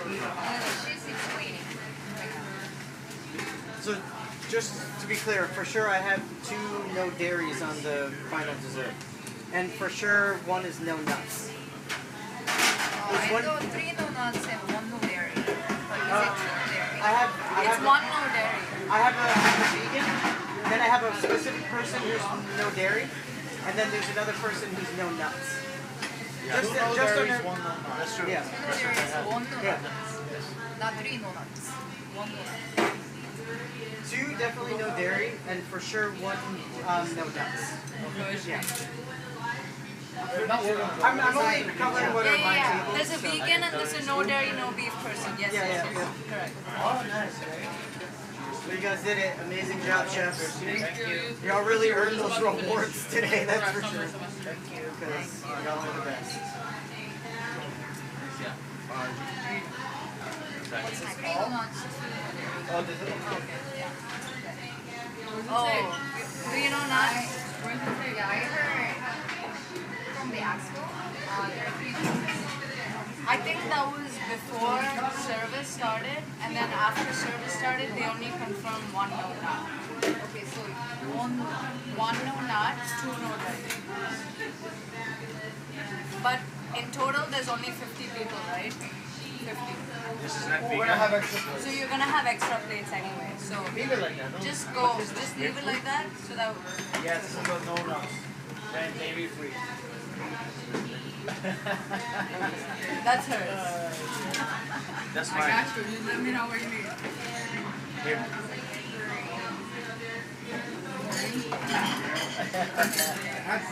No, where's your chef? My bed. In our bed. In our bed. On your tweezer.